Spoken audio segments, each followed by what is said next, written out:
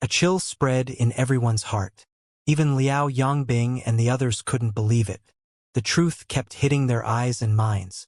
A high-level martial supreme had fallen just like that. From his awe-inspiring appearance to his disappearance in the end, every single process had been witnessed clearly. However, it was hard to believe. Yunxiao raised his eyes and looked at Beiming Lifeng as he said coldly, "Young Master Wind, it's your turn to die." Shock! Beiming Lifeng could not help but shiver. And it was only then that he realized that no one was around him, and that they had all retreated hundreds of meters away.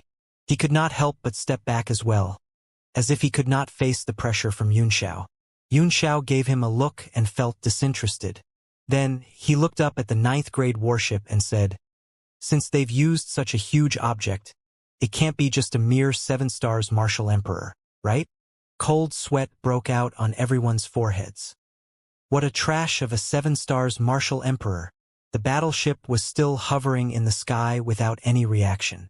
Suddenly, the array on the ship shone with a bright light, and an attack was slowly condensing, its target being Yunxiao.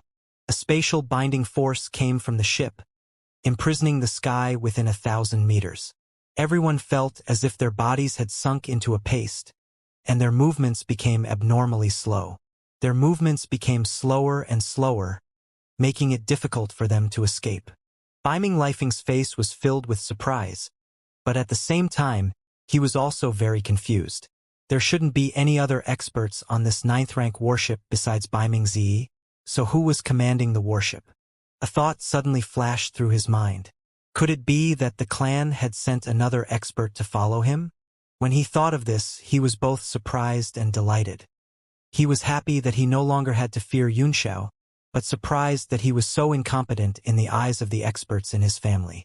He wondered what effect it would have on him if the news was spread back. Yunxiao's face flickered. This kind of spatial binding technique was even more difficult to deal with than the one that could directly suppress the space and lock it into an iron bucket. As the saying went, the strongest is easily broken, and only the most gentle can last. He raised his hand, and the Divine Realm tablet flew out slowly. It directly turned into a ray of light and broke through the sky, flying 10,000 meters into the air. It kept spinning in a spiral, getting bigger and bigger, and then pressed down on the 9th rank warship. What kind of profound level weapon is that? It can break free from the space bind of the battleship. Beiming Lifeng was taken aback. He was well aware of how powerful this spatial restraint was. Even a high-level martial supreme would find it difficult to break free from it. Even if he used an extremely sharp, profound level weapon to cut open a crack, it would be able to close up in an instant. It was a binding technique that was almost impossible to break. However, the power of the world on the Divine Realm tablet directly devoured all kinds of forces and was invincible. The space constraint was also easily broken by the power of the world. The size of the Divine Realm tablet grew larger and larger, and it fell faster and faster. Boom! The white light finally hit the defense of the battleship and kept devouring the defensive power. Moreover, the Divine Realm tablet was still growing bigger, as if it was not convinced by the size of the battleship. Beiming Lifeng's heart skipped a beat, and he was dumbstruck by what he saw. He could only watch helplessly as the starship's defenses were broken and the steel fell. At that moment, the 9th grade battleship began to turn illusory and gradually left this world. It had activated space jump in an attempt to avoid the bombardment of the Divine Realm tablet. Boom, boom, boom. Just as the 9th grade battleship became illusionary, the Divine Realm tablet finally fell. It didn't pass through the body of the battleship and fall to the ground as everyone had expected. Instead, it hit the battleship firmly, causing a shocking explosion. The entire 9th grade battleship trembled violently in the sky. The illusionary body of the battleship solidified again and kept performing space jumps, trying to get rid of the Divine Realm tablet that was pressing on it. However, it was to no avail. Like a cicada caught by a mantis, it could not break free no matter what. How could this be? Everyone was a little stunned. Although it was the first time for many people to see a 9th grade battleship, they had heard too many rumors about this ultimate battleship. Not only were its attacks extremely powerful, but its defenses were also astonishing. But now it seemed that it was easily suppressed by a profound-level weapon and could not escape. It seemed to be far from the rumors. Stop! Suddenly, a loud roar came from the battleship, and then a beam of light rushed out. A strong force gathered in front of the tablet and turned into a huge palm, which hit the tablet. Boom! Boom! Boom! Boom! Waves of energy shook the sky, and the entire sky was filled with ripples. Everyone felt dizzy, and their internal organs felt extremely uncomfortable. When Biming Lifeng saw who it was, he was shocked and cried out, "Elder Kong Tian!" That figure was actually Biming Kong Tian, the elder who had brought him to the Red Moon City to participate in the joust for a spouse festival. Biming Lifeng had an indescribable feeling in his heart. The 9th grade battleship was extremely huge, and there was too much space inside. He didn't even know who was hiding inside. If everything went smoothly for him, Biming Kongtian probably wouldn't have appeared at all. At this moment, Dark North Kongtian was also extremely depressed. Before, he didn't take the Divine Realm tablet seriously at all. He thought that it was just a gravity-profound weapon, which was not worth mentioning in front of a 9th grade warship. However, after he landed, he realized that he had made a huge mistake. Not only was space jump completely ineffective against this thing, but even with the strength of the battleship, it was gradually unable to hold on. If the gravity of this thing continued to increase, the entire battleship would either be crushed into two or crash. That would be the biggest joke. Since the birth of the 9th grade battleship, no one had ever heard of it being crushed by a profound-level weapon. If this happened to the Biming family, not only would they become the laughingstock of the world, but as Biming Lifeng's secret spy, he would also be unable to escape the blame. Therefore, at the first moment he found something wrong, he rushed out directly and attacked the Divine Realm tablet madly. To his horror, the profound-level weapon was not damaged at all under his stormy attack. He was a peak 8-star Martial Emperor expert, only one step away from the peak of Martial Dao, the 9-star realm. Yunxiao was also shocked, and his pupils constricted. The moment Dark North Kongtian appeared, he knew something was wrong. The Divine Realm tablet was connected to his mind, so it couldn't withstand the storm of attacks at all. He hurriedly made hand seals with one hand, and with a thought, the Divine Realm tablet immediately flew up and quickly turned into a meteor that flew back into his body. Yunxiao's face turned pale. He hurriedly adjusted his breathing and stayed alert. With the departure of the Divine Realm tablet, the battleship finally stopped shaking and continued to hang quietly above. However, the figures on it flickered and flew here and there, as if they were beginning to repair the damage. Dark North Kongtian flew down from the warship and appeared directly in front of Yunxiao, staring at him with cold eyes. Yunxiao's heart sank, and he could not help but take a few steps back to keep a safe distance from the man. Killing Biming Zi had already greatly damaged his vital qi, so it was impossible for him to fight with Biming Kongtian again. At this moment, he was in the hands of a peak 8 stars Martial Emperor, and it was a problem whether he could escape. Behind him, Liao Yongbing and the others were all very nervous, especially Liao Yongbing, who secretly regretted that he had placed the wrong bet. With such an expert here, there was no way Yunxiao could make a comeback today. You're already a 2-star martial sovereign. Dark North Kongtian stared at him for a long time before he finally spoke. Not at all, Yunxiao said humbly. Compared to Elder Kongtian, who is at the peak of 8 stars, there is still a gap. Humph!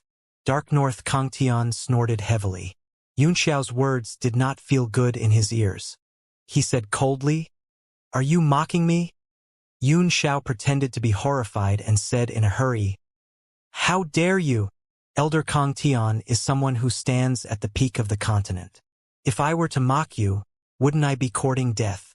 Dark North Kongtian snorted again and said coldly, "You've killed the people of my Biming Dark Palace. Do you still want to live?" "I'd be dead if you didn't," Yunxiao said with a faint smile. "I'd be dead now." He also felt a burst of strangeness in his heart. Why was Dark North Kongtian so good-tempered and long-winded with him?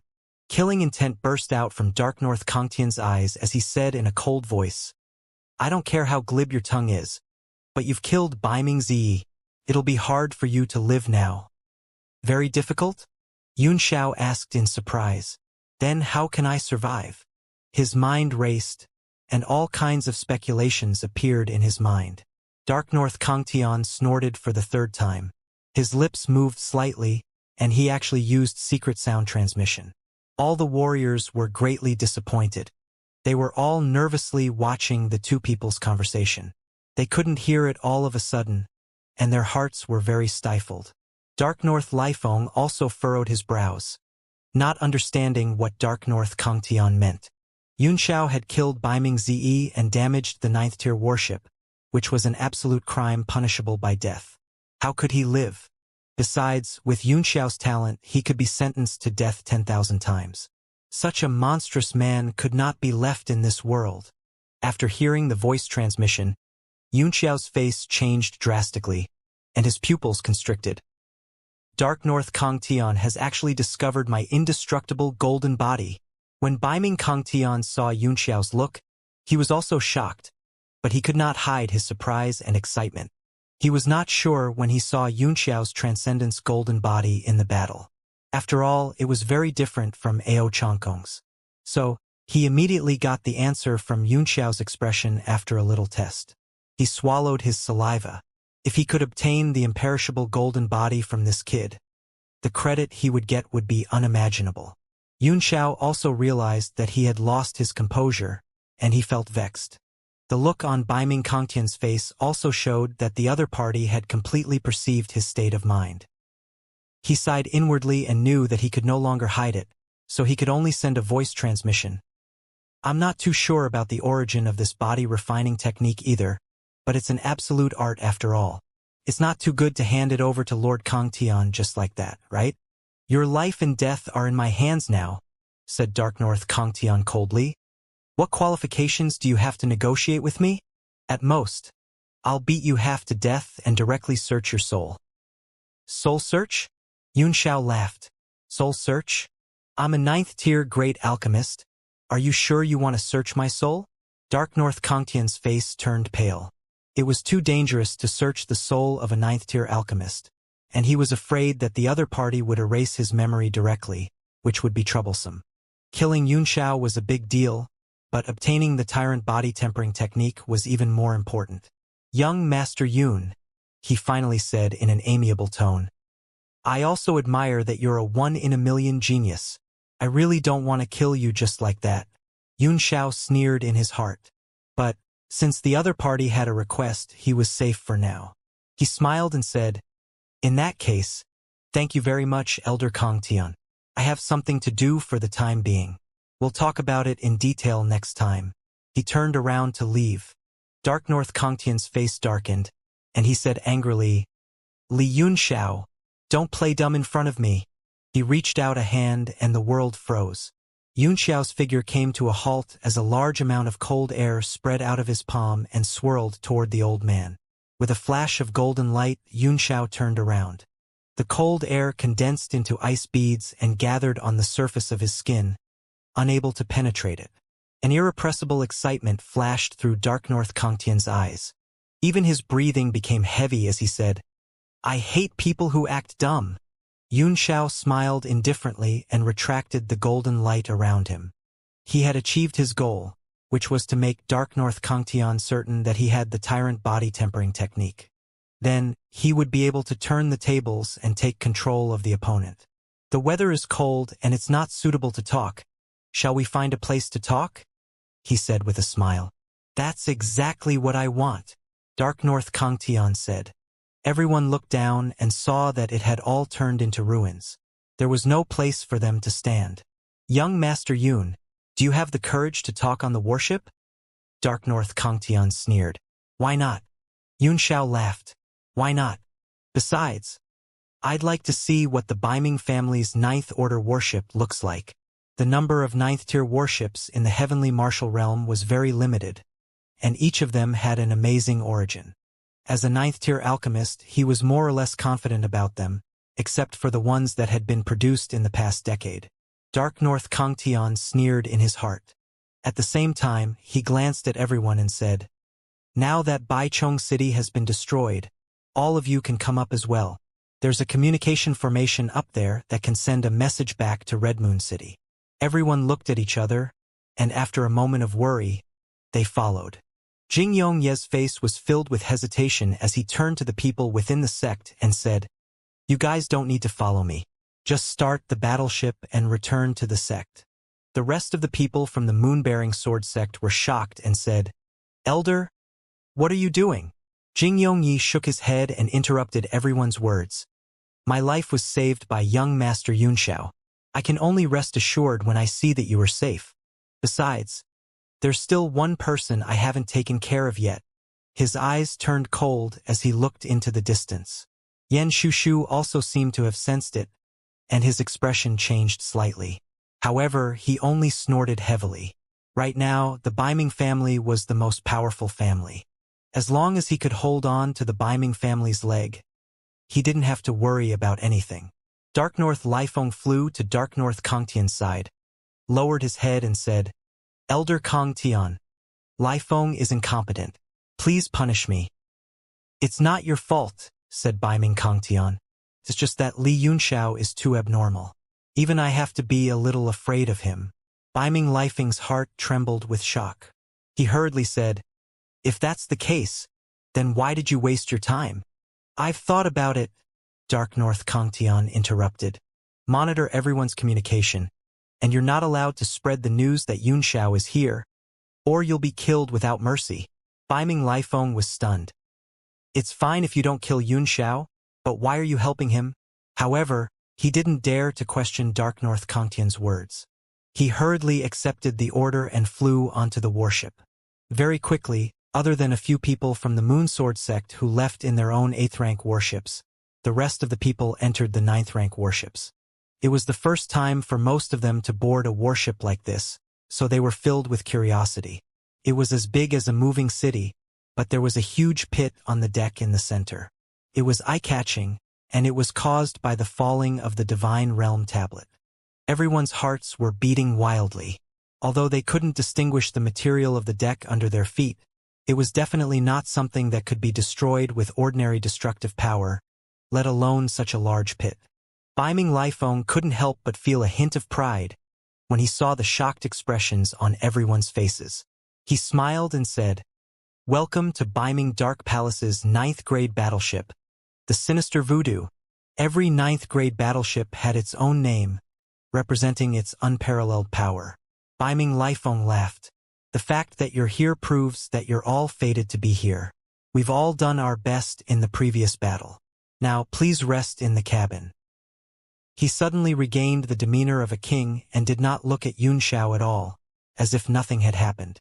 This was also because he was trying his best to control himself, for fear that he would not be able to hold back the waves in his heart if he saw Yunxiao. Yan Shushu moved closer to Baiming Lifeng's side and carefully whispered, "Young Master Lifeng, we can't let Li Yunxiao live." Baiming Lifeng turned around, his face turning as cold as ice. His eyes were spitting fire as he angrily shouted, "Shut up!" Yan Shushu was startled, and his body trembled as he retreated. He didn't understand why Baiming Lifeng was so angry, but he was tactful and immediately shut up. As soon as they entered the cabin, Liao Yongbing said with a serious expression, "Young Master Yunxiao, what should we do now?" Yunxiao's eyes were as clear as water as he said indifferently, "Everything's fine, nothing will happen." Liao Yongbing was taken aback. But when he saw Yunxiao's indifferent look, he sighed in his heart and could not help but admire his indifference. The cabin was extremely huge, and it didn't feel crowded even when 100 people were sitting inside. Soon, both Baiming Kongtian and Baiming Lifeng came in. The former gave Yunxiao a glance, then sat down quietly, as if he was not in a hurry. Baiming Lifeng swept his gaze over the crowd, regaining his elegant demeanor as a young master, and said, "Now that Baichong City has been destroyed, there's no more danger to defend. What are your plans?" The crowd fell silent, especially Ji Zhengxiang and the other members of Baichong City. Their hearts were filled with endless sorrow.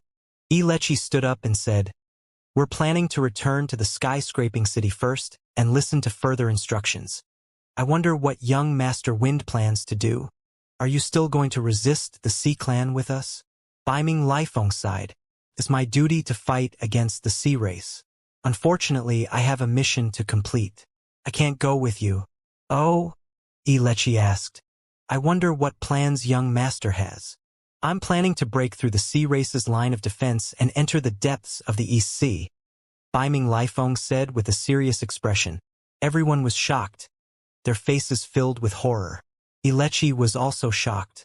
The entire east coastline has been forcibly sealed off by the Sea Tribe.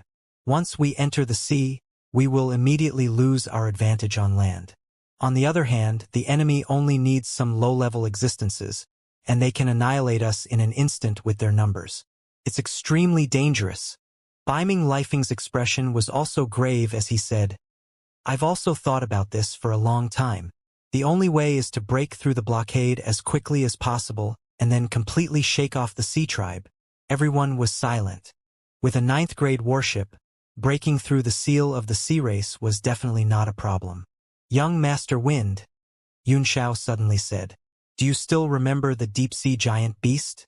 Everyone's hearts trembled, and their expressions changed one after another. The might of the huge-faced beast was still vivid in their minds, making them shudder.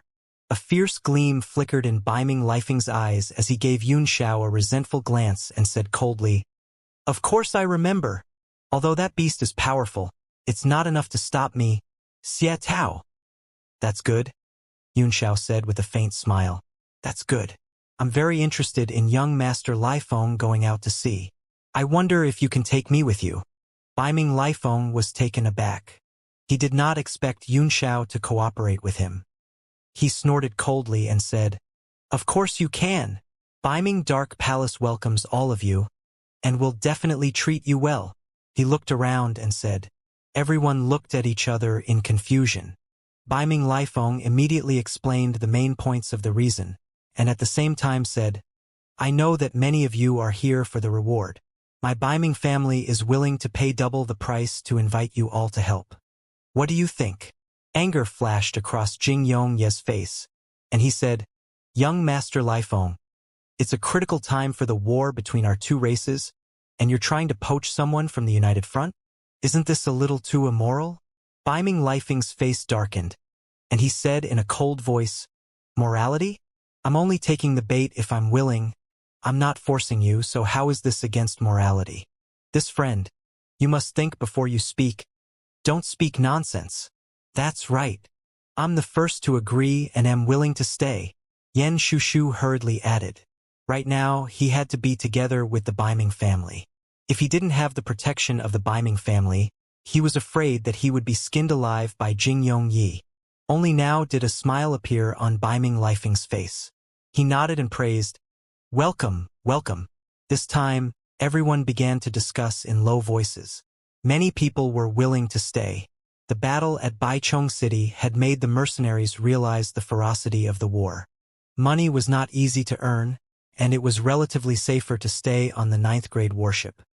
However, the expressions of the few people from Red Moon City changed slightly, and they stood up one after another. Ilechi said, Since young Master Lifeng is busy, it's not appropriate for the Red Moon City to force him. We'll leave now.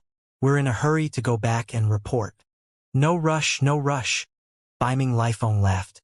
Is there anyone else who wants to leave? You can leave together. At this time, several people stood up and followed behind the people of the Red Moon City. A strange smile appeared on Biming Lifeng's face as he said, Since you don't want to stay, I won't force you. Please. Ilechi and the others nodded and walked straight out of the cabin after a few polite words. But a moment later, they returned with ashen faces. Ilechi's expression turned unsightly.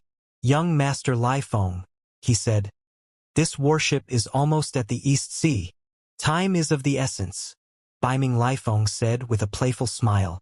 We've already entered the Sea Tribe's line of defense. If you want to leave, you should hurry down now. It'll be troublesome if the Sea Tribe finds you later. Everyone's expressions changed drastically. They knew that Biming Lifeng had done this on purpose. At this moment, a shout suddenly came from outside. Lord Lifeng, we've discovered a strong enemy of the Sea Race. Biming Lifing's face changed, and he immediately said to the others, "Everyone, calm down. With the evil goo here, breaking the defense line is easy." He turned around and walked out of the cabin, saying to Ilechi and the others, "You guys can leave now. I'm going to fight the sea race." The faces of Ilechi and the others all turned pale. Wouldn't they be courting death if they went down now? "Time is of the essence," Biming Lifeng said with a playful smile. "If you guys want to leave, hurry down now. If you're discovered by the sea race, you won't be able to leave." A hint of mockery flashed across Biming Lifeng's face. He left the group behind and left, leaving Ilechi and the others behind. They didn't know whether they should leave or stay. A disciple of the Biming Dark Palace stepped forward and said, "My lords, please leave with me. The starship is about to activate its defenses. It won't be easy to leave when that time comes." Anger and gloominess flashed across Ilechi's eyes as he said coldly, "Please give us a communication device so that I can ask the Red Moon City to send someone to contact us." The disciple sneered, "I'm sorry, the sea race has appeared. We're busy facing the enemy and have no time to serve you. You should leave quickly." Ilechi and the others were all furious, but they couldn't lose their temper. They snorted heavily and followed the disciple. A moment later, they saw a large number of Sea Tribe members appear in front of the battleship. They densely covered the entire sky, and waves swept up and surged into the clouds. Several extremely powerful and terrifying auras came from the waves, as if some monster was hiding inside. The disciple sneered, "Please leave. We'll wait for you to leave so that we can activate the defense." Ilechi's expression turned extremely unsightly all of a sudden. He said, "I suddenly feel that staying on the battleship and exploring the ruins of the palace with the experts of the Biming family might be an interesting thing." The disciple snorted in disdain and said, "But now that the two clans are at war, it's time for the Eastern region to unite. You're all martial supremes from the Red Moon City. It's unreasonable not to stay behind to resist, right? Who said that going out to sea isn't a form of resistance?" Ruan Shichuan chimed in. "Now that Whiterush City has been destroyed and there's a gap in the Eastern Sea defense line, we'll charge over and break through the sea race's defense line. We'll go deep into the inner region of the Eastern Sea and cause them great trouble. In fact, we'll be actively counterattacking." The disciple's face twitched. He did not expect a martial sovereign of the ninth heaven to be so shameless. He snorted and said, "Have you really thought it through?" Ruan Shichuan nodded. "We'll attack as a defense and disrupt the rear of the Sea Tribe. This is also the overall situation of the United Front. We've thought it through. However, I would like to ask this friend from the Biming family to help us find a communication device so that we can send the information of this place back to the Red Moon City." The disciple looked as if he had expected this and snorted coldly, "If you want to send a message, just tell me. I can do it for you. If there's nothing else, please return to the cabin." Ilechi's face was gloomy, and he felt extremely humiliated. However, the situation was more pressing than he could handle, so he could only swallow his anger. He snorted heavily, turned around, and returned to the cabin. Ruan Shichuan was also very displeased. After a moment of consideration, he wrote down the information about this place and Yunxiao's matter, then asked Biming Dark Palace to send the message.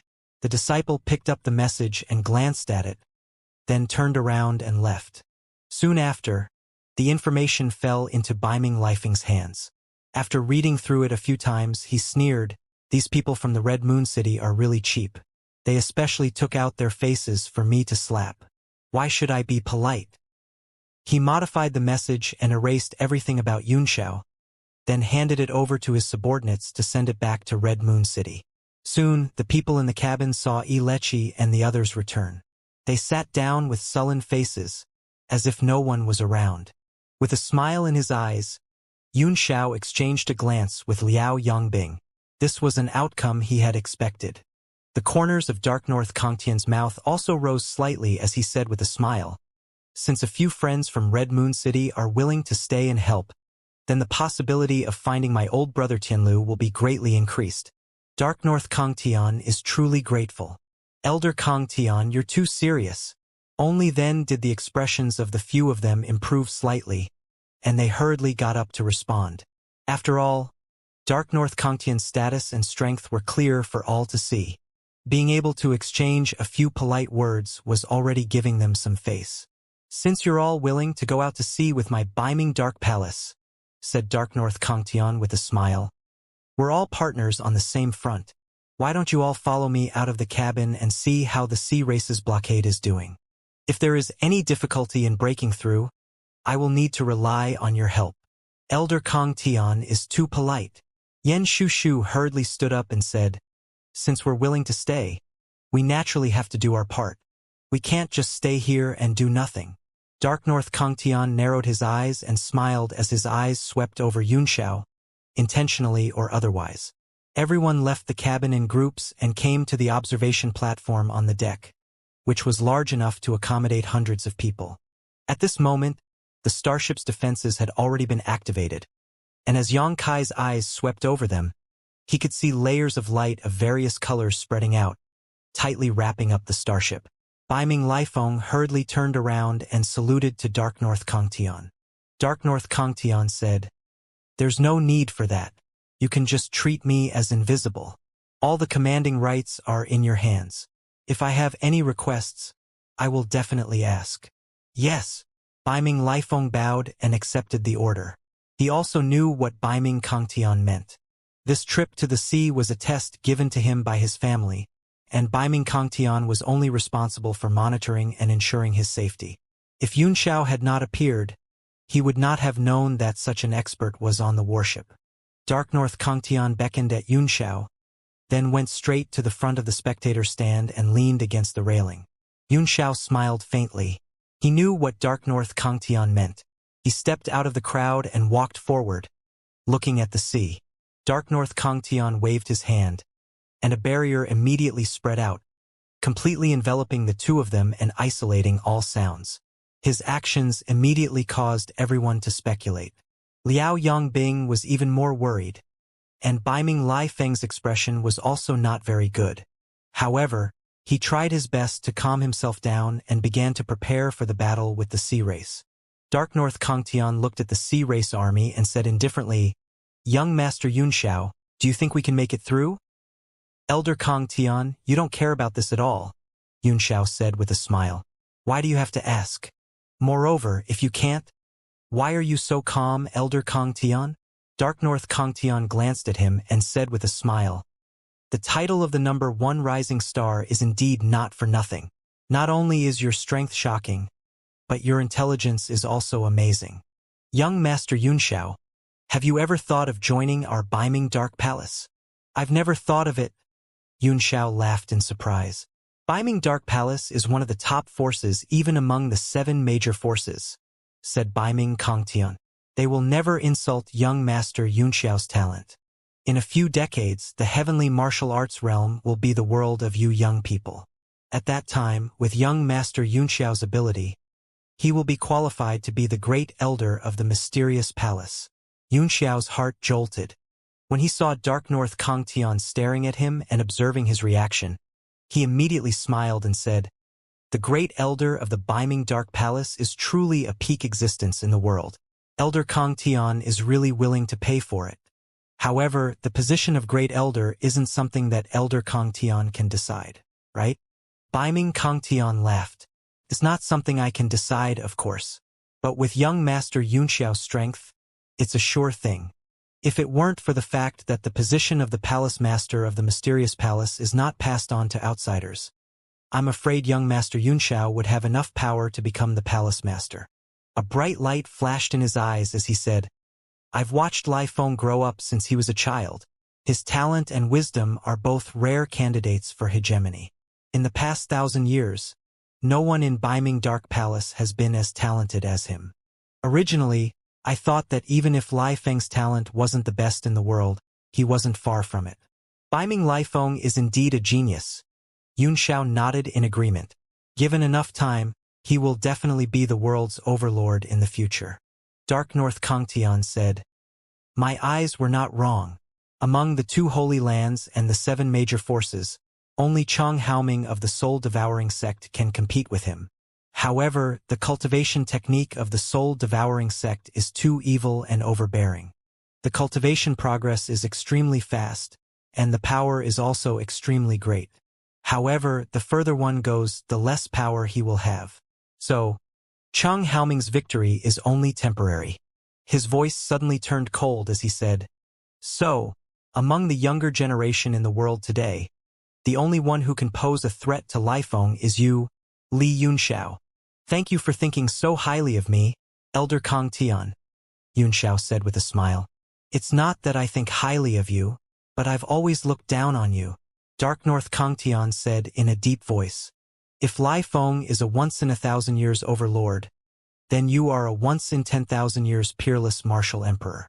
Thousands of years ago, Yinan Tian was probably just like you." "The size of the world is immeasurable," Yunxiao said. "It's hard to count the number of geniuses. Elder Kong Tian's analysis is too serious." "It doesn't matter if it's serious or not," said Dark North Kong Tian. "If you don't die, you'll definitely trample on the entire heavenly martial realm in the future." "Elder Kong Tian, why are you telling me this?" Yunxiao asked with a smile. "What do you mean?"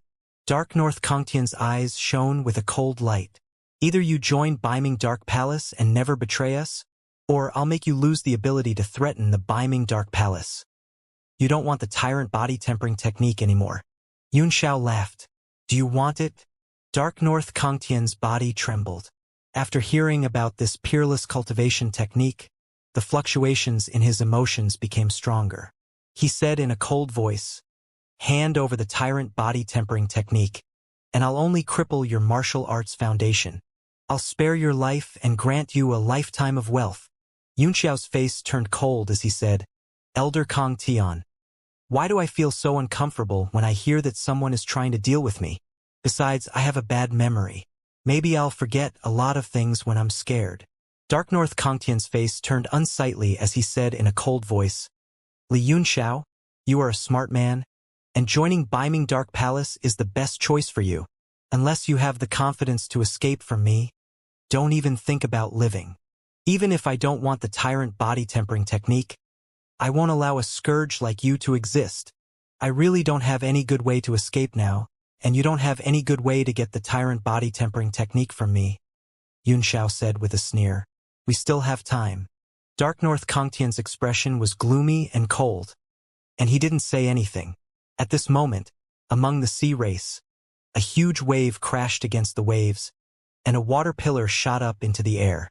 Several experts appeared on top of it, and the one in the lead was none other than Run Xiang.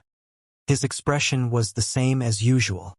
He had not used much energy in the previous battle, but his expression was cold as he said, "Damned human, how dare you look down on me?"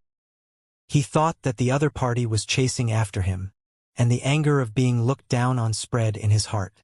He clenched his fists so hard that the bones in his hands cracked. At this moment, the waves on the sea were unending, and the color of the sea water was getting darker and darker. All kinds of strange sea creatures were gathering rapidly, spreading out for thousands of miles. Beiming Lifeng's heart sank as he stared at the surface of the sea. "I'm from the Beiming Dark Palace, and I need to go to the East Sea. I hope my friends from the sea race can let me pass." "Beiming Dark Palace?" Ruo Xiang was taken aback, and his expression darkened as a bad premonition welled up in his heart. Could it be that Beiming Dark Palace had also joined the Eastern Region's United Front? Could it be that the human race was already fully prepared for war? He shouted in a deep voice, "Beiming Dark Palace might have some reputation on the heavenly martial continent, but it's nothing in the four seas. Do you think you can just let me through? Who do you think you are?" Beiming Lifeng's expression changed drastically, and he said in a cold voice, "Ruin Xiang, I lost to Li Yunxiao in the Battle of Red Moon City, and I fled in defeat in the previous battle. If I'm nothing, what are you?" "Even if I lose to Li Yunxiao," Run Xiang sneered, "what does it have to do with you? If Yunxiao didn't beat me, how could you feel happy? If you have the ability, come out and fight with me. If you can win against the spear in my hand, I'll let you pass. Otherwise, get lost." Beiming Lifeng was furious. He was very clear about Run Xiang's strength, and he was even stronger than he was back in the Red Moon City. If he were to go out and fight him one-on-one, he would definitely have no chance of winning. He could only coldly snort, "I have no right to make a bet on the sex-important matters. If it's just a personal grudge between you and me, I'm very willing to experience it." "Pa!" Ruo Xiang spat on the ground and mocked in disdain. "You're still willing to learn? Do you think you can withstand one of my attacks with your mediocre skills?"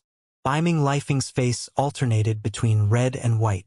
He gritted his teeth and said angrily, "I'm not going to argue with you. Are you going to let me in or not?" Ruo Xiang's expression turned cold as he replied, "Do I have to say it again? Who do you think you are? Get lost." Biming Lifeng's face darkened. He raised his hand and clapped, shouting, "Attack! Charge!" The attack formation on the 9th grade battleship rumbled as it activated, and 10,000 rays of light shot out from the ship, sweeping through the surroundings. The main attack formation even shot out a pillar of light that was large enough for several people to wrap their arms around, directly charging towards the water curtain platform that Xiang was on. The battleship then began to move, following the path opened by the pillar of light and accelerating. Ruo Xiang's expression turned cold, and with a thought, the water curtain heavenly platform exploded. He flew up into the sky and shouted, "Stop him!" Boom, boom, boom. Dozens of light beams shot out from the warship, scattering a large group of marine race experts. A large number of attacks came one after another, all of them bombarding the light rings around the battleship, causing ripples to appear, but they were unable to break through. Bang! Bang! Bang! Bang! Bang! Bang! Suddenly, the sound of water breaking came from the surface of the sea. Countless tiny swordfish jumped out of the sea and actually flew into the sky, crashing toward the warship. These swordfish were 1/2 meter wide, their eyes were bright red, and the tough part on their heads was shining with a bright light which was extremely sharp. Bang! Bang! Bang! Bang! Bang! Bang! Countless swordfish jumped out of the sea and flew in the air. They all hit the protective light of the warship and bounced back. The entire coastal area was filled with such a strange and astonishing scene that the people on the battleship couldn't see anything, and all they could see were swordfish. One of the disciples hurriedly ran up to Biming Lifeng and exclaimed, "Lord Lifeng, the primordial stones are being consumed at an extremely fast rate. It's 10 times faster than we estimated and is still accelerating. If this continues, I'm afraid it'll reach the limit of the defensive formation." "What?" Biming Lifeng was startled. "Don't worry about the consumption. Continue charging." "Yes." The disciple's eyes were filled with shock. After responding, he turned into a ray of light and disappeared from the deck. Dark North Kangtian looked at the strange scene in the sky. This was also his first time fighting against the sea race.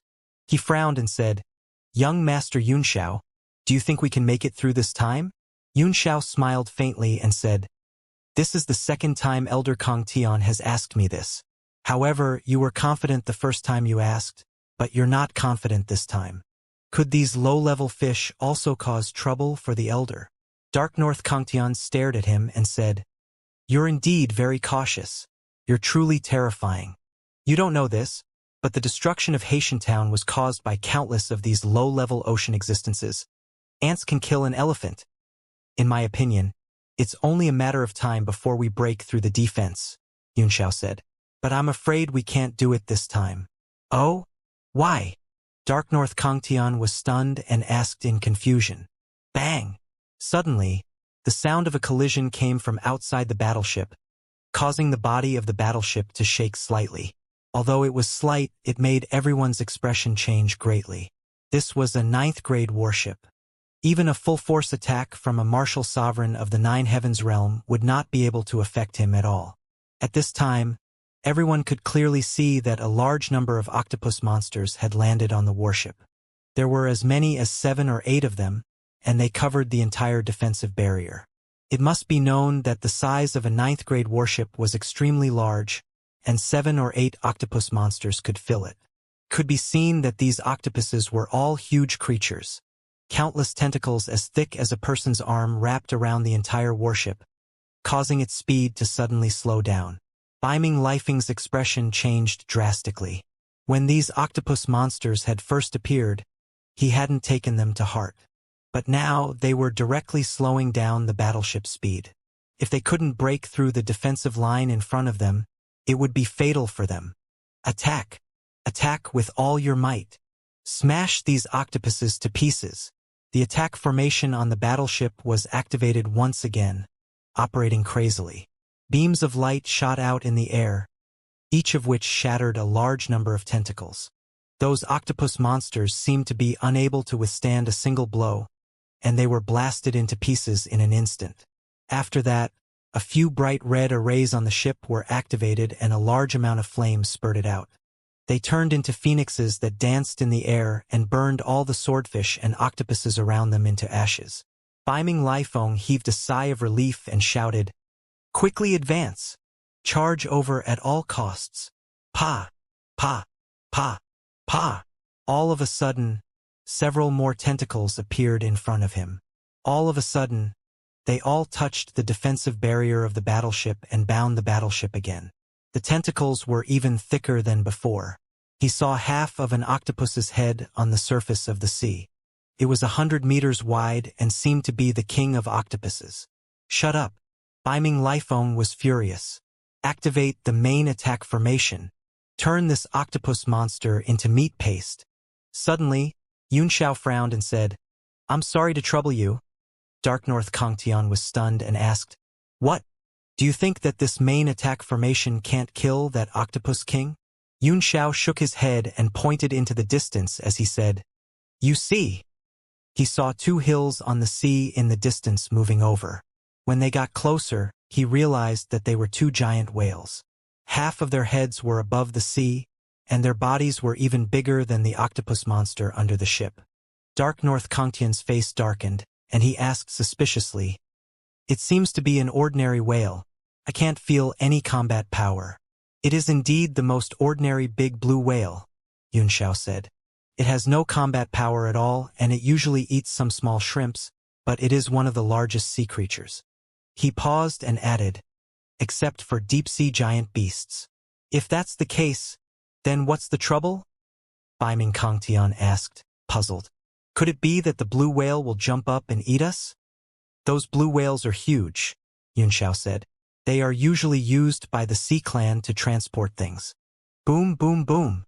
At this moment, the main attack formation of the 9th grade warship was activated again, and a huge beam of light shot down, hitting the head of the Octopus King. In an instant, its entire head exploded into minced meat, and it could not be more dead. The tentacles that were tied to the warship were untied one by one and fell into the sea, freeing the warship. "Advance!" Biming Lifeng was overjoyed, and he roared, "Advance! Forward!" All of a sudden, water shot out from the back of the two blue whales in the distance, straight into the 9 heavens. Dark North Kangtian was shocked, and his pupils shrank. "That's Ingluo." His expression changed drastically, revealing a look of shock. He saw that the blue whales weren't just spewing out seawater, but countless creatures mixed in with it, and they were falling toward the warship. Starfish. It's the supernova that overturned Haitian town.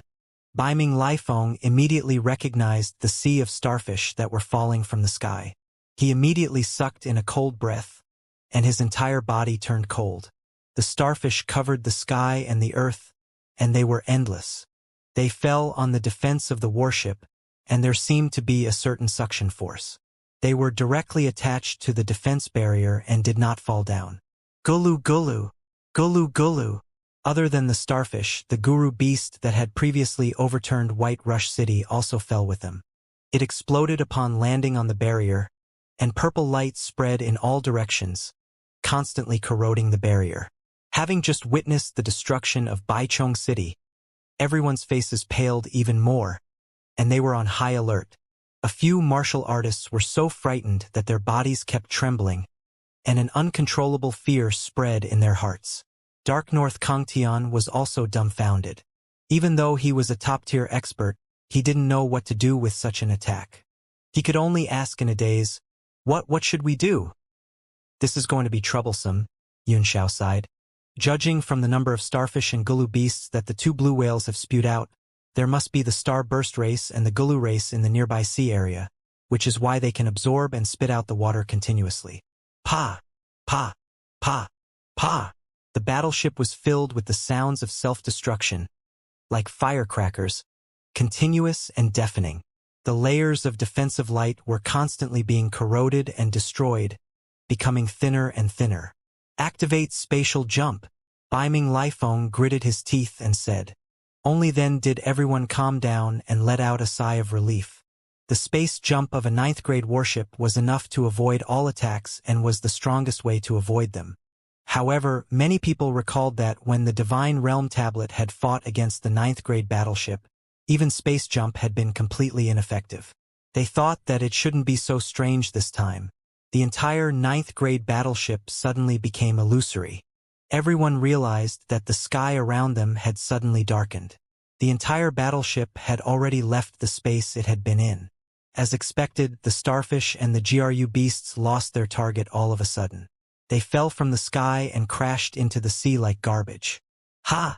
Ha ha! As expected of a 9th grade warship. Yen Shushu immediately began to flatter him, his face full of pride. Beiming Lifeng also heaved a heavy sigh of relief. If even this spatial skipping technique failed, then he really didn't know what to do. Although they were in the void, they could still see the shadow of the outside world. It was just like how the outside world looked illusionary to them. Young Master Xianxia, you seem to have guessed wrong this time, Dark North Kongtian said with a smile. Don't be happy too early, Xianxia said with a faint smile. Let's talk about it after we've rushed over. Dark North Kongtian didn't comment, but when he looked forward again, his expression changed drastically. He saw the huge-faced beast in the outside world floating in the air in front of him. It was like a huge pancake with its mouth open. A terrifying aura condensed in its mouth and shot out in the direction of the warship. Boom! Not only did the black light shatter the outside world, but it also blasted into the void and hit the 9th grade warship without a doubt. Boom, boom, boom! The entire ship trembled, and everyone was shocked. The deep-sea giant beast's attack could reach the void. This time, Beiming Lifeng was truly panicking. The beast alone was enough to fight an entire battleship, and the attacks of a 9th-rank battleship were of limited threat to the beast. Dark North Kongtian's expression was also grave as he said, What is this thing? He's actually so powerful. Xianxia kept staring at the deep-sea giant beast and observing it. It had suffered some injuries in Whiterush City, and it had been hit by a 9th-tier warship. Although it was still powerful, it was clearly much weaker. Boom, boom, boom! The second attack also came, directly shattering several layers of light shields on the battleship. Several defensive formations on the battleship suddenly exploded. The huge-faced beast was still swaying left and right, making clang clang clang sounds. Dark North Kongtian's pupils constricted as he cried out in horror. The power to break the world? The power that this thing spits out is comparable to a 9-stars martial emperor and can break a realm. Xianxia's expression was also solemn as he nodded and said, This thing's combat strength might not be as strong as a 9-stars martial emperor's, but its attack power can indeed break through dimensions. If Elder Kongtian is willing to help, I'm sure we can kill it with the attack of the main array of this 9th-level warship. Moreover, I think there's only one left in the coastal waters. Once this obstacle is removed, we'll definitely be able to break through the defensive line. Dark North Kongtian's face twitched. He had also observed that although the huge-faced beast's attacks were powerful, its agility was too low. If he were to attack it personally, he would still have a certain degree of confidence in dealing with it. But then, he thought of something and gave Xianxia a vigilant look. After that, he opened the wizardry barrier for their secret conversation and gave an order to Beiming Lifeng. Let's retreat back to the land and avoid this beast. We'll think of a plan. Beiming Lifeng was startled, and he hurriedly gave the order to retreat. The tail of the entire battleship was too big to fall off, but it still quickly turned around and left. However, it took a few more attacks from the giant beast, and many of its defensive arrays were destroyed. It retreated for more than 10,000 meters before the giant beast stopped chasing after it.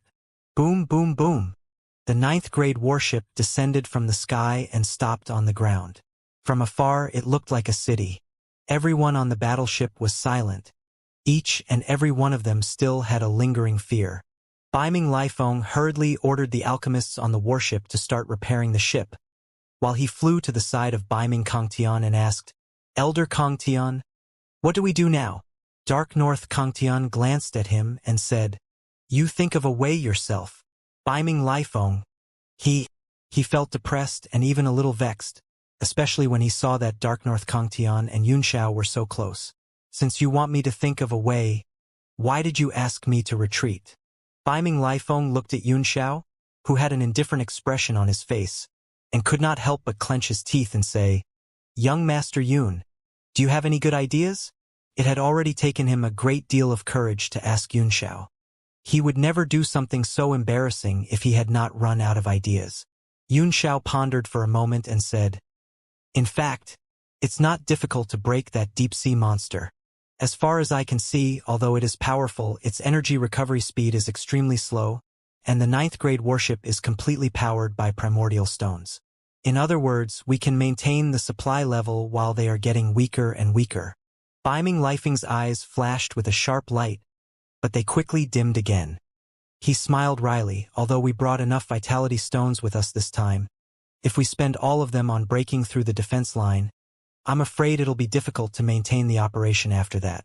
The consumption of a ninth-grade warship is unimaginable." Yunxiao nodded. He knew this better than Baiming Lifeng, and he said, "If that's the case, then we can only sustain ourselves through battle." Using battle to sustain battle? Dark North Lifeng and Dark North Kangtian both frowned, as if this was the first time they had heard of this term. "There are too many races in the East Sea to count," Yunxiao said, "and the abundance of treasures at the bottom of the sea is even more unimaginable. If we don't have enough primordial stones, we can only snatch them all the way. This Ingluo will snatch it all the way." Ingluo. The two of them were stunned on the spot. In their minds, as long as they could break through the defense line, they would quickly leave and avoid the sea race's territory as much as possible to reduce conflicts. They had never thought that they would take the initiative to find them and snatch their things. Both of them gave Yunxiao a strange look. Only a monster like him could come up with such a shocking method. Yunxiao smiled indifferently. "Don't worry, you two.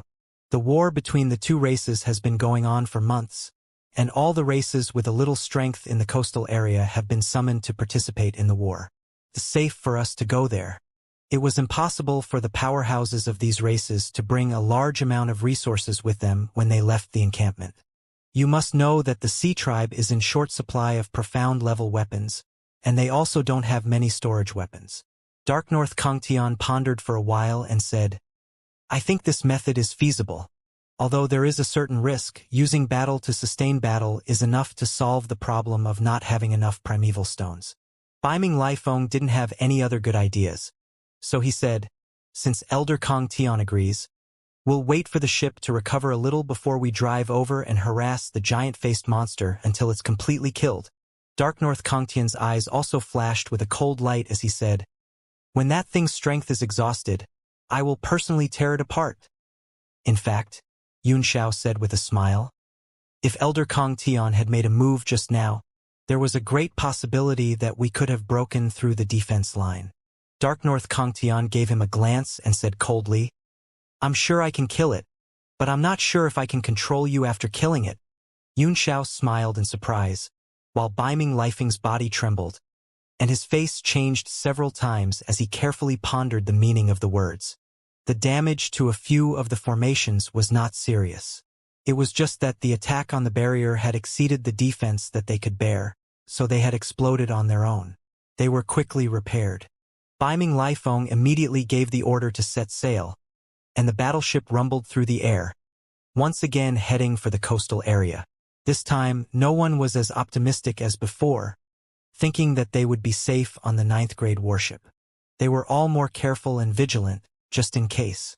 The battleship soon arrived in the sky above the coastal area.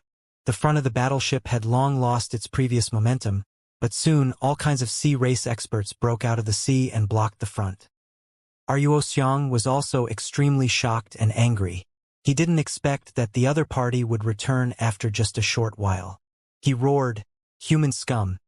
Haven't you had enough of being beaten up?" The ninth-grade warship did not reply. Instead, it responded with more than 10 powerful attacks. Other than the main array, all the attacks were activated and blasted toward the sea tribe. Bang! Bang!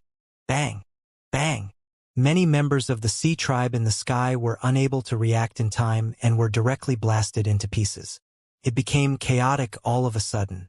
Run Xiang was so angry that his entire body trembled.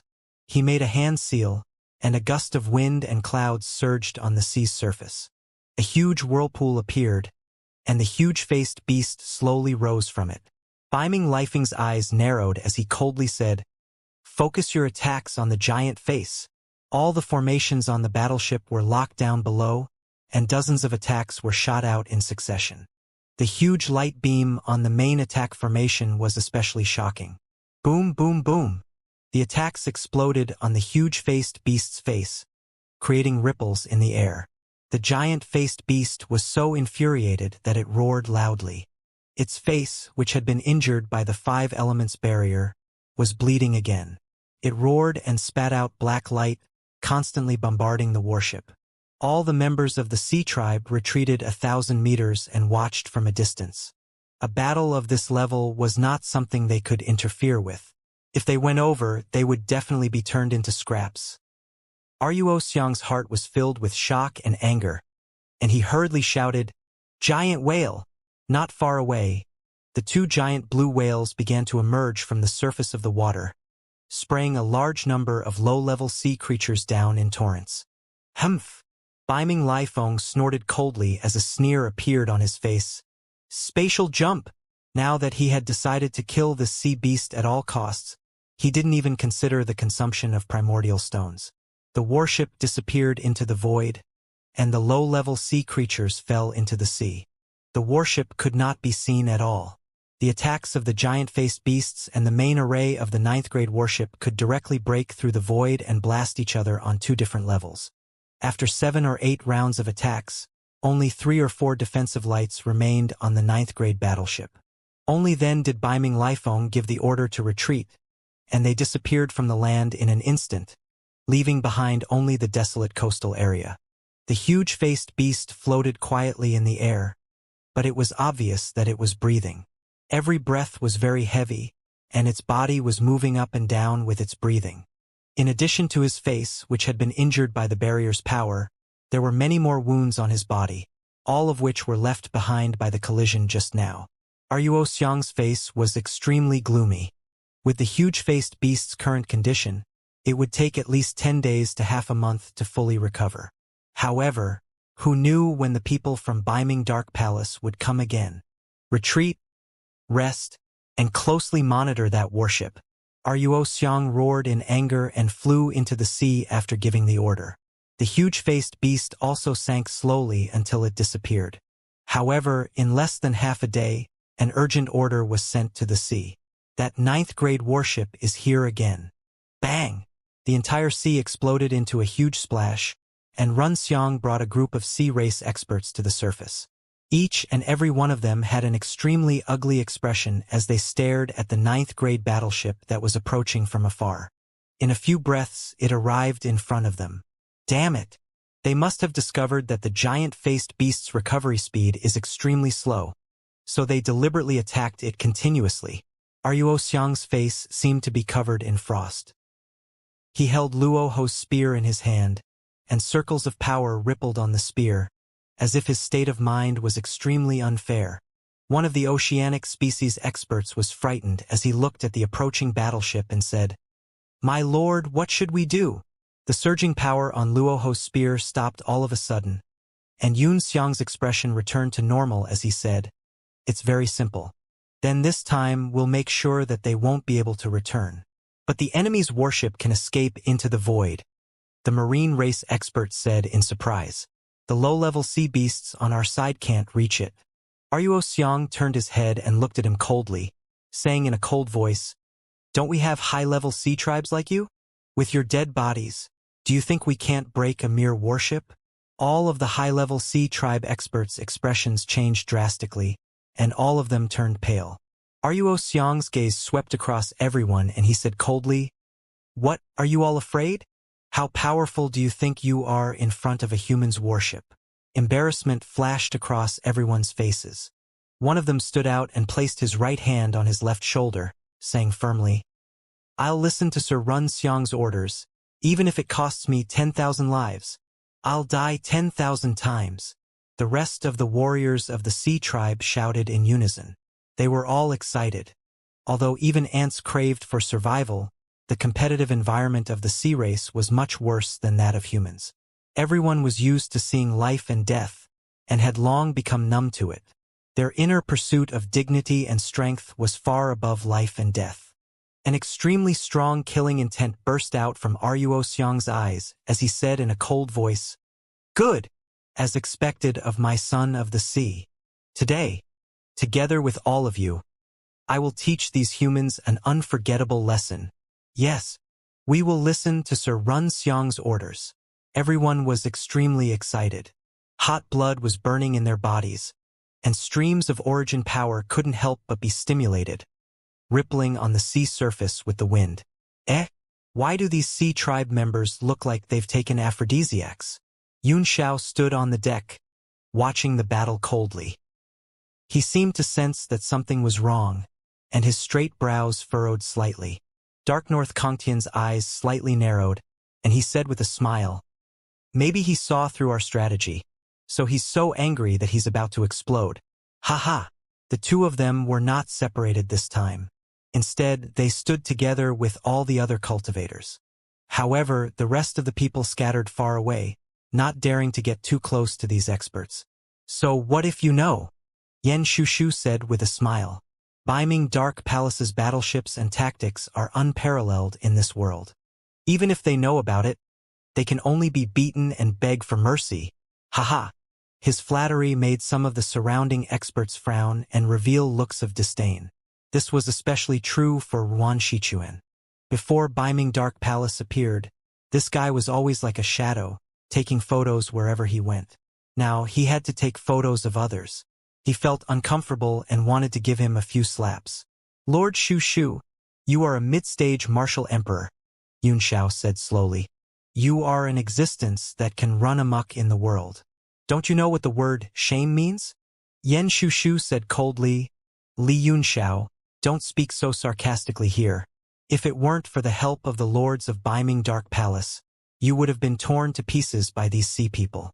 Not only are you not grateful and worshipping them, but you are also opposing the lords of Beiming Dark Palace in every way you can. How can you have the face to teach me how to write shame?" Yunxiao's face was full of black lines. He, who had always been eloquent, did not know what to say at this moment. Everyone's face was also covered in cold sweat. The most despicable person was invincible, and the people of the ancient times were not to be bullied. Even the faces of the people from Beiming Dark Palace turned red.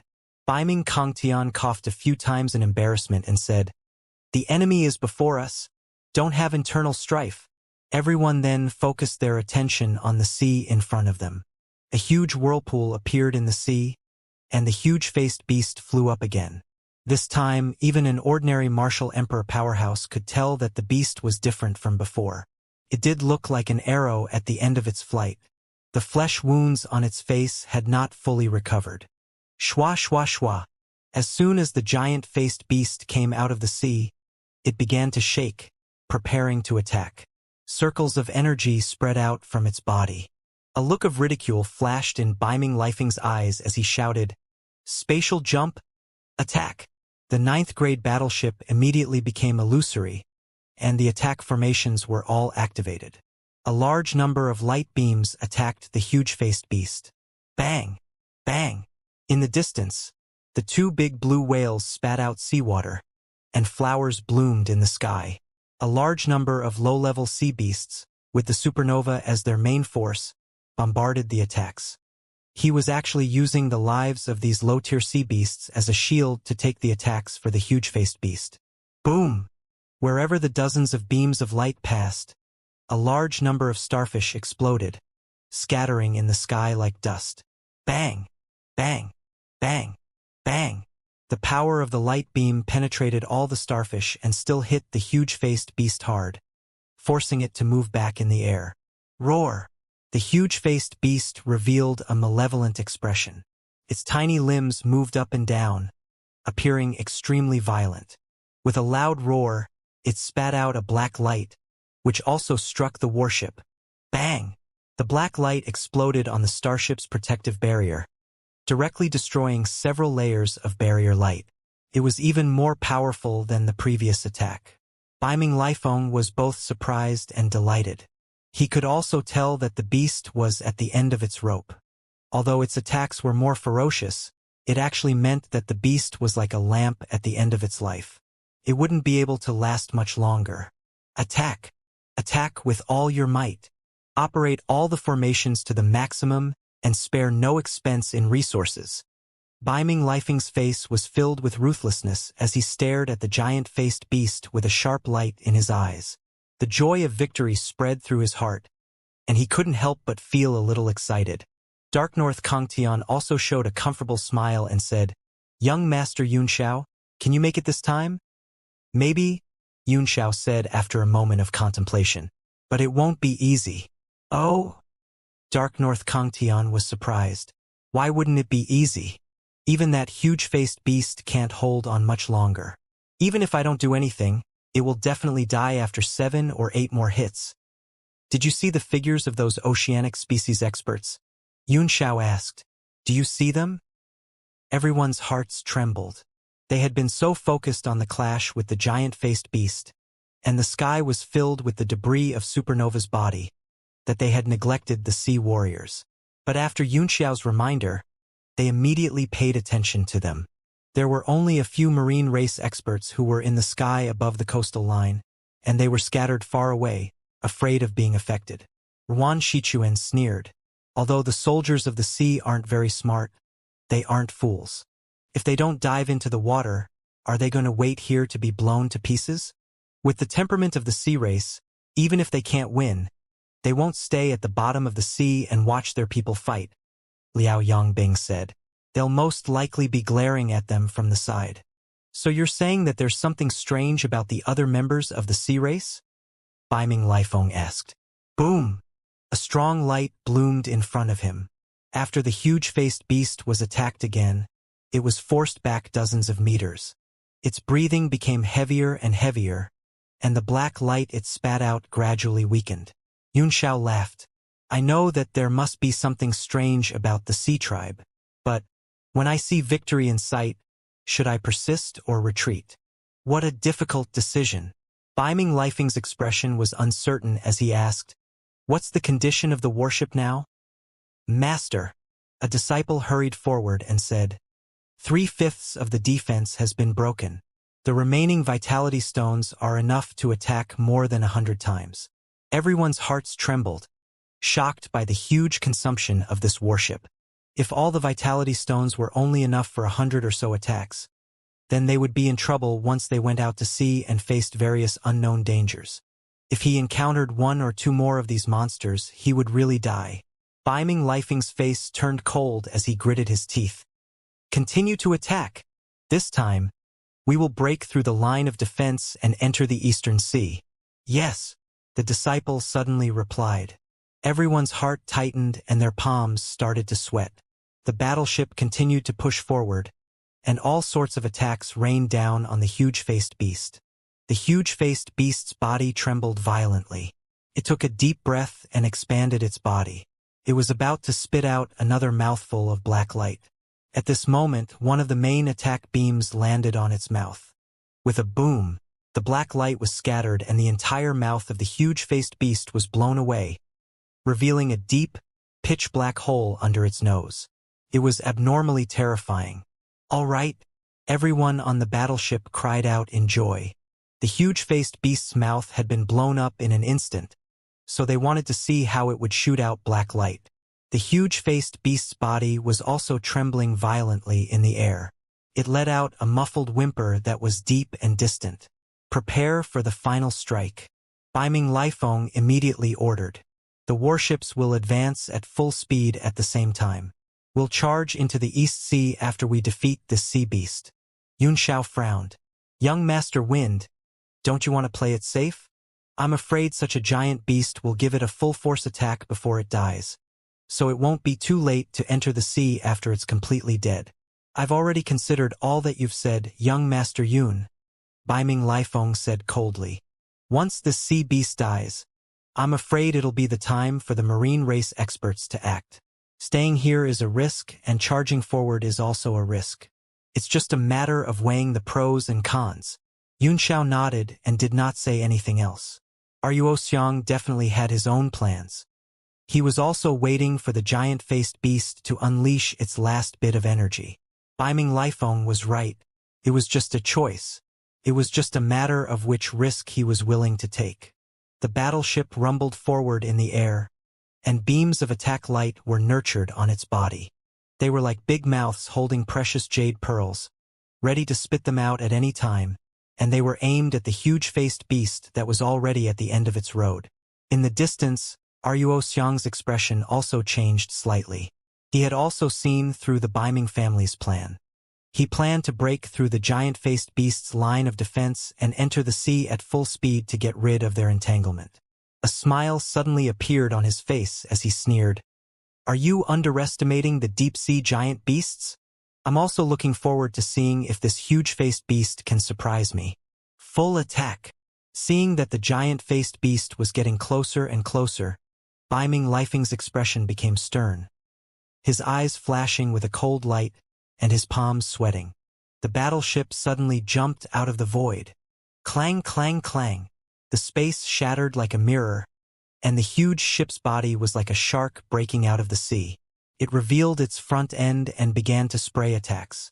Beams of light shot down from the sky, and the entire warship trembled in the air due to the maximum power of the attack. The broken sky was directly crushed into powder, and a large area of darkness appeared. Boom! Everyone's attacks landed on the huge-faced beast's body and exploded one by one. Its huge round face was instantly riddled with holes, and its flesh was flying everywhere. Its body was also constantly retreating, and it did not even have the strength to resist. Boom! Boom! Boom, boom, boom! The main array's attack light beam was fired for the third time. Finally, a loud sound was heard. The entire body of the huge-faced beast was pierced through, and the light beam directly blasted into its face. Well done! Get ready to charge. Baiming Lifeng was overjoyed, and he excitedly slapped the guardrail repeatedly, his left hand gripping the iron tightly. Everyone looked excited as they watched the giant being destroyed. The power of fear spread around their bodies, shaking their hearts. Awoo! The huge-faced beast was no longer moving, as if its life was gradually fading away. It kept whimpering, as if it was a sound from ancient times that reverberated in the world.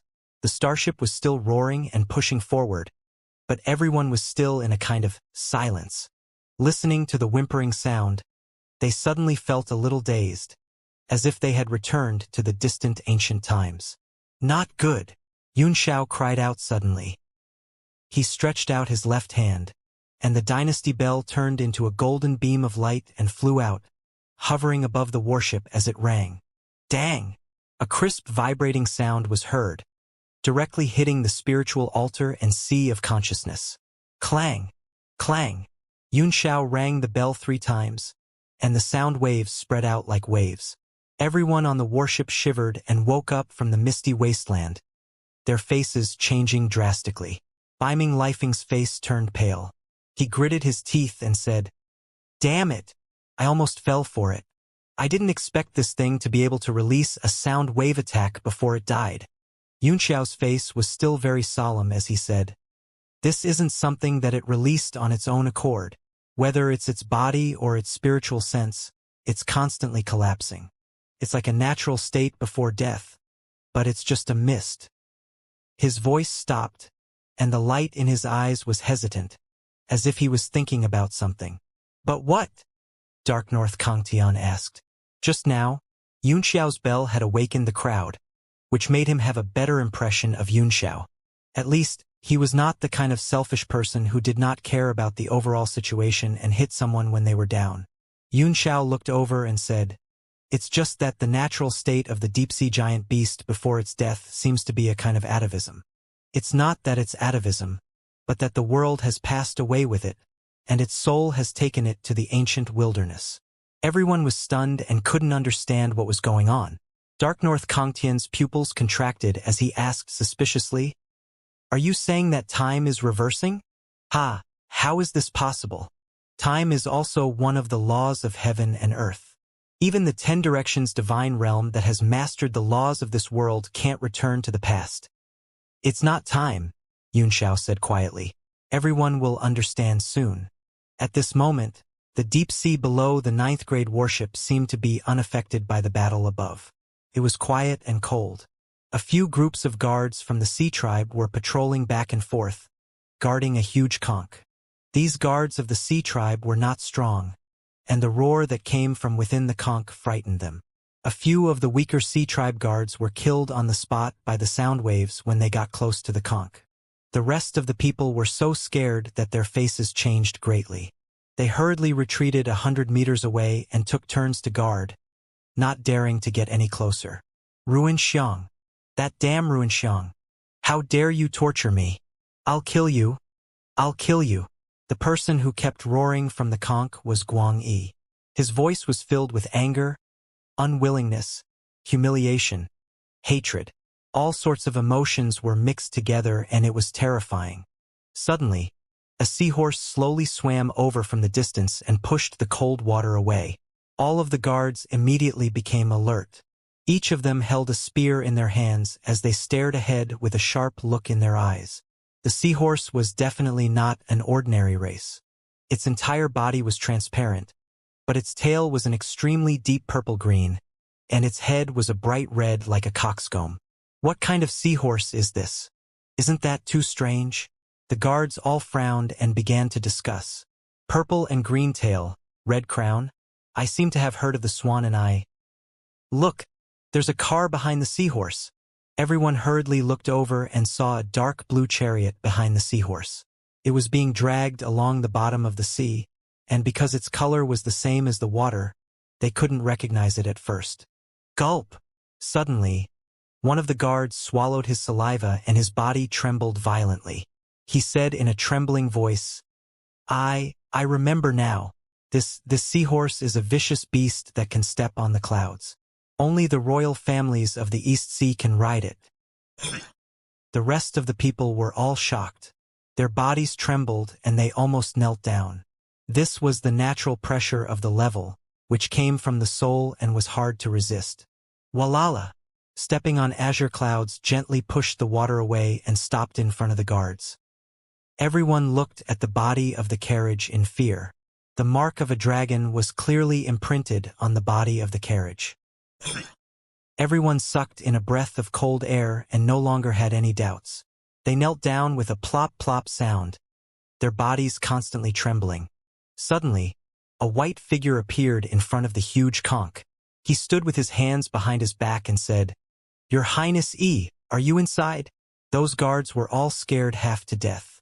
They didn't even see how this person came out of the chariot. It was just in the blink of an eye. What made them even more frightened was that this person seemed to have come to rescue Sir Guangyi. "Why, Your Excellency?" The person locked inside is Lord Guangyi.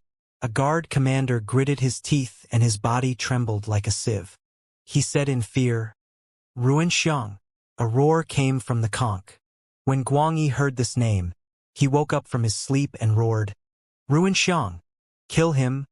I'm going to kill him!" The conch began to shake under his roar, but there were patterns engraved on the conch's body. They flickered continuously, suppressing the shaking force and preventing it from escaping. The white-robed man's cold face frowned and he said, "What has made His Highness so angry?" "You're faming the sword servant of Xuanji's mother." Only then did Guangyi hear the white-robed man's voice. He was overjoyed and laughed wildly. "Ha! You're finally here. I'm dying of waiting. Hurry up and save me. Ha!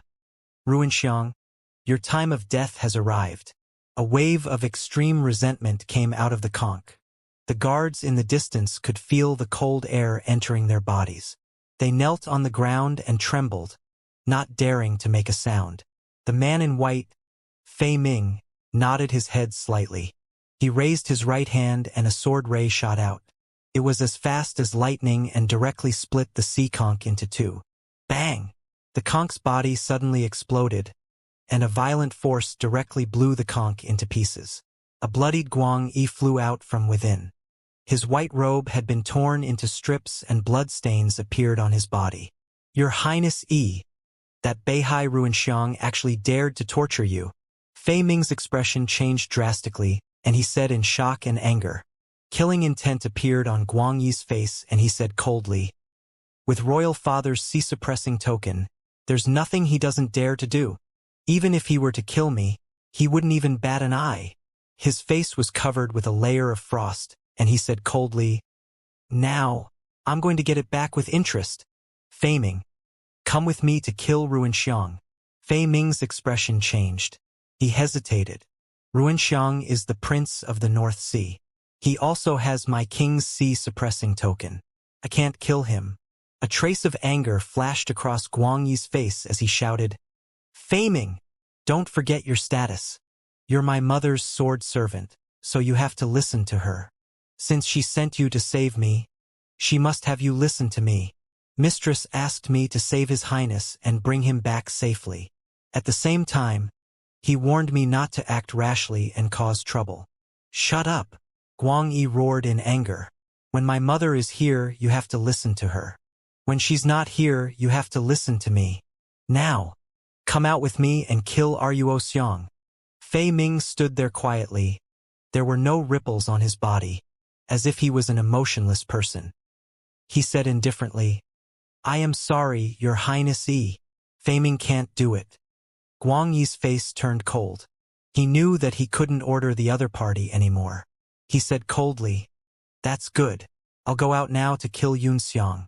If I die, I'll see how you'll complete Mother's orders and bring me back to the palace. He turned around and was about to fly towards the sea. Suddenly, a strange feeling spread out in the sea. This feeling made him feel as if he had experienced many years and the sea had changed into fields. This is a Xianxia. Not only Guang Yi, but even Fei Ming's expression changed slightly. He raised his head in shock and looked towards the sea, as if he wanted to see through space and search for the source of this feeling. What's going on? My body is weak. Guang Yi was shocked as he saw his smooth, jade-like skin begin to turn rough, with countless wrinkles, stacking up in circles, turning dark brown in color. Fei Ming's cold face also began to change. The bridge of his nose continued to protrude and become sharp. His dark eyes also turned dark blue. He raised his hand and saw that his 5 fingers had become strange and rugged, giving off a fierce feeling. Not only that, but even the guards kneeling on the ground were also undergoing changes one by one. They were degenerating from the sea tribe to the sea beasts. Fei Ming, what's going on? Guang Yi exclaimed in shock. His face was filled with surprise and joy. He was surprised because this series of changes made him at a loss, but he was happy because the power in his body was actually increasing. Fei Ming's expression was much calmer. He said, time has returned to its roots, back to the untainted land. What happened in this sea area? Time reversal. Guang Yi was shocked. Does that mean that the power I've just obtained will remain in my body forever? Fei Ming shook his head. Once we leave the sea region, or the atavism of time returns to normal, it will no longer exist. I'll do it. Then what's the use of this? Fuck. Guang Yi cursed in rage. At this moment, the surging power in his body was getting stronger and stronger.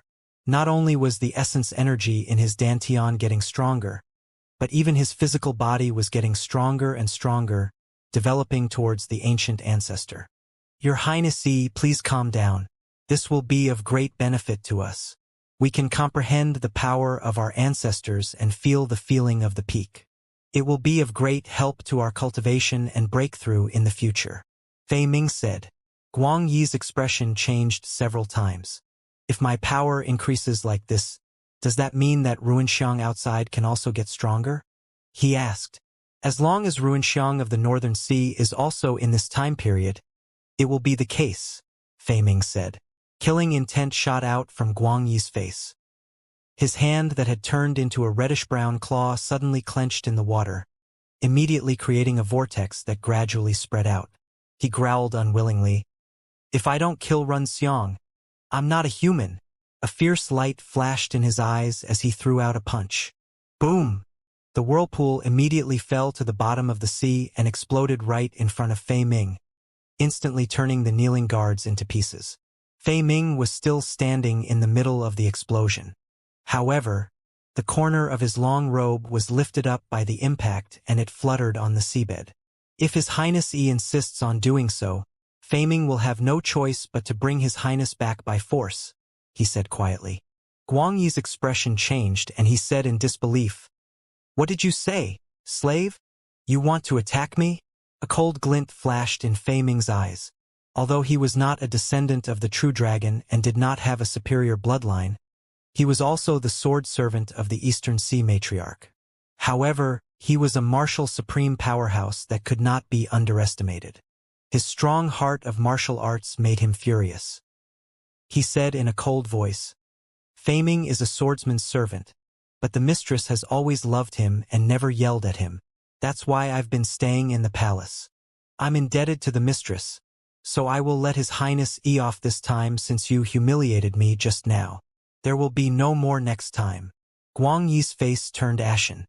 He had clearly felt the killing intent that burst out from Fei Ming's cold gaze. Even though his strength had increased greatly, he could not help but feel a chill in his heart. If he continued to scold him, he might really die here. In the Four Seas, in addition to the royal clans of the Four Seas which were S-class existences, there were also some mysterious and powerful races. They rarely appeared in front of their fellow members of the sea race, and most of them were hidden in the deep sea and isolated from the world. They did not listen to the orders of the royal clans, but they also had S-class strength. The family that Fei Ming was from was such a terrifying existence. Fei Ming had such a tragic background. He was abandoned and hunted down by his family. It was only when Guang Yi's mother appeared that he was saved. He had been by his side as one of the four guards.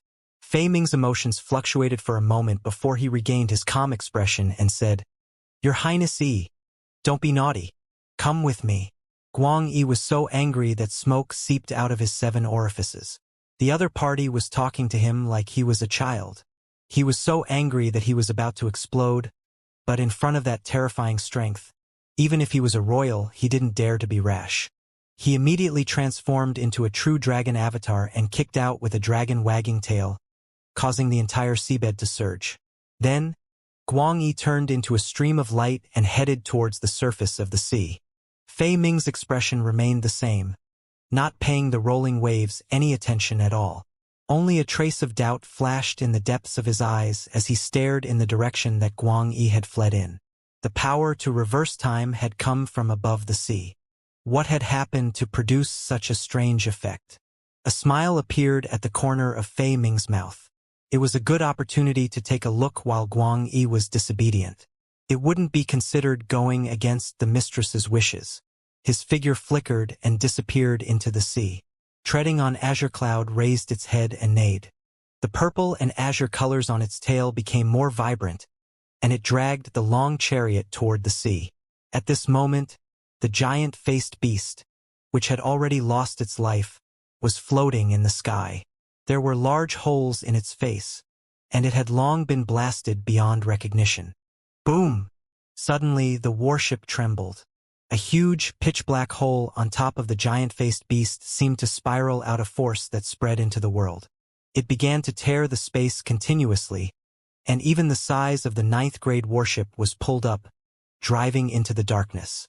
Bai Ming Lifeng's expression suddenly changed as he shouted, "Stop! Stabilize the ship!" After a few breaths, the battleship stopped in mid-air, and a disciple hurriedly came forward to report. "Lord Lai Feng, the suction force of the black hole is getting stronger and stronger. Should we turn around?" Biming Lifing's face was dark as he looked at the giant-faced beast's body that was gradually splitting apart. The black holes on its face had all connected together, and they were still spreading, tearing the giant-faced beast's body apart even more. A huge black hole had appeared in front of the battleship, blocking their way. If they retreated, they could only take a huge detour or wait for the black hole to dissipate.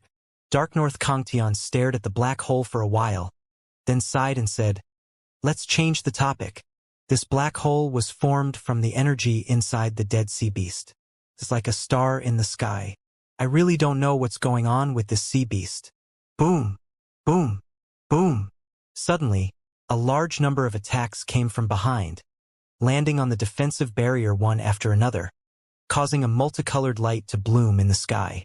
Yunxiao's eyes flickered as he said with a smile, "Ruin Xiang has been enduring for so long, and he finally appeared? How much power could the atavism of time brought by the huge-faced beast's death increase? I'm really curious."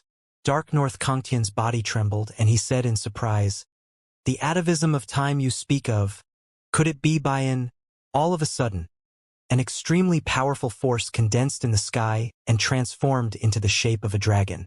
It was as if an ancient true dragon had reappeared in the world and roared as it crashed down on the battleship. Boom! The entire starship trembled violently, and several layers of light burst out of the defensive barrier. Then, a large number of Sea Tribe experts appeared one by one, and they joined forces to break the light barrier layer by layer. Everyone was shocked, and they looked out of the battleship in disbelief. Those Sea Clan members who had appeared in the air were all unusually fierce, and even their bodies seemed to have become larger, as if they had entered a berserk state. Bang! Bang! The defensive barrier was getting weaker and weaker. "Hold on!" Biming Lifeng was shocked and shouted, "We must hold on!" Boom! A hole was blasted in the light, and a large number of oceanic species experts rushed in. In an instant, they pounced toward the crowd, and a fierce and brutal aura spread out from every member of the oceanic species. It wasn't just the savage ferocity brought about by the atavism, but also the endless humiliation and hatred from the death of the giant-faced beast. Every member of the Sea Tribe was so angry that their eyes were about to pop out, and they wanted nothing more than to die together with the enemy. Biming Lifeng was stunned for a moment before he roared in shock and anger, "Kill! No one is allowed to retreat. Kill all of these Sea Tribe members." With a sword in hand, he took the lead and rushed over. Bang! The sword radiance swept down and directly chopped off the fist of a Sea Tribe member with a thick body and a long horn on his head. The Sea Tribe member howled in pain and lowered his head. He used the horn on his head to block the attack and used his huge body as a weapon to ram at all costs. Bang! The horn collided with Biming Lifeng's sword, causing his aura to weaken and him to take a step back. Biming Lifeng's heart was filled with shock. This Sea Tribe warrior in front of him only had the strength of a peak martial honor. How could he possibly have the strength to contend against him? Just as he was feeling shocked, the marine race expert raised his head and revealed a cruel smile. "Not good." Biming Lifeng was startled. He suddenly shook his sword, and a sea of swords spread out from his hand. Boom! The powerful warrior of the Sea Tribe in front of him crushed his dantian and exploded under the pressure of his sword. The powerful force of the explosion slammed into Biming Lifeng's sword. Although it didn't hurt his body, it forced him to retreat several steps before he could dissipate the force of the impact. These merfolk have all been strengthened. Everyone, be careful. Ilechi had also discovered that something was very wrong. He couldn't fight back against a Sea Tribe martial emperor who was 2 stars weaker than him, and he was struggling to hold on. The atavism of time young Master Yunxiao mentioned is actually the return of a large number of sea race bloodlines. Biming Kangtian said in horror, "How could such a thing happen?" Yunxiao's eyes focused on the fleeting figure in the sky as he explained, "Although it's strange, it's not impossible.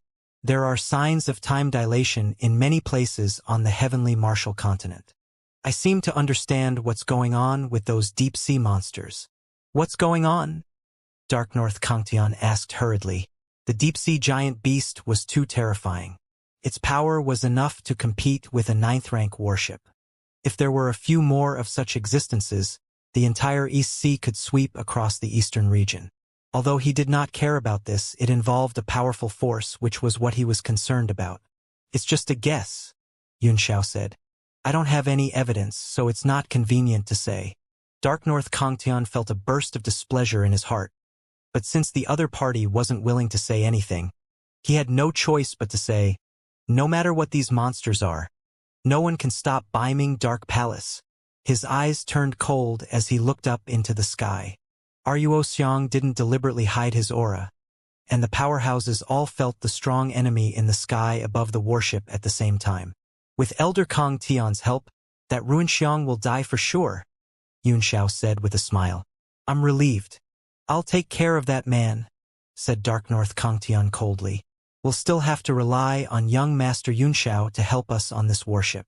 Don't even think about running away, or we won't be able to get along so happily. Bang! After saying that, the ground under Dark North Kangtian's feet exploded. The extremely solid deck of the warship caved in under his feet, and he shot toward Yunxiang with the force of the impact. You little brat, you don't know the immensity of heaven and earth. Do you think that you can fight against my Biming Dark Palace with just a monster? What a big joke. I'll give you an unforgettable lesson today. Dark North Kangtian drew a circle in the air with his palms. Streams of profound ice chi rose from his arms, and two seals appeared in front of him. Then, he put his palms together and slapped forward with a loud shout. A force that could break mountains shot out, as if it was not a palm force but an ice mountain. Ruo Xiang didn't seem to be in the right state. He lowered his head as if he was thinking about something. It was only when the cold air pressed down on him that he slowly raised his head. His eyes were filled with anger and murderous intent. Luo Ho's attack. A ray of light flashed and Luo Ho's war spear appeared on his body. He held it tightly in his hand and pointed it down. The spear radiance gathered into a line and broke through the surface with a single point. Boom! The palm power that was like an ice mountain was hit at its weakest point under the powerful force. In an instant, the palm power collapsed and collapsed in the sky. Ruo Xiang shot out his spear, and the aura on his body exploded, shaking the space around him. Both Biming Kangtian and Yunxiao's expressions froze, and they were shocked. At this moment, every move of Yunxiang was vaguely showing the might of a true dragon, which made their souls tremble. Ruo Xiang's entire body turned into a ray of light and rushed into the sky. Luo Ho's long spear turned into a white spine that circled around his body in a spiral and continuously embedded into his body. His body, which was squeezed by his spine, began to bleed. Drop by drop, the blood turned into red bloodstones in the sky and fell into the sea. The blood of a true dragon? The demon dragon in Yunxiao's body suddenly cried out in alarm, almost roaring. This is the blood of a real dragon. Oh my God! What's going on? Yunxiao's face was also solemn and filled with disbelief. He grabbed at the air, and the blood rocks that were falling in the distance were caught in his hands. When he spread them out, they were as red as jade and shone brightly under the sun. There was a faint dragon shape gathered in them. Not only that, but Yunxiao's palm also glowed with a golden light, which was the imperishable golden body's automatic protection. The dragon blood burned his skin with an extremely high temperature, stimulating the imperishable golden body and making it resist on its own. Is it really dragon's blood? Yunxiao's face was filled with horror. He had seen the dragon bloodstone before, which was equivalent to the secret treasure of a true dragon, and its value was immeasurable. Gulp! The demonic dragon's swallowing sound came from his soul. It was almost roaring. Collect! Hurry up and collect. These are all priceless treasures. The blood of a true dragon. Yunxiao narrowed his eyes and suddenly clenched his fist. Bang! The beautiful, jade-like crimson blood stone shattered into pieces in his hand. His hand was covered in red powder, and a dragon chi rose from it. You're so silly, the demon dragon said. I know you still have some doubts, but this is really dragon's blood. Time must have returned to the wilderness, and the power of Yunxiang's bloodline is extremely strong. That's why he's in the dragon form for a short time. Hurry up and collect the dragon's blood. This is a once-in-a-lifetime opportunity. Don't worry, Xianxia said indifferently. This is not the blood of a true dragon. Even if time is reversed, it is impossible for a true dragon to appear under this sky. The true dragon's bloodstone is extremely hard and scorching. My half-finished indestructible golden body can't resist the corrosion of the dragon's blood, and it's impossible for me to crush it into powder. However, the concentration of his bloodline is indeed very high, and he is infinitely close to the son of the dragon. At the end of his speech, Xianxia's face turned a little solemn. Even if he was the son of a dragon, he was still in existence at the true spirit level. He raised his head and looked at Xiang, who was continuously increasing his power in the air, and his heart became heavier and heavier. This unparalleled genius of the sea race was very likely to become the first true spirit to step into the 10 Directions divine realm in tens of thousands of years. A hot blood was burning in his body, and Xianxia had an impulse to fight. The demonic dragon sensed his state of mind and said, "The future of the world may be a battle between the two of you." Xianxia's surging blood slowly subsided, and a smile appeared on his lips as he said, "I hope so. Otherwise, if I'm the only one trying to break through to the god realm, it'll be such a lonely thing." The battle intent in his eyes flashed and he said softly, "I'm really looking forward to another battle, but it's a pity that it's not now." "Xianxia, what are you doing? Everyone's fighting with their lives on the line," Biming Lifeng said angrily. "You're just watching from the sidelines. Do you have any shame?" Xianxia smiled indifferently, then turned and joined the battle. With his current strength, these minions could not resist him at all. Even some powerful existences with atavism could only exchange a few moves.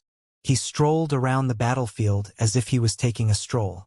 With every step he took, he attacked, killing one person with each move. That leisurely and carefree expression of his caused Biming Lifeng to feel both hatred, jealousy, and fear. A surge of anger poured into the sword in his hand, and he began to kill even more ruthlessly. Xianxia seemed to attack at will, but he had made a choice to kill his enemies.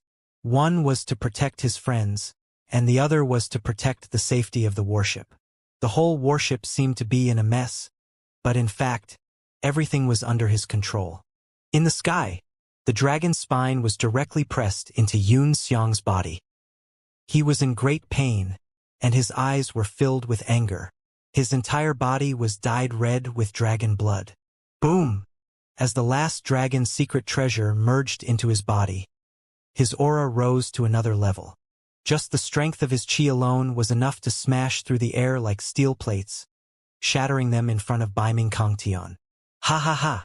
Ha ha ha! Ha ha ha!" Xiang's laughter came from the sky. At this moment, his appearance was completely different from before.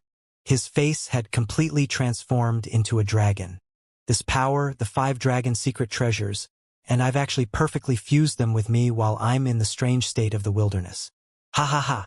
When he had fused with 4 dragon artifacts in the sky above Red Moon City, his body had already been severely damaged by the backlash. 4 dragon artifacts were almost his limit. At that time, he knew that it was impossible to fuse with 9 dragon artifacts and transform into a true dragon.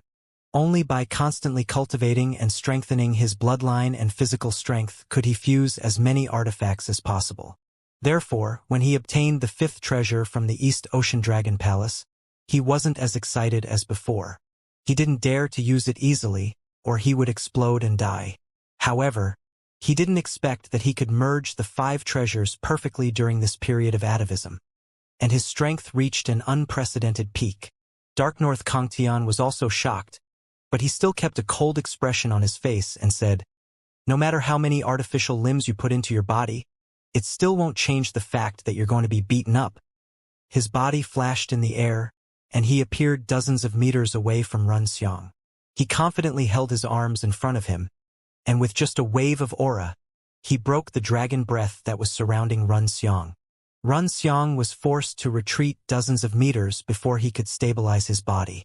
Xiang's expression changed drastically, and a cold glint flashed in his eyes as he said in a cold voice, A 9 stars martial emperor? A hint of mockery appeared on Dark North Kangtian's face as he said in disdain, "Aren't you overestimating yourself? Why would I need a 9 stars martial emperor to deal with a piece of trash like you?" He raised his leg and kicked out in the air. A burst of profound ice power blasted towards the target. It was like the setting sun in the long river, and a beautiful ice river streaked across the sky. Ruo Xiang had been on guard for a long time.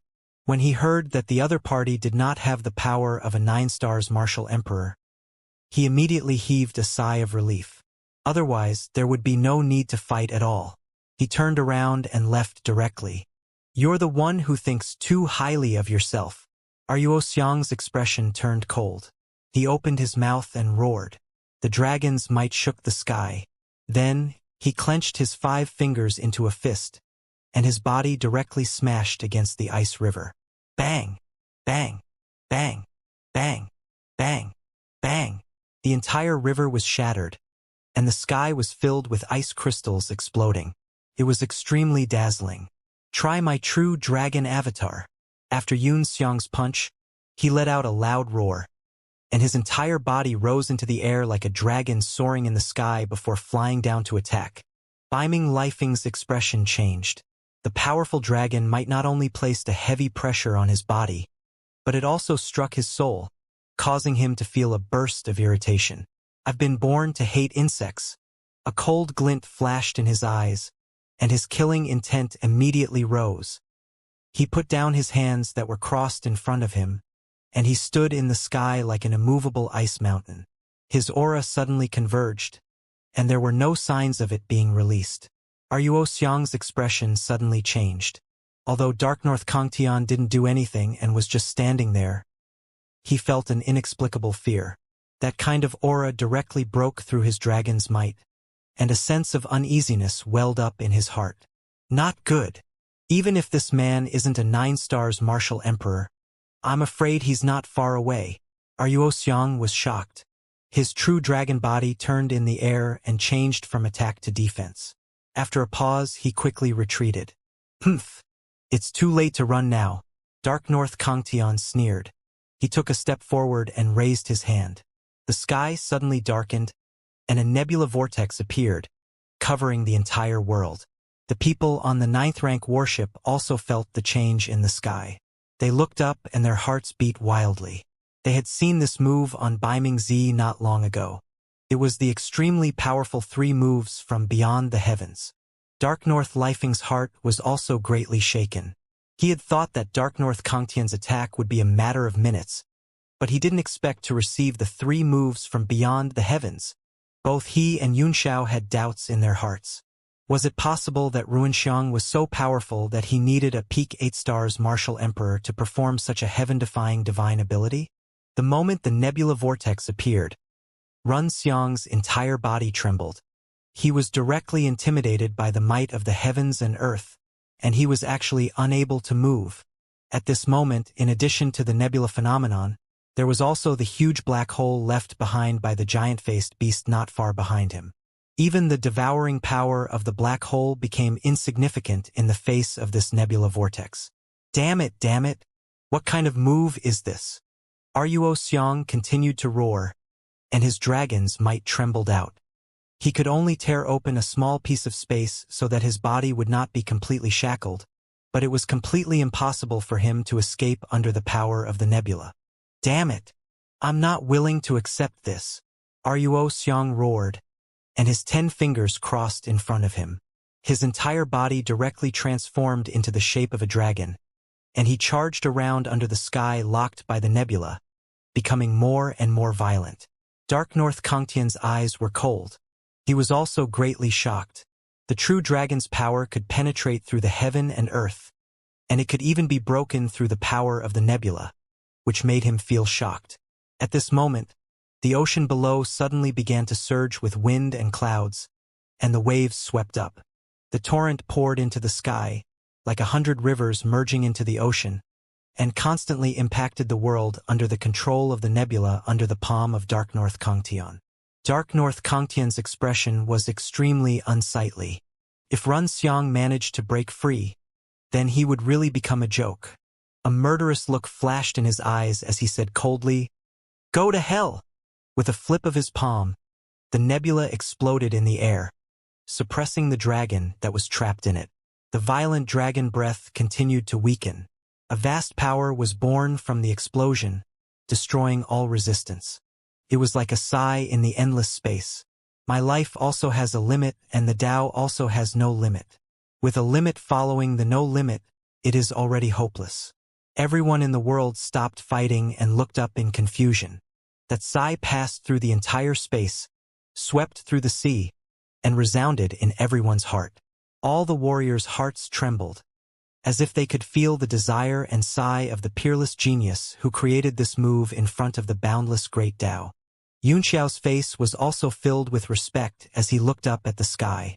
His eyes crossed time and space, looking at the genius ancestors of Beiming Dark Palace who had walked further and further on the road of martial arts until they finally disappeared at the end.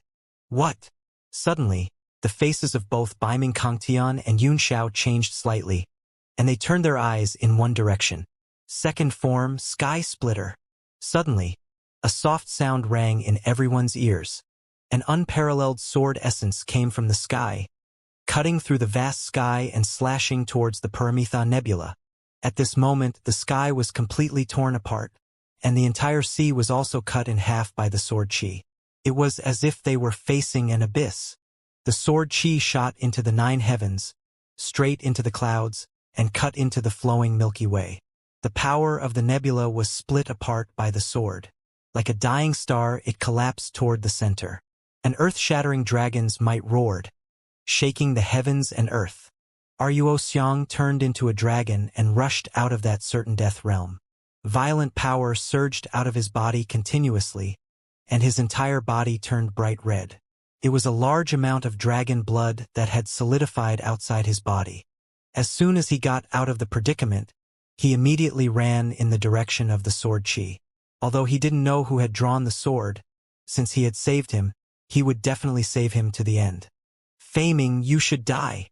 In the distance, Guang Yi suddenly roared, his entire body trembling with anger. He pointed at Fei Ming and roared, "Not only did you not help me kill him, you even saved him. Damn slave, I'm going to kill you." Guang Yi finally fainted from anger. He roared as he punched at Fei Ming's body with both fists.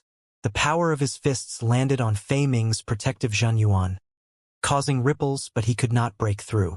Fei Ming's eyes were burning with fighting spirit. The hand that was holding the long sword was trembling with excitement. He licked his lips and said leisurely, "Is this the power of the human race?" Boom! The sky trembled, and Run Xiang's figure suddenly appeared in front of him. He had already returned to his human form, but his body was covered in blood, and he was unrecognizable. He took a look at Guang Yi and then stared coldly at Fei Ming. He said, "East Sea expert?" "East Sea Matriarch's sword attendant Fei Ming greets Your Highness Xiang." Fei Ming bowed slightly. Run Xiang's pupils contracted slightly, and he said, "Fei Ming, I seem to have heard of your name before. Save me." He didn't beat around the bush and asked for help, but his tone was like he was giving an order. He spat out a large mouthful of blood, and his entire body trembled due to the heavy injuries. Guang Yi's face turned cold and revealed a fierce look. He threw a punch over and roared, "Save you? Today is the day you die." The fist radiance whistled, and it was also the power of the dragon's might. It was merciless, and a part of the space was squeezed. Pa! Ruo Xiang raised his right hand and gently grabbed his fist. The dragon's might was completely dispersed. What?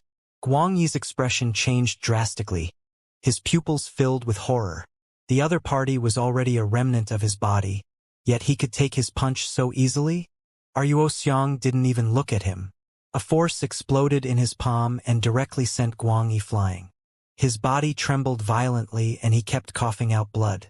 He fell into the air and turned into a dragon's bloodstone before falling into the sea.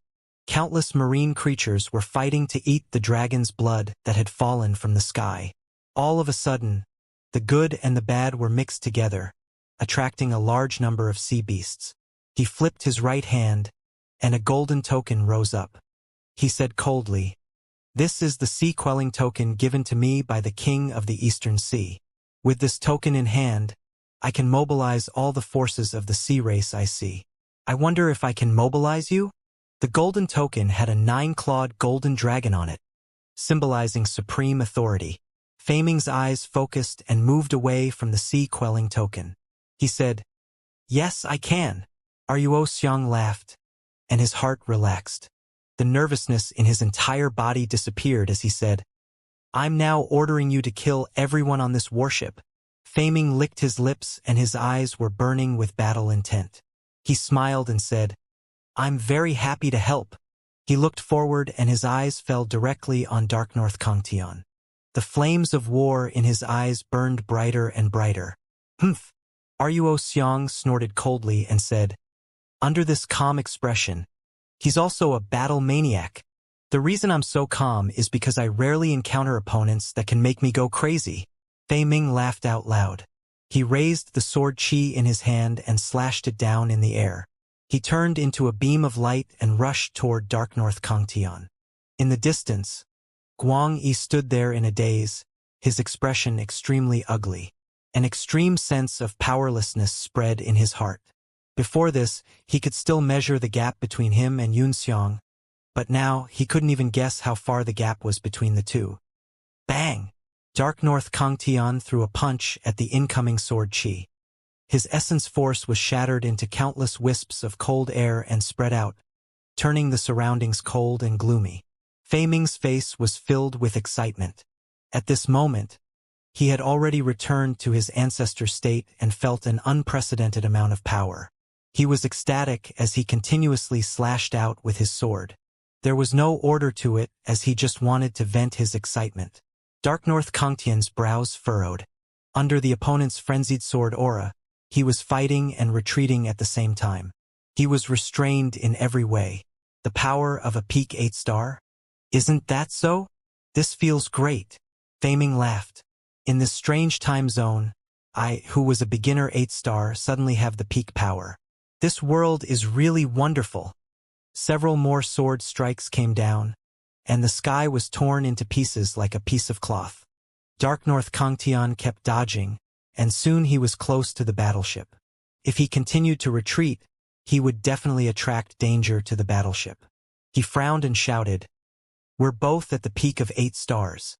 It's hard to determine the winner in a short time. Why don't we stop here and each take a step back?" He really wasn't in the mood to fight to the death with this crazy Sea tribe member in front of him. Moreover, with his eyesight, he could naturally see that Fei Ming was just enjoying the fun of killing without any purpose. The result of fighting would only satisfy the other party's desire to kill, and he wouldn't get any benefits. "Ha-ha! Human, are you afraid?" On the other hand, Fei Ming became more and more excited as he slashed.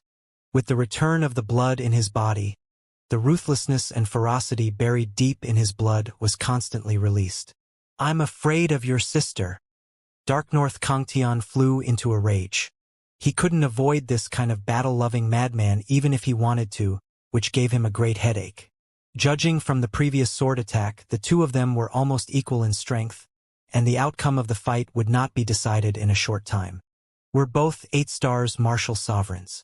I'll look down on you if you only know how to run," Fei Ming sneered. He glanced at the huge warship and praised, "The human alchemy talent is indeed far beyond the reach of my sea tribe. If you don't fight me, I'm going to destroy this warship completely." He raised his sword, and a sword aura soared into the sky. The entire sky suddenly split open with him as the center. Dark North Kangtian was shocked. If he was allowed to act recklessly, the 9th-grade warship would really be finished. "Damn trash!" he roared in rage. "This old man will cripple you today, you madman." He raised his hand and an extremely strong ray of light flew out from his palm, slashing towards Fei Ming. There was a huge saber in the light that tore through the sky. Fei Ming's eyes were filled with joy and he laughed. "Haha, you're finally serious? Bring out the power you used to kill His Highness Xiang. I'm looking forward to it." The sword momentum that had been brewing for a long time slashed down from the sky and collided with the saber. Light bloomed in all directions, shattering the sky and dispersing the sea water, revealing a deep pit that reached the bottom of the sea. Everyone on the 9th rank warship was shocked. Just the shock waves from the battle of such peerless powerhouses were so terrifying. They could rush into the void, and even space jumps could not escape. The two races on the battleship were evenly matched and both suffered heavy casualties. However, the human race had more martial supreme powerhouses, so the scales of victory kept tilting. Xianxia did not show much of an expression as he watched the shocking battle between the two men outside the warship. Instead, there was a hint of worry on his face as he stared at the black hole, which had been expanding and floating in the air after the giant-faced beast's death. As the black hole expanded, the laws of time were also constantly adjusting. This caused the sea tribe's atavism to gradually disappear. That black hole is actually still expanding and not shrinking anymore. What? Xianxia was surprised. Could it be that the giant-faced beast's power has not been fully released after its death? Suddenly, a disciple of Beiming Dark Palace exclaimed, "Lord Lai Feng, bad news! The starship is once again trapped by the black hole's suction force, unable to break free." The situation on the battleship was currently reversed, and Beiming Lifeng's killing intent was roused. He shouted angrily, "What do you mean by unable to break free? Activate the power of the battleship to the maximum and rush out of the black hole's suction range." "The acceleration formation has been destroyed by more than half," the disciple said hurriedly, "and the flight power is less than a third of what it used to be, and it's still weakening." Beiming Lifeng was greatly alarmed. After blasting a member of the sea tribe into pieces, he immediately rushed in front of the disciple and shouted, "What do you mean? We can't escape the black hole's attraction." Cold sweat appeared on the disciple's forehead as he said awkwardly, "That's right." Beiming Lifeng's aura exploded forth, and the disciple was knocked back several meters. He spat out a mouthful of blood and knelt down. He was practically roaring, "Damn it! Should have died long ago? You're telling me this now?" The battleship continued to move toward the black hole, and its speed was gradually increasing. It was almost irreversible. What do we do? Beiming Kangtian was still fighting with Fei Ming in the distance. The two of them couldn't even be seen with their eyes, so it was impossible for them to care about this place. In his panic, he looked at Xianxia, who was standing not far away with a calm face, and said in a hurry, "Young Master Yun, what should we do now?"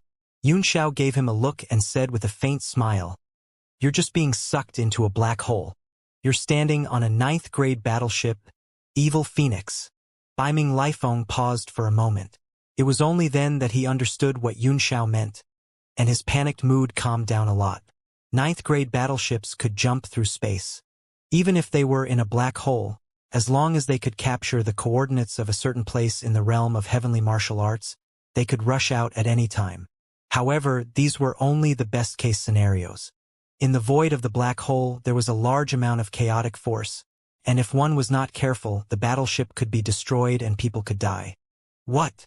In the distance, Xiang, who was constantly regulating his breathing and healing his physical body, also suddenly realized that something was wrong.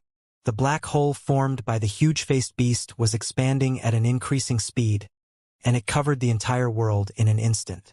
The atavism phenomenon on his body was also rapidly fading. Bang! A huge tremor came, and Fei Ming was sent flying by Dark North Kangtian's saber. He was shocked to see the changes in his body and gradually restored his cold face. The violence and fighting will in his blood also gradually calmed down. He stood still with his sword in hand. Killing intent and anger intertwined in Dark North Kangtian's eyes. At this moment, Fei Ming had recovered his initial 8-star strength, so it would be much easier for him to kill his opponent. However, the huge black hole had expanded so much that it covered the sky and the sun, turning the whole world into darkness. Dark North Kangtian flew worriedly toward the battleship. Bang! Bang! Bang! Bang! A series of blood-curdling screeches and body explosions came from the battleship. After Dark North Kangtian entered the black hole, he killed all the remaining members of the sea tribe in a few breaths. His body exuded an extremely strong murderous aura as he stared at the unknown world inside the black hole. Swish! Ruo Xiang's figure flashed and he came to Fei Ming's side. He said, "In your current state, what's the result of fighting against that human? The chance of winning is less than 30%, but it's hard for him to kill me," said Fei Ming after some thought. Ruo Xiang's eyes turned cold and he said, "All right, you come with me." Fei Ming was stunned for a moment and said, "I'm sorry, Your Highness Xiang. I'm here for a mission." Ruo Xiang directly threw the sea calming token at his head and said coldly, "Is your master's order greater than the Lord of the Eastern Seas?" Fei Ming raised his hand and grabbed the sea quelling token in his hand. He looked hesitant. "Humph." Run Xiang snorted coldly. "Don't forget that even if your master were to stand in front of me, he would still have to accept the sea calming token's orders, let alone you." Fei Ming's body trembled. He threw the sea quelling token back and said, "All right, I'll go with His Highness Xiang." Ruo Xiang was overjoyed and said, "I admire you very much. You're different from those useless royal families in the Eastern Sea. After this, follow me back to the Northern Sea. I'll give you a wider sky." Fei Ming's expression changed and he said seriously, "I owe the mistress a great debt of gratitude. It's better for your highness not to say such things." Ruo Xiang nodded lightly, and the two of them immediately turned into a ray of light and chased after the battleship. In the distance, Guang Yi glared at the two of them, his body trembling with anger. A boundless hatred was spreading in his heart. The useless royal family that Ruo Xiang had mentioned just now was definitely referring to him. "That damn Ruinxiang, that damn slave. You two can't be killed by humans. I'm going to tear you into pieces with my own hands." Ruo Xiang and Fei Ming turned into two beams of light and charged into the Grade 9 warship. They then entered the endless black hole and disappeared from Guang Yi's eyes. The black hole grew larger and larger, as if it was endless. After devouring everything around it, even the sea water was sucked up and kept pouring in. Many strange marine creatures appeared in the sea under the black hole for no reason. All of a sudden, they scattered like birds and beasts and began to escape into the deep sea. Many of these creatures had eaten Ruo Xiang's dragon blood, and their bodies had begun to mutate. Each and every one of them was abnormally fierce. Guang Yi looked at the black hole quietly, his thoughts unknown. It was only when the black hole's power affected him and grew stronger that he flew away in horror. The ocean was like a huge reverse waterfall, continuously pouring into the black hole. It lasted for 3 days and 3 nights before the black hole expanded to its maximum. Then it slowly collapsed and became smaller. After another 3 days and 3 nights, it completely disappeared. In these 6 days, many experts were sent from Lai Guang City to investigate, but they were all shocked by the vastness of the black hole. All kinds of information were sent back to Red Moon City. Meanwhile, the Sea Tribe had lost all traces of their presence along the coast. The stronghold in Whiterush City had been completely abandoned by the two tribes, and the battle lines had expanded to both sides. All the experts along the coast had gathered at Guangxing's location. The two tribes' focus had also gathered in the sky-towering city. As Guangxing's side summoned the 5 deep-sea giant beasts, the war suddenly rose to an unprecedented degree. The entire sky-towering city had almost become a meat grinder. A large number of experts were transported over, and they were directly turned into cannon fodder. That would happen 6 days later, and it would not affect Yunxiao at all.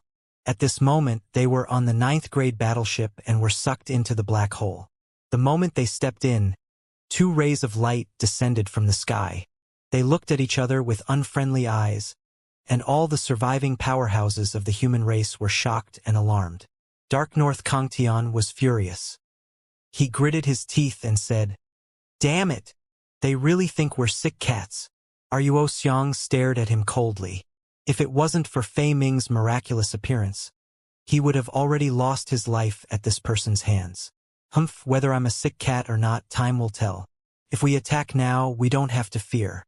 If this ship is destroyed, how many people can escape from this black hole?" Everyone's expression changed drastically. At this moment, the battleship had been sucked into the black hole, and outside was an endless starry sky filled with all kinds of violent energy currents. Even Dark North Kangtian wasn't sure if he could escape from this place. The few defensive formations on the battleship were activated one after another. A total of 7 layers of light wrapped around the entire battleship, and it slowly floated in the dark space, moving forward. Brother Ruinxiang, do you mean you want to negotiate with us? Yunxiao laughed. Ruo Xiang's face flickered as he stared at Yunxiao with a fierce gleam in his eyes. The main reason he had come here was to kill Yunxiao. It's not wrong to say that we're talking about conditions, Ruinxiang said coldly. Yunxiao said indifferently, "Oh? Then we're all ears. Since you're from Beiming Dark Palace and you didn't enter the Eastern Sea battle line, there's no such thing as hostility between us," Runxiang said coldly. "Besides, I'm also from the North Sea. The East Sea has nothing to do with me, so I don't mind letting you in." His words stunned everyone. Beside him, Fei Ming frowned, feeling that this was extremely inappropriate. However, the other party had the sea calming token in his hands, so he couldn't say anything. "We've been fighting for so long, and both sides have suffered heavy losses, and now you're telling us that we can turn from enemies to friends.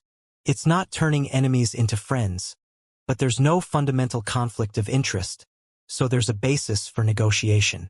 As long as you can fulfill my conditions, it's not impossible to turn enemies into friends." Dark North Kangtan snorted angrily and said, "What big words! Do we have to beg you? Tell me your request." "Simple," Runxiang said word by word. He raised his hand and pointed at Yunxiao as he said, "If you kill Li Yunxiao, I, Ruinxiang of the North Sea, will become friends with your Beiming Dark Palace." What? This time, everyone was stunned. They didn't expect this condition. The anger on Beiming Lifeng's face disappeared in an instant, and he fell into deep thought, his eyes flashing with a cold light.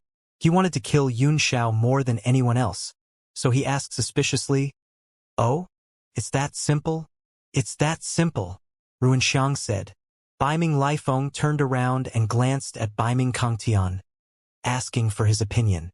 Dark North Kangtian, on the other hand, turned his eyes to Yunxiao and said, "Young Master Yunxiao, you really have a lot of enemies, and they're all not ordinary people." "If he's just an ordinary person," Yunxiao said with a faint smile, "what right do you have to be my enemy?" "Humph. So you're the one who brought this trouble," said Beiming Kangtian with a cold snort. "Our Beiming Dark Palace has never had any conflicts of interest with the East Ocean or the North Ocean. I was wondering why we were surrounded and killed today." With just one word, he had put all the blame on Yunxiao. Liao Yangbing, Jing Yongyi, and the others' faces changed slightly. The situation had suddenly become grim. Yunxiao remained impassive as he chuckled and said, "Elder Kangtian is indeed broad-minded. Is this the sign that you want to join forces with the sea race to kill me? TSK, TSK.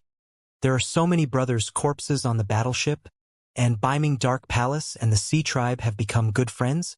Dark North Kangtian's face twitched as he snorted, "Young Master Yunxiao, there's no need to provoke me with words. We're all adults here, and we won't be fooled by a few words. Right now, Beiming Dark Palace has a choice in front of them, and so do you." Yunxiao smiled and gave a soft "oh," looking like he wanted to ask, "You should know what I want," Dark North Kangtian said. "If you can agree to it, we'll kill these 2 members of the Sea Clan for you. If you can't agree, then you'll have to deal with the trouble you've caused yourself." The rest of the people looked curious. They wanted to know what the elder of the Beiming family wanted from Yunxiao. Both Beiming Lifeng and Runxiang were staring at Yunxiao, fearing that he would agree. The best result would be to isolate and kill him. These two, who had just been life and death enemies, now had the same goal. Yunxiao thought for a moment, then smiled and said, "I can give that thing to Elder Kangtian, but I really can't agree to join Beiming Dark Palace." "What?" Everyone was taken aback. So, one of the things that Dark North Kangtian was asking for was to let Yunxiao join the Dark North Dark Palace? Everyone had different expressions on their faces. Most of them were envious, jealous, and hateful. They hated this kid for not cherishing it. But many people knew that Yunxiao had even refused Master Luo Tian's invitation. so it was not strange that he had refused Biming Dark Palace's invitation. Dark North Kangtian was overjoyed. As long as Yunxiao handed over the tyrant body tempering technique, it did not matter even if he did not join the Biming Dark Palace. He could just kill him. Good. Give me that thing and I'll block these two for you. Both Ruo Xiang and Biming Lifeng's expressions changed drastically. Biming Lifeng couldn't understand what it was that made Elder Kong Tian value it so much that he was even willing to fight to the death with the sea race. But with Biming Kongtian's status, even he, the next patriarch, had no right to interfere. Elder Kong Tian, you must be joking, Yunxiao said with a smile. What if I take out the thing first and you don't admit it? With my status, do you think I can lie to you? Dark North Kongtian said angrily. It's hard to say, Yunxiao said leisurely. How about this? I'll give you half of the thing first, and when I'm sure these two are harmless to me, I'll give you the other half. How about it? Dark North Kongtian looked embarrassed. He did want to find an opportunity to kill Yunxiao after he got the cultivation technique, but now he would really be able to protect him until the end. Biming Lifeng couldn't help but say, Elder Kong Tian, not only is Li Yunxiao a great danger, but he also brings endless trouble. He has also killed Lord Biming Zi. He deserves to die. Not bad. Li Yunxiao is still a wanted criminal of our Red Moon City, and his death is not to be regretted. Ruan Shichuan also stood up and said loudly, his eyes filled with killing intent. When Biming Lifeng saw that Biming Kongtian was hesitating, he immediately said, Elder Kongtian, Li Yun Xianxian, all of you, shut up. Shut up. Dark North Kongtian shouted angrily. Immediately, everyone quieted down. Run Xiang's eyes flashed with a cold light as he looked at him coldly. Ignoring the crowd, Dark North Kongtian turned to Yunxiao and said, Let me see the other half first, then I'll make a decision. Yunxiao nodded, then took out a blank jade slip and placed it on his forehead, imprinting most of what he knew about the tyrant body tempering technique into it and interrupting it at the most critical part. After that, he threw it to Dark North Kongtian. Only now did everyone know that what Dark North Kongtian was looking for was some kind of recorded information, and they were all extremely curious. Pa! When the jade slip fell into Dark North Kongtian's hand, he clutched it so tightly that his entire arm trembled. He was so excited that he hurriedly scanned it with his divine sense. After a long time, he slowly put down the jade slip and took a deep breath. His expression changed slightly as if he was thinking about something. Everyone was silent, waiting for his decision. The battleship was still moving forward in the dark space. The 9th grade battleship had a very strong auxiliary function, which could constantly explore the weak space nodes around them. Once they found them, they could directly break the space and return to the heavenly martial realm. That's right. It's indeed that thing. After a long while, Dark North Kongtian finally said this. With a complicated expression on his face, he put the jade slip into his storage ring and slowly said, Li Yunxiao is a friend of Biming Dark Palace. No one is allowed to touch him with Biming Dark Palace here. Everyone sucked in a breath of cold air and hurriedly dispersed from the side of Ruo Xiang and Fei Ming, all on guard. Dark North Kongtian's decision was no different from declaring war on the two of them. Biming Lifeng felt extremely dejected. He had no idea what it was that could move Elder Kong Tian so much, and his face was filled with desolation. Has Biming Dark Palace really decided? Ruan Xiang asked coldly. Yunxiao, on the other hand, had a smile on his face, and a cold gleam flashed in his eyes. This result was completely within his expectations. He had given the pure tyrant body tempering technique, and no one in the world could resist the temptation of this cultivation technique. However, his things were not so easy to take. After this trip to the East Sea, he would spread the news that Biming Dark Palace had obtained the tyrant body tempering technique. At that time, he would see how Biming Dark Palace would deal with it. Moreover, the body refinement technique he obtained was not the complete technique, so he might be able to draw out the whole book from it. How could Dark North Kongtian know Yunxiao's plan? He was still immersed in the memories and desire of the cultivation technique. Of course. Ruo Xiang's face turned cold as he stared at Yunxiao with an unwilling look. his eyes full of killing intent. "Brother Ruinxiang," Yunxiao said with a smile, "we are all young people. Why do we have to fight and kill each other? Let's sit down and discuss how to get out of this predicament." "Li Yunxiao," Xiang sneered, "you really have a cheap mouth. Even if Beiming Dark Palace protects you, I'll never let you walk out of the East Sea." Yunxiao laughed. "That's for later. You're not fully recovered yet, and the expert next to you is no match for Elder Kong Tian. How can he kill me? Besides, you don't want to die in this endless black hole, do you?" Xiang hesitated. He still had 2 drops of myriad-year spirit milk that he had exchanged with Guang Yi, which could instantly recover his injuries and strength. As long as Feiming could keep Beiming Kangtian busy for 10 minutes, he was confident that he could kill everyone else on the battleship. Although time reversal was no longer here, he had perfectly fused the 5 dragon artifacts, and he believed that killing Yunxiao would not be a problem at all. What he was worried about now was the black hole space. If they were to make a move now and destroy the 9th grade warship, he was not confident that he could get out of here alive. "All right, I'll delay your life for a moment." After Runxiang finished speaking, he directly sat in the air on the battleship and actually closed his eyes to adjust his breathing. If he could use this time to fully recover, he wouldn't need to use the myriad-year spirit milk. Fei Ming's pupils contracted, and he couldn't help but admire Runxiang's courage. He also stood quietly at the side to protect him, and at the same time he also adjusted his breathing. The human warriors on the battleship looked at each other, not knowing what to do. "Keep an eye on the 2 of them and search for the exit of the black hole with all your might," Dark North Kangtian said coldly. Beiming Lifeng sighed.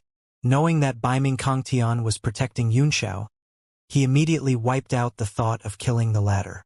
The rest of the people also took this opportunity to rest. Beiming Dark Palace did not hold back and ordered their disciples to take out a large number of pills and natural treasures for everyone to enjoy. Only then did everyone smile, and the shadow of the previous fierce battle was swept away. The battleship advanced slowly in the black hole space. The array masters on the battleship carefully examined the weak nodes while repairing the previously damaged array. Apart from the busy array masters, the rest of the people were dead silent, each of them meditating. Dark North Kangtian, on the other hand, was sitting in the air with his eyes open. He couldn't calm down at this moment, and he kept recalling and exploring the cultivation technique of the tyrant body tempering technique. He couldn't help but make all kinds of strange and ugly postures, imitating the cultivation technique. It was impossible to sense the existence of time in the black hole space. The warship moved forward slowly just like that. There were several times when it was hit by all kinds of flowing energy. There was even one time when all the defenses were directly destroyed. The explosion blasted a huge hole in the deck of the warship, shocking everyone. Fortunately, the journey was more dangerous than dangerous. As the arrays on the battleship were constantly repaired, the safety factor was also getting higher and higher. After an unknown period of time, a disciple ran up in a hurry and said, "Lord Lifeng, we've already discovered a grade 6 spatial node. Do you want to try to break through the space and leave?" "Level 6. Beiming Lifeng frowned. "How many vitality stones are left on the warship?" "There's not much left," the disciple said. "If we break through the grade 6 spatial node, we can travel another 200,000 miles without using any large-scale formations." Beiming Lifeng's expression immediately turned ugly. Putting aside the risk of facing the exotic beasts in the sea, even if the journey was safe and sound, 200,000 li on the ocean was almost the same as never leaving. Dark North Kangtian cast his gaze over and said, "Continue to investigate. Report back when you find anyone below level 4. "Yes." The disciple accepted the order and retreated. Space nodes were usually divided into 9 levels according to their strength. Level 9 was the strongest node, and it was basically impossible to break. Furthermore, the energy required to break through the spatial nodes was also increasing exponentially. The amount of energy required for each level was frighteningly high. Not far away, Yunxiang suddenly opened his eyes, and a cold light flashed. At the same time, almost all the cultivators felt it and came out of their meditation in horror, each of them extremely vigilant. Humph! Ruo Xiang snorted in disdain and closed his eyes again, as if nothing had happened. Everyone's eyes were filled with anger, and their chests felt tight. Dark North Kangtian glanced at Run Xiang and Fei Ming, then ignored them and continued to study the half of the tyrant body tempering technique. At that moment, Yun Xiao suddenly frowned, and a strange look appeared on his face. He made a hand seal with one hand and entered a meditative state. A soul appeared in the sky above the Divine Realm tablet. Below him was Mount Innerheart, and a series of energy fluctuations rippled from it. The shape of the entire mountain peak was fluctuating under the energy, twisting and distorting from time to time. Gu Yuexing also noticed Yun Xiao's arrival. He hurriedly flew up into the air and saluted. "Lord Yun Xiao, my master." Yun Xiao made a shushing gesture and turned his eyes to Mount Inch, a look of surprise on his face. After sorting out the recent updates, there were a total of 7 more chapters to go. If there were no accidents, it should be able to be completed in the remaining 9 days. During this period, Tai had been in low spirits. His monthly votes had also fallen to 7th place, only 80 votes short of 6th. He should have been able to sense all the abnormalities in the Divine Realm tablet, but at this moment, the strange force that was exuding from Mount Inch had isolated his perception and he could not detect the situation inside. The ripples from the mountain were extremely powerful spiritual power, like the vast universe, shocking people's hearts. The surprise on Yun Xiao's face grew stronger and stronger. This surging spiritual power was by no means as simple as an ordinary 9th tier one. At the very least, it was above his current soul power. Gu Yuexing was also very nervous, afraid that something would happen. After all, Yuan Gaohan was only a spirit at the moment and did not have a real body. If something went wrong, he was afraid that he would disappear. All of a sudden, Mount Innerheart shot out 10,000 rays of golden light, causing the entire mountain peak to become resplendent. At the same time, the sky was filled with multicolored light, as if a treasure had been born. Yun Xiao closed his eyes slightly and felt the power of the golden light falling on his body. It gave him a warm feeling, and even his soul power was nourished. After a while, the light gradually dissipated, and the multicolored light that filled the sky seemed to be sucked into the mountain. The space also became more solid, and everything returned to normal. Yun Xiao opened his eyes and looked quietly at the mountain. His eyes flickered as he said, "Congratulations, Brother Gaohan. You have a bright future ahead of you." A stream of purple mist rose up from Mount Inch and slowly rose into the sky before finally materializing in front of Yun Xiao. It was Yuan Gaohan, and his demeanor and temperament had changed greatly. "Master!"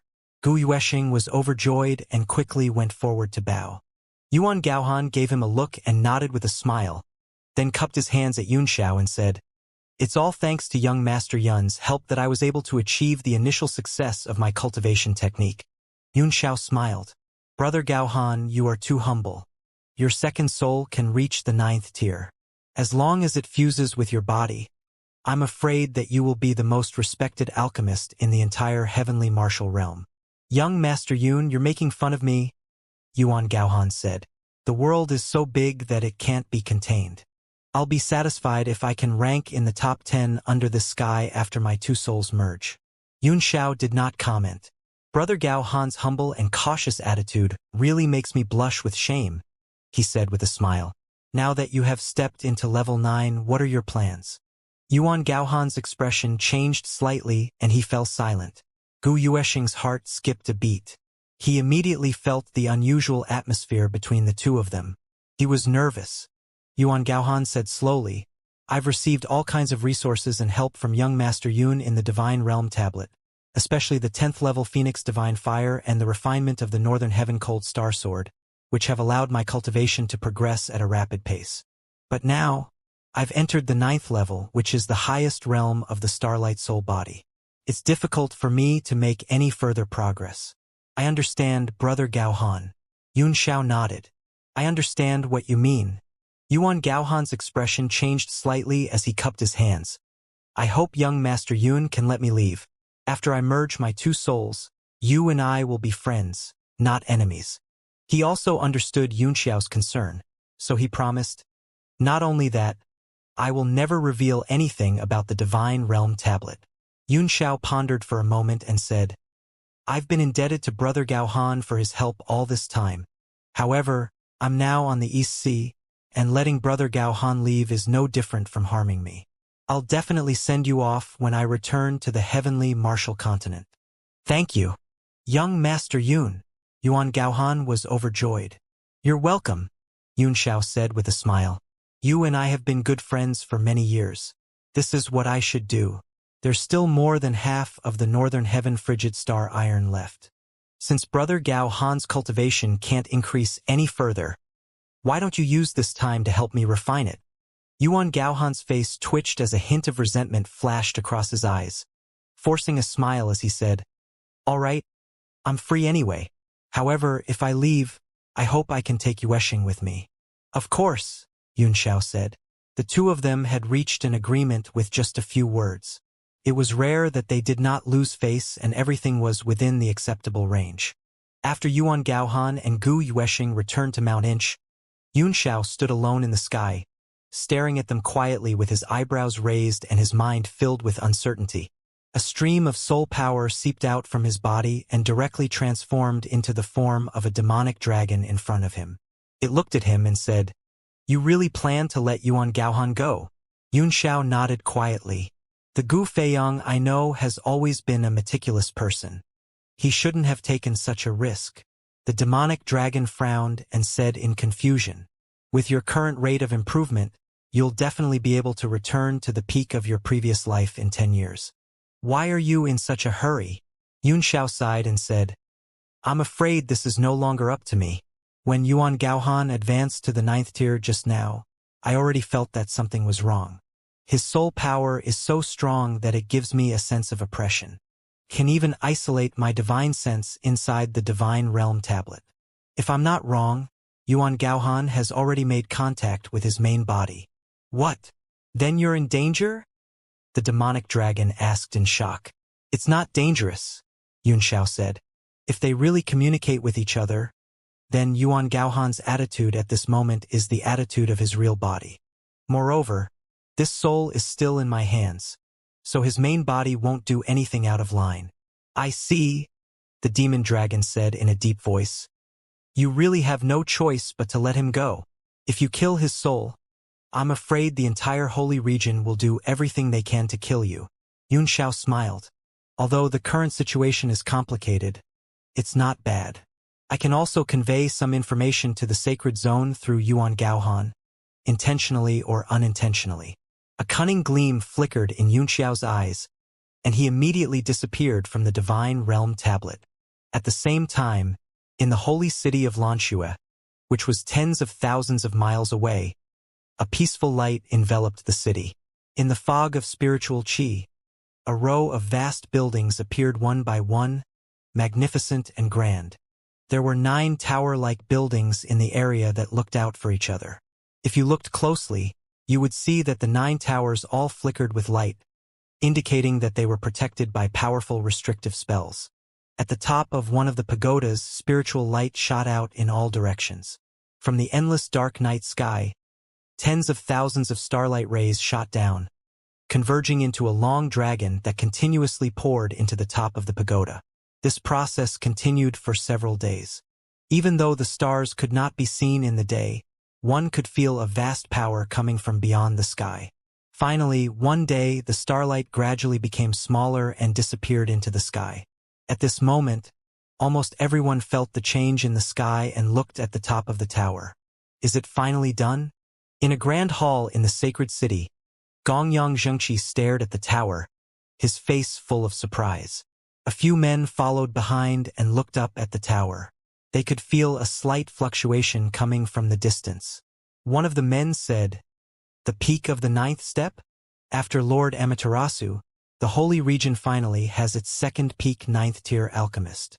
Gongyang Zheng was surprised. He's not at his peak. He didn't manage to combine his 2 souls into one. It should be that his soul clone broke through to the 9th rank, which triggered the change in his main body, increasing his strength greatly. Gongyang Zhengxi's expression turned serious as he said in a serious tone, "I'd like to see who dares to detain Yuan Gaohan's starlight soul body. Nanfeng Xian. Make a trip to the Spirit SI Tower and find Yuan Gaohan's soul." "Yes, yes," a light voice replied. Then, a green light flashed in the air. It was as if a beautiful figure had passed by, graceful and nimble, and disappeared from the hall. The other men's eyes lit up like torches. In the sky above the Spirit SI Tower, in front of the main hall, Yuan Gaohan sat quietly in the air, not moving until the starlight disappeared into his body. Only after a long time did he slowly open his eyes and descend from the sky. "Master!" A large number of people had already gathered at the stone steps in front of the hall, all of them waiting quietly until Yuan Gaohan landed from the sky. Only then did they all become pleasantly surprised. 3 men standing in the front row shouted in unison and hurriedly stepped forward. Yuan Gaohan's face was solemn, his eyes flashing constantly, as if he didn't see his 3 disciples, standing there quietly in deep thought. Mo Huayuan and the other 2 exchanged a glance and didn't dare to say another word. They carefully stood aside. After a long time, Yuan Gaohan raised his head and stared at the endless sky, looking at the distant east. "Lord Yuan Gaohan, is there any progress?" A crisp sound rang out in the void, and everyone suddenly looked up. They saw several rays of light suddenly gather in front of the hall and gradually condense into a figure. It was actually a woman wearing a curtain. Everyone was startled when they saw this figure. The anger in their hearts dissipated immediately, and they lowered their heads one after another. "Why are you here, Nanfeng Xian?" Yuan Gaohan asked slowly. The woman was the Law Enforcement Division Secretary, Nanfeng Xian. She smiled and said, "Lord Gongyang asked me to catch him for you. First of all, I would like to congratulate you on your breakthrough in soul body. Your soul power has greatly increased, and you will soon become a peak alchemist." "Catch people?" Yuan Gaohan's expression suddenly became dignified as he muttered to himself.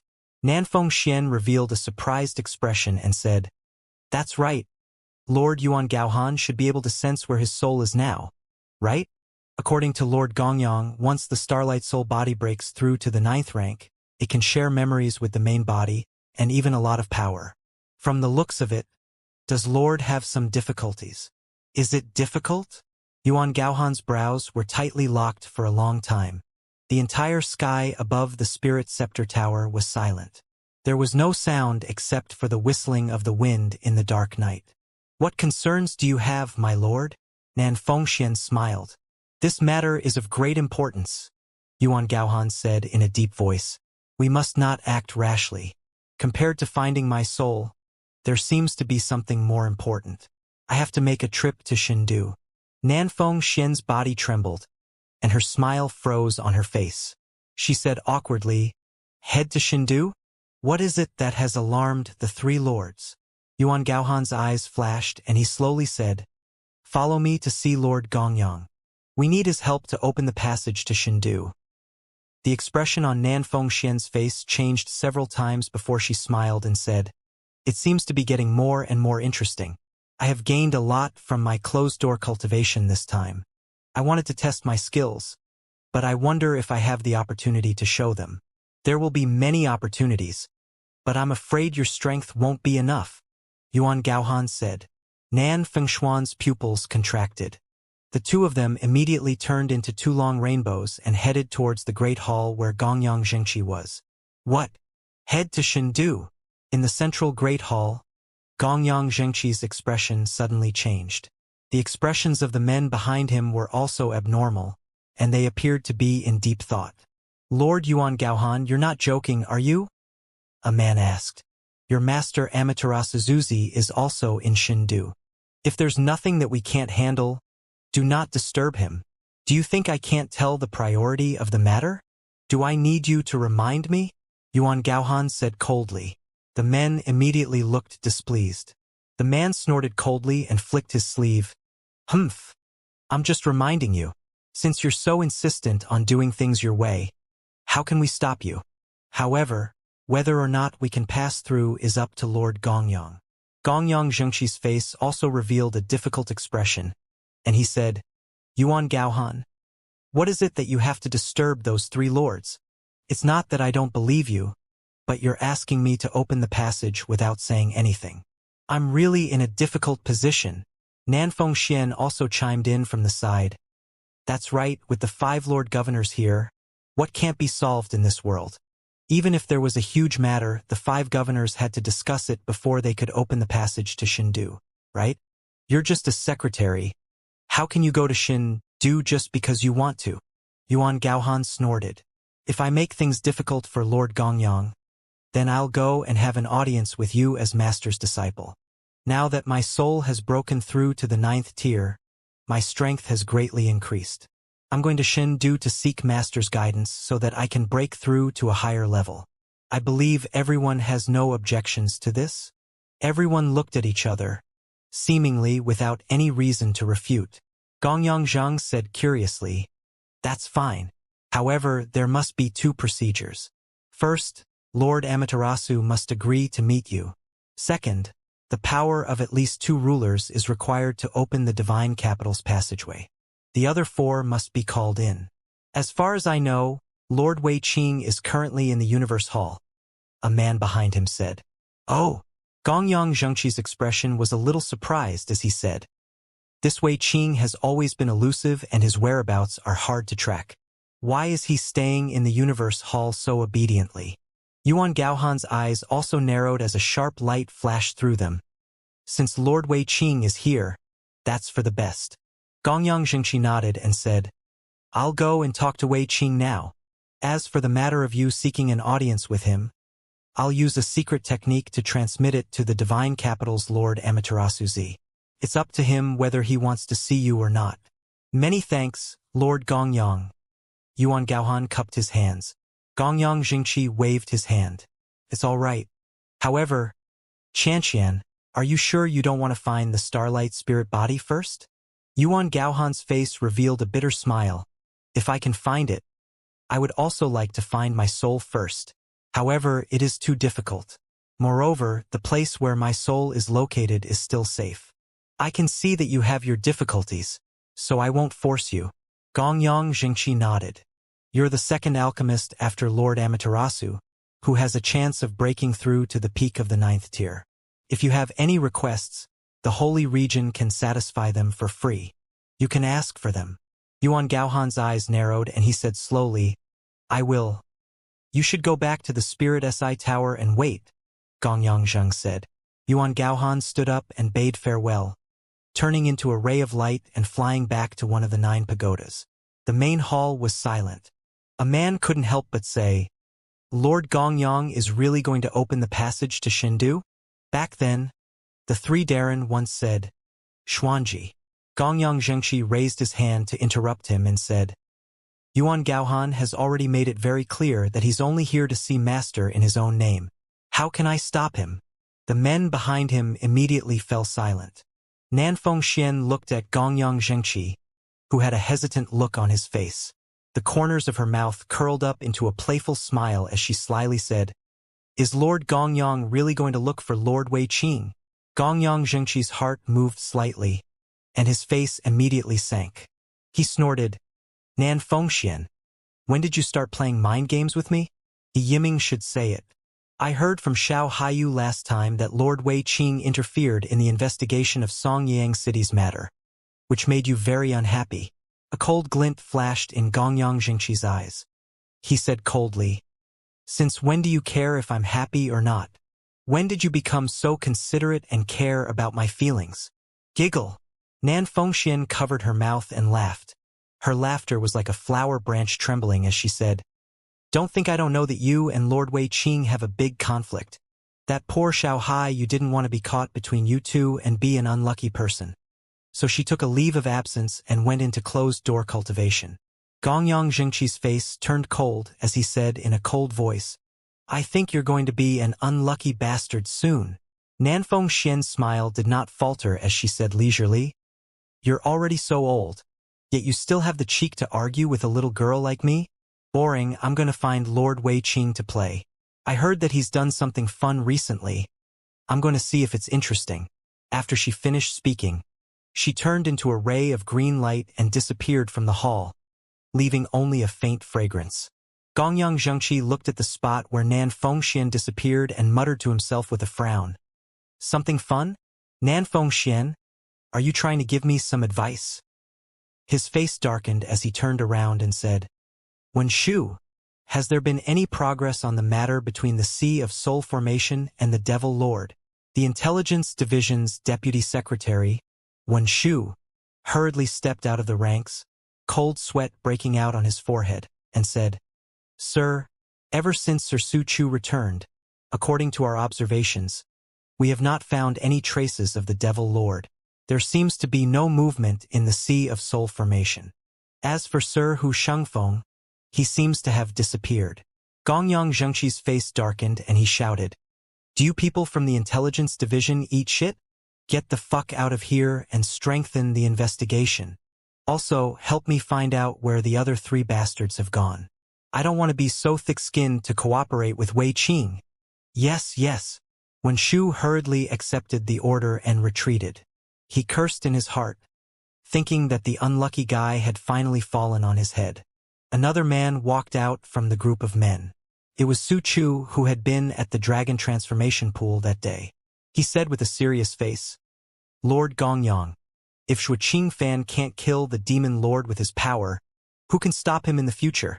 Gongyang Zhengqi felt a great headache. He smacked his head and said, Don't mention Shu Qingfan to me. None of these titled martial sovereigns are reliable. The matter of the demon master and Yu Shengfeng is too important, and I don't have many clues in my hands. If these 2 matters aren't handled well, I'm afraid it will alarm the 3 lords in Shindu. It's really a troubled time now. A war has broken out in the East Sea, and I'm so busy that I don't even have time to drink a cup of tea. He strode to the front of the throne, picked up a cup of tea, and drank it in one gulp. Only then did he feel more comfortable. Everyone's face was filled with black lines. Didn't he just drink a cup? Li Yunxiao seems to be involved in both the War of the East Sea and the matter of the Dragon Transformation Pool. When Shu stepped forward and said, I think it's necessary to find this man. Gongyang Zhengqi suddenly felt a sense of powerlessness. He stared at him coldly and said, It's a good idea indeed. Then, I'll leave the matter of finding Li Yunxiao to you. Cold sweat broke out on Wen Shu's forehead. He wanted to slap himself a few times and hurriedly said, We've investigated Yunxiao in many ways, and it seems that he's missing as well, said Yan Chengkai. Gongyang Zhengqi's expression immediately turned cold as he snorted. Lord Wen Shu, please use your brain before you speak. Useless Intelligence Division with your useless brain. Red Moon City can't find this person even if they put up wanted posters all over the world. If it was so easy to find him, would we need your suggestion? Yes, yes. When Shu felt depressed and quickly retreated, swearing in his heart that he would never say another word. It's really the rhythm of the world's chaos, Su said worriedly. I keep feeling that everything seems to be related. Gongyang Zhengqi said seriously, Demons are born in troubled times. There are indeed signs of chaos. However, we can't make sense of everything right now. We don't have to be anxious. His eyes turned cold and he said, As long as we can suppress the 7 superpowers and the 9 titled martial sovereigns, we'll be able to deal with the chaos in this world. Everyone's expression was solemn as they respectfully sent Gongyang Zhengqi off into the hall. Then all sorts of small discussions began. At this moment, in the black hole space above the East Sea, the 9th grade warship was still slowly moving forward, constantly investigating the weak spatial nodes. Yunxiao's soul form returned to his body, and he slowly opened his eyes, which flickered with a bright light. Don't you think you've given Yuan Gaohan too much information? Demonic Dragon asked doubtfully. This will undoubtedly draw you into the vortex of the world. I also want to avoid this chaotic world, Yunxiao said with a wry smile. But do you think I can? The demonic dragon was silent. How could he avoid it? The signs of chaos were all related to him. I can't control how things are developing at the moment, Yunxiao said. I'm just a chess piece in the fate of the heavenly martial realm. The situation of the entire continent can only be stabilized by the sacred zone and the Sea of Soul Formation. The sooner the sacred zone is prepared, the better. As for me, all I need to do is to continuously increase my strength. All of a sudden, a disciple of Beiming Dark Palace ran up and said excitedly, Elder Kong Tian, we found a grade 2 node. Dark North Kong Tian came back to his senses from his deep thoughts about the body refining technique and said indifferently, very good, let's break through from this point. He seemed to have been completely engrossed in the body tempering technique and was no longer interested in the outside world. Beiming Lifing's brows furrowed as he watched, and a cold gleam flickered in his eyes as they fell on Yunxiao. He knew that the current situation of Beiming Kongtian must be related to the information Yunxiao had given him. Yunxiao could sense the ill intent in Beiming Lifing's voice, so he smiled and said, it seems that young Master Lai Feng has fully recovered. His eyes are sharp, and he's full of energy. Congratulations. Peepa. Beiming Lai Feng clenched his fist so tightly that the bones in his fist exploded. A trace of anger flashed across his face, and he turned his head away, no longer paying any attention to the matter. The starship began to emit rays of light, a sign that all kinds of attack formations were being activated, and the rumbling sounds grew louder and louder. Everyone became alert as they looked at the pitch-black space outside the starship with a serious expression. No one knew what would happen if they attacked the node. In a vast ocean, the sky was blue for thousands of miles. The seven-colored rainbow was like a colorful dragon drawing water, crossing the sky. At one end of the rainbow was a huge island. It was covered in spiritual mist, making it impossible to see what was inside. There was only a faint flash of light, and there was an extremely powerful restriction placed inside. Several kilometers above the island, several figures were standing in the air, seemingly discussing something. 3 of them had strange appearances. One of them had dents all over his head, one had a horn on his forehead, and one was even more terrifying. There were 2 heads on his thick neck, one black and one white, with different expressions. Of the 2 people in front of the 3, one had a huge body and the head of a beast. His burly body was covered with scales, and the other was a beautiful woman in white clothes with jade-like skin and long hair. The woman's face was slightly pale and lacked the rosiness of blood, but it added a kind of cold arrogance. She was so beautiful that it was impossible to compare. The 3 strange-looking men seemed to be a little ashamed of their own inferiority in front of the woman, not daring to look directly into her clear eyes. However, they inadvertently revealed a look of desire, their eyes greedily stopping on the woman, unwilling to leave. Miss Water Deity, may I know why you invited the 3 of us out? The horned marine race expert licked his lips as his eyes flickered. That's right. The Xiankong Islands Treasure Show is a gathering of heroes. It is my great fortune to be able to meet Miss Water Fairy. No matter what it is, as long as Miss Water Fairy says it, I will do anything to help you. The Sea Tribe member with dents all over his head also patted his chest and made a solemn vow. In the end, the black and white 2-headed man's 2 heads also nodded continuously, looking a little comical. The white-robed lady, Water Deity, had a calm expression on her face as she said, it's not a big deal. I heard that the 3 of you have extraordinary strength. I want to see your skills. I wonder if Water Fairy has such good luck?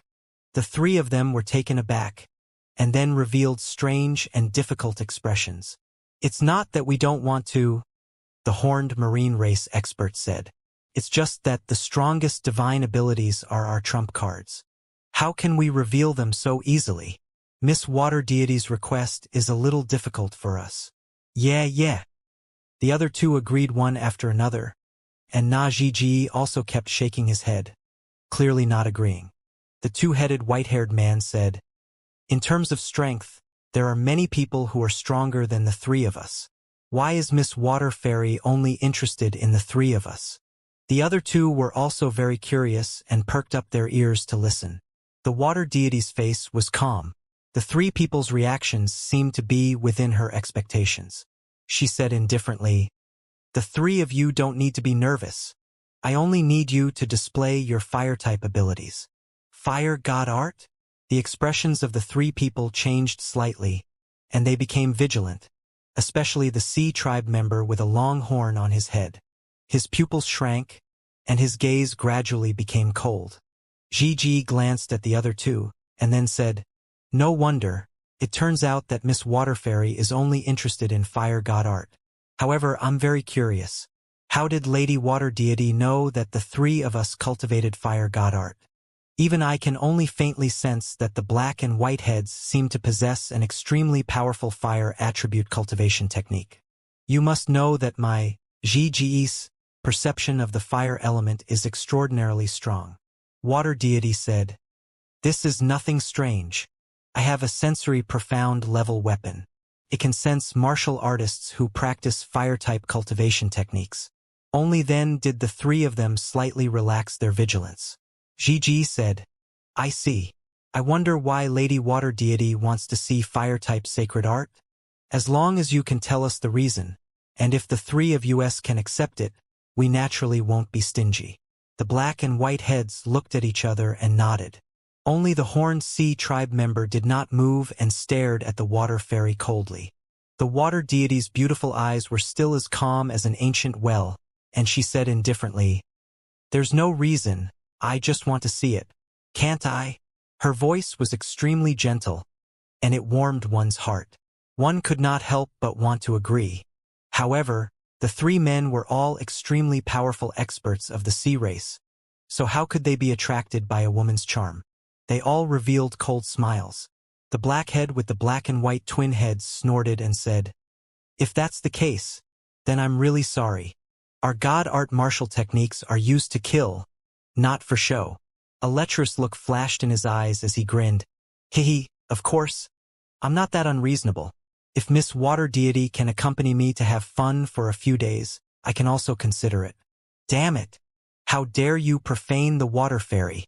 You'll be sentenced to death." The beast-headed man behind Water Fairy trembled, and his face changed as if he had been greatly humiliated.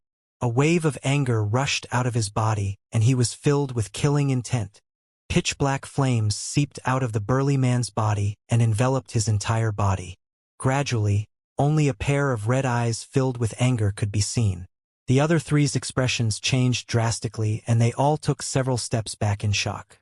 The power erupting from this large man was not weaker than their own, and he was also a practitioner of a fire attribute martial skill.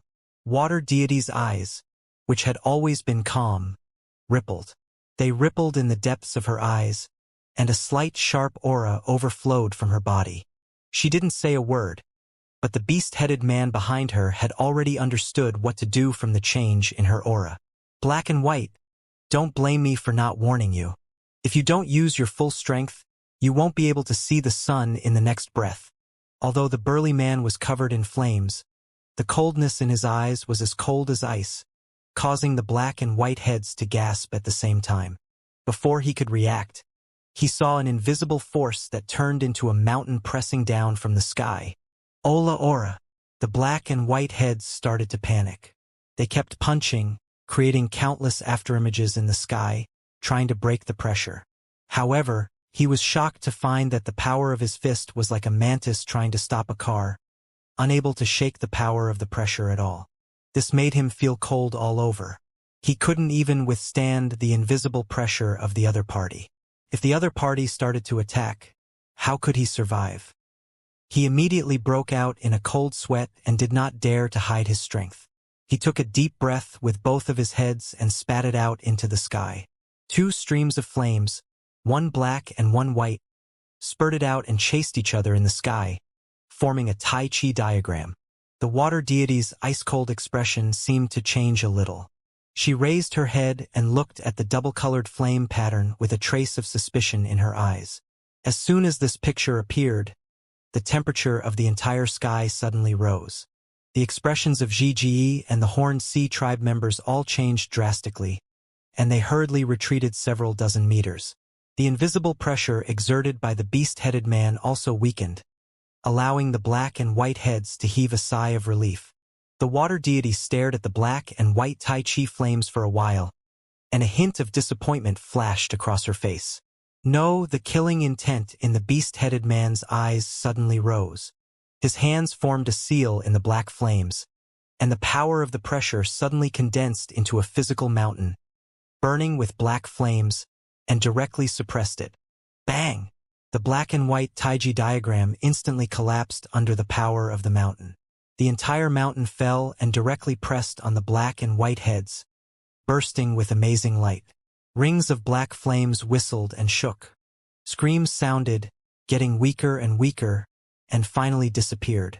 A trace of ridicule flashed across the beast-headed man's face.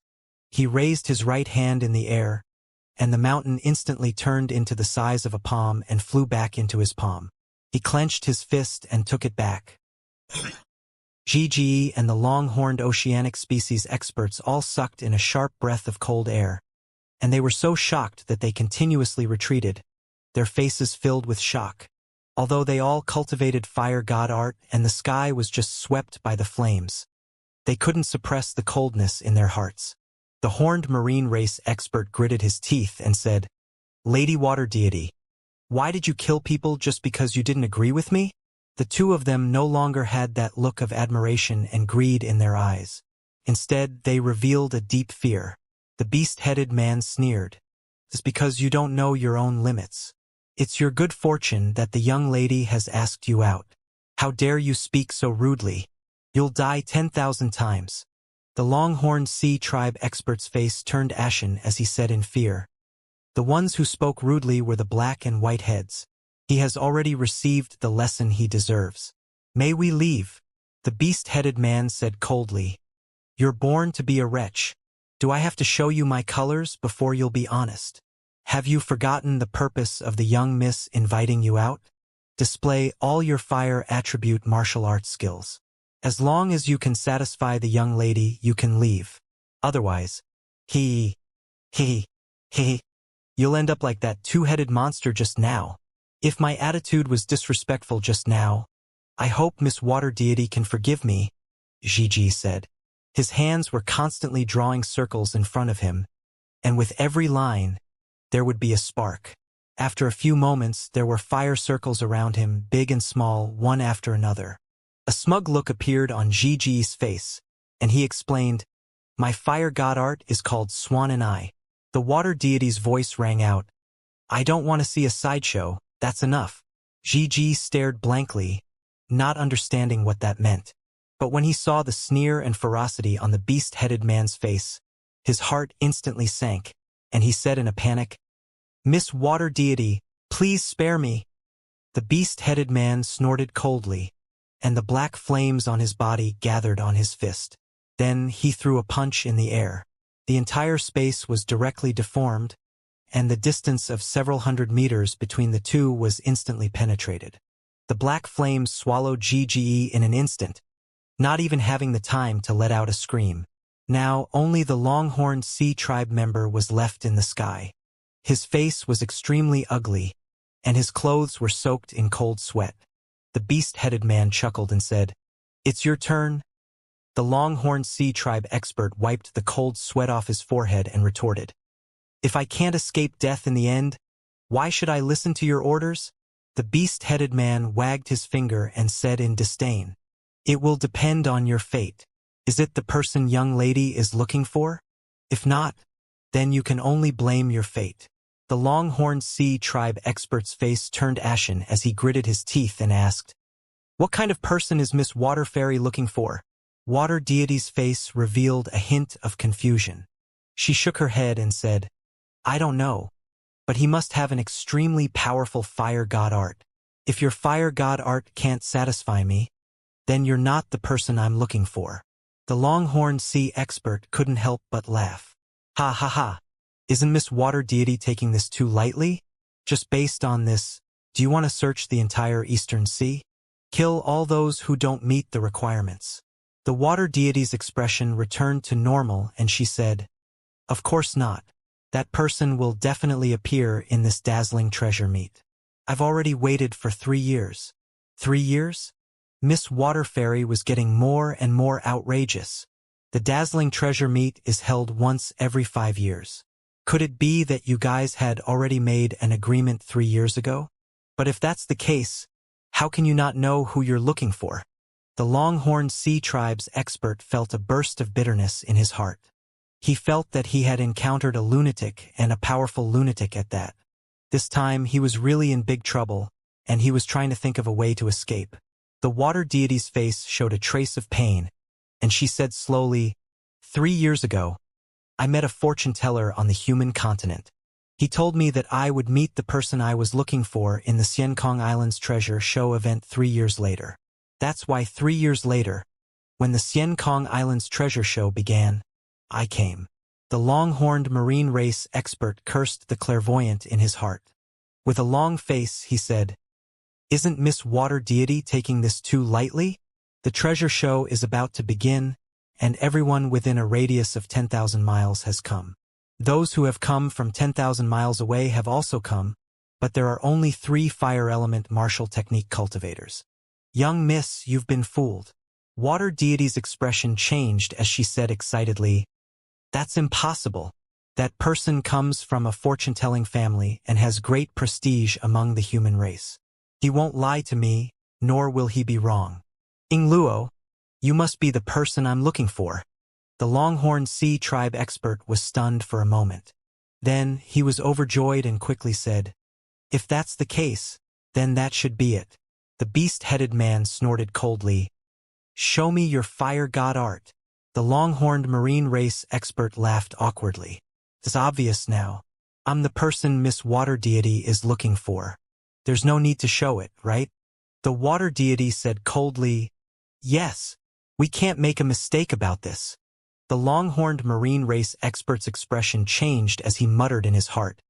If what the clairvoyant said is true, is the person this girl is looking for really me? I do have an extremely powerful fire god art, but no matter how strong it is, it can't be stronger than this shark-headed man. What should I do? Cheap. If I don't hit you, you won't be honest. The beast-headed man's face darkened when he saw Chu Feng's hesitation. A black flame suddenly burst out of his body, and he put his hands together and pushed them out. A force that could topple mountains and overturn seas came pouring down. The black flames were like a surging river, falling from the sky and turning the sky into a sea of black fire. The long-horned marine race expert's expression changed drastically. He was so scared that he broke out in a cold sweat. He knew that he could no longer hesitate, so he shouted and formed a seal with both hands. The long horn on his head immediately turned golden and shot out rays of golden light, protecting his entire body. The water deity's eyes lit up, and she said in surprise, Golden flames! Could it really be him? Her face finally blushed from her excitement, and her whole body looked even more radiant and beautiful. The black flame kept spinning around the Longhorn Sea Tribe warrior and squeezing in. However, it couldn't break through the golden flame. The Longhorn Sea Tribe's expert also revealed a trace of joy. He raised his brows and pushed out his palms as he shouted, Ancient Emperor, 3 great emperors! Golden flames flew out of the horn and rushed into the black flames. The black sky was suddenly filled with golden light. The beast-headed man looked at the flame calmly and said, This golden flame is indeed quite powerful. It should be an innate divine ability of their race, but I keep feeling that it's still far from the requirements of young Miss. Water Deity was also deep in thought, and her eyes were filled with hesitation. My black flames are also inheritances, the beast-headed man said. They're different but have the same effect as this person's golden flames. If he really is the person the young lady is waiting for, then doesn't that mean that his entire clan has fulfilled the conditions? The water deity was also a little uncertain, her eyebrows slightly furrowed, and she said, Even if it's an innate divine ability, not every clansman can inherit it. Perhaps he's the only one in his clan who can obtain this golden flame. She paused for a moment before continuing. You should be familiar with the Duanmu family's divination techniques. Since he can accurately predict it, it can't be wrong. If that's the case, then I'll increase my power a bit more and test his potential, the beast-headed man said. His previous attacks were only a test. Now he formed a seal with one hand, and a strange symbol appeared in his hand. The same symbol suddenly appeared in the black flames in front of him, but it was magnified hundreds or thousands of times, and it suddenly pressed down, Boom, boom, boom. The golden flames on the Longhorn Sea tribe expert's body suddenly dispersed. The power of the black flames had increased by many times under the influence of the strange symbol. It had directly scattered his flames. He suddenly revealed a terrified expression, and his eyes were filled with despair. Mo Sha, stop. The water deity frowned. Miss, are you afraid that my black flames will burn him?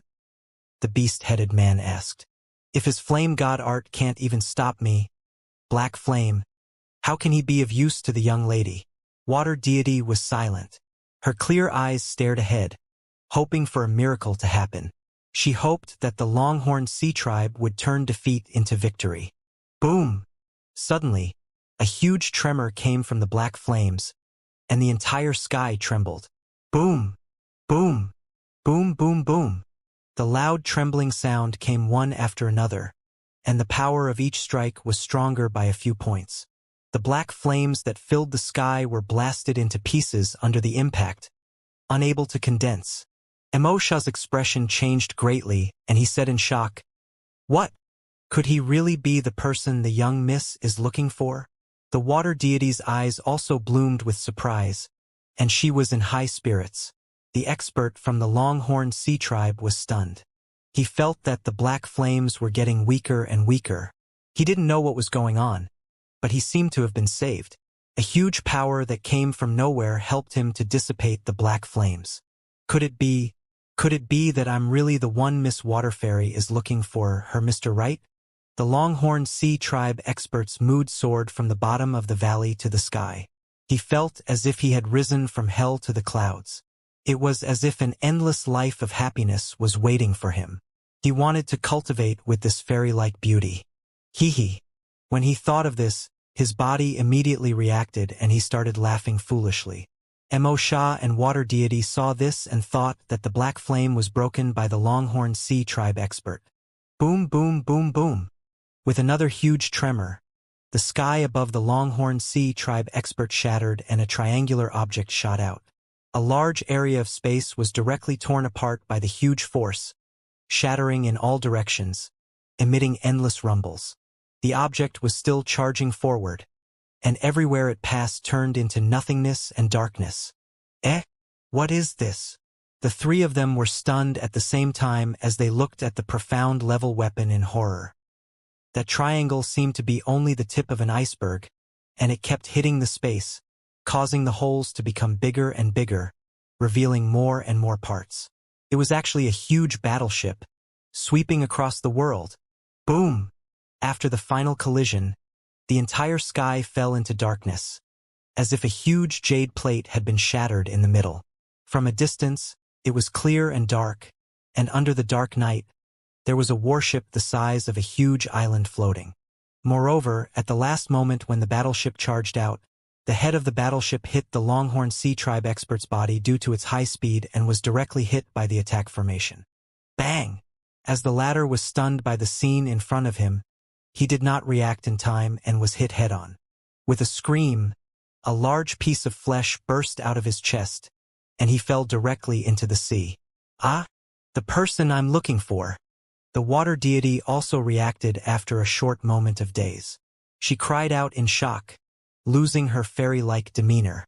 A ray of white light streaked across the sky at a speed that was almost impossible to catch. The falling Longhorn Sea tribe expert was caught by a force and suspended on the surface of the sea. The water deity was standing in front of him. Her expression was getting colder and colder, and it was as if she was covered in frost. Mo Sha was also shocked.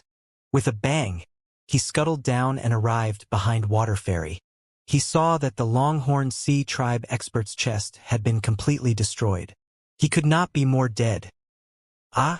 Young lady, he's mumbling. Mo Sha was stunned. Feeling the coldness from the water deity, he could not help but feel a chill in his heart. He had been searching for this person for so many years. He had finally found the right time and place, but he was killed as soon as he found him. No one could stand it. The water deity slowly raised her head. Her calm eyes were filled with a raging storm. Endless killing intent burst out as she stared at the huge battleship in the sky. The seawater beneath her began to roar and disperse in all directions. It was actually fleeing in fear, and all of a sudden a huge black vortex hole was revealed which led directly down. Mo Sha's forehead was also covered in cold sweat. This was the first time he had seen such an angry water deity. He could not help but look up. This was also the first time he had seen such a large battleship. Suddenly, an ice-cold hum came from the battleship and cut through the sky. "Li Yunxiao, you can die now." Boom! The sound of clashing palms came from the warship, and a large light bloomed above the warship like a huge firework, flashing and then disappearing. Then, a ray of light shot out from the ship and turned into a handsome young man a few hundred meters away. He smiled and said to the ship, "Brother Yun Xiang, I don't understand. You see race people spend all day in the water. So where do you get such a temper and fight and kill all day?" On the 9th grade warship, the human warriors immediately surrounded Run Xiang, and the battle started. As soon as the passage was broken, Run Xiang launched an attack and took the lead to attack Yunxiao, which alerted the crowd. Dark North Kongtian's divine sense also locked onto Faming. His eyes gradually turned cold as he said in a cold voice, "You really don't put my Biming family in your eyes. Looks like I can only kill you two first." The more he studied the tyrant body tempering technique, the happier he became. He was determined to get the next part of the cultivation technique and could not allow any accidents to happen. There was a flash of light at Fei Ming's waist and a long sword appeared behind his waist. His right hand pressed on the hilt of the sword and he was ready to attack. An invisible murderous aura spread from his body. It was abnormally terrifying and forced the human warriors around him to retreat in shock. "Human powerhouses, calm down," he said with a smile. "I'll fight you again after His Highness Xiang kills Yunxiao." Dark North Kongtian sneered and said coldly, "What qualifications do you have to negotiate with me? Today, the two of you will be reduced to ashes. I will be kind and scatter your ashes into the sea." Fei Ming laughed. "Although you're a peak 8 stars martial sovereign, it's not easy to kill me on the sea. Why don't we just stand there and watch them? It won't be too late to enter the battle when the situation is urgent." Dark North Kongtian fell into deep thought. As long as they could suppress Fei Ming, even if that Run Xiang fused several dragon secret treasures, it would be impossible for him to defeat them. Even if they had the advantage of the sea, they still had a 9th grade battleship, which was enough to ward off all environmental interference. "Your words are reasonable. Then the two of us shall wait for the results of the battle." Dark North Kongtian wasn't in a hurry. He crossed his arms in front of his chest and locked onto Fei Ming's every move. He did not believe that Run Xiang had the ability to kill Yunxiao. Besides, he was confident that if Yunxiao was really no match for him, he was also confident that he could suppress Run Xiang and Fei Ming at the same time. Biming Kongtian and Fei Ming's unmoving confrontation was immediately seen by everyone. With a ferocious smile on his face, Run Xiang strode toward Yunxiao. With the fusion of 5 dragon artifacts, the human experts around him were just dregs. The crowd kept retreating under his explosive power, and most of them were watching from afar. These warriors were basically divided into 3 groups: Biming Dark Palace's group, Red Moon City's group, and Yunxiao's group. Except for Yunxiao's group, the rest of the people had long hidden far away.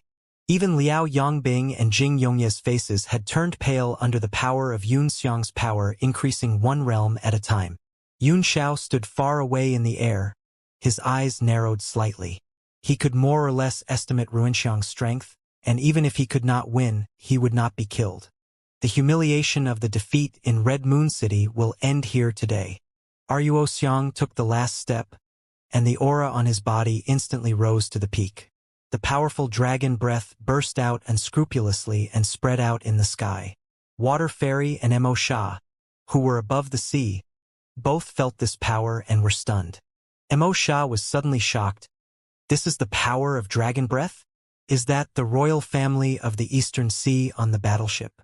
Under the influence of the dragon breath, the water deity's killing intent gradually dissipated. She raised her head in confusion and said softly, "I just heard that humans say something about Ruinxiang he. Ruinxiang." Mo Sha was shocked and said in shock, the genius expert from the North Sea's royal family. Run Xiang. Why did he come to the Eastern Sea? The water deity's expression returned to normal and she said, I've also heard of this person. His bloodline power is extremely strong, and he's outstanding among the royal families of the North Sea.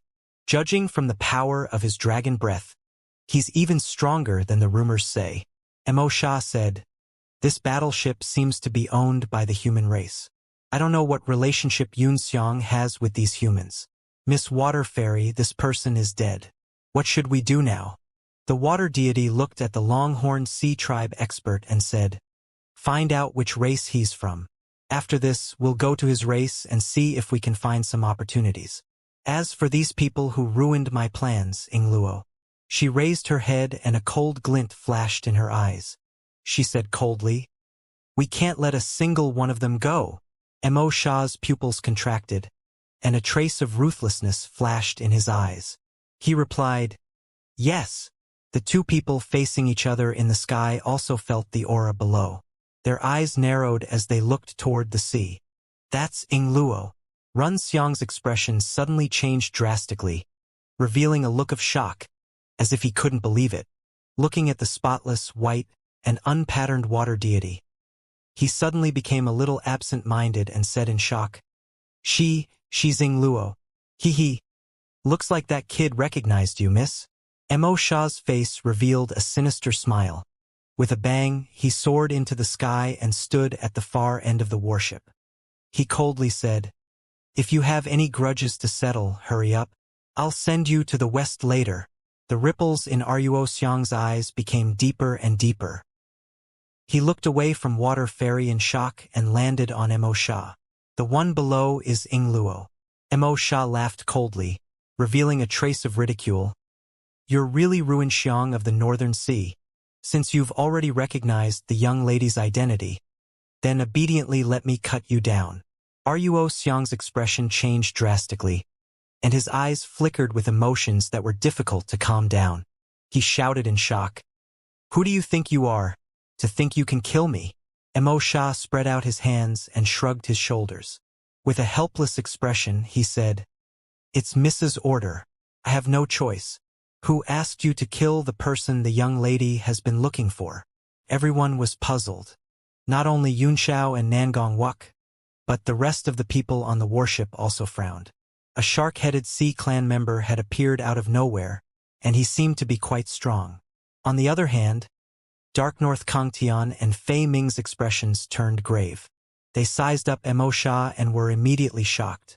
They couldn't see through the Sea Clan's expert's cultivation. Ruo Xiang's face was full of doubt as he said, the person the young lady is looking for? What's your relationship with me?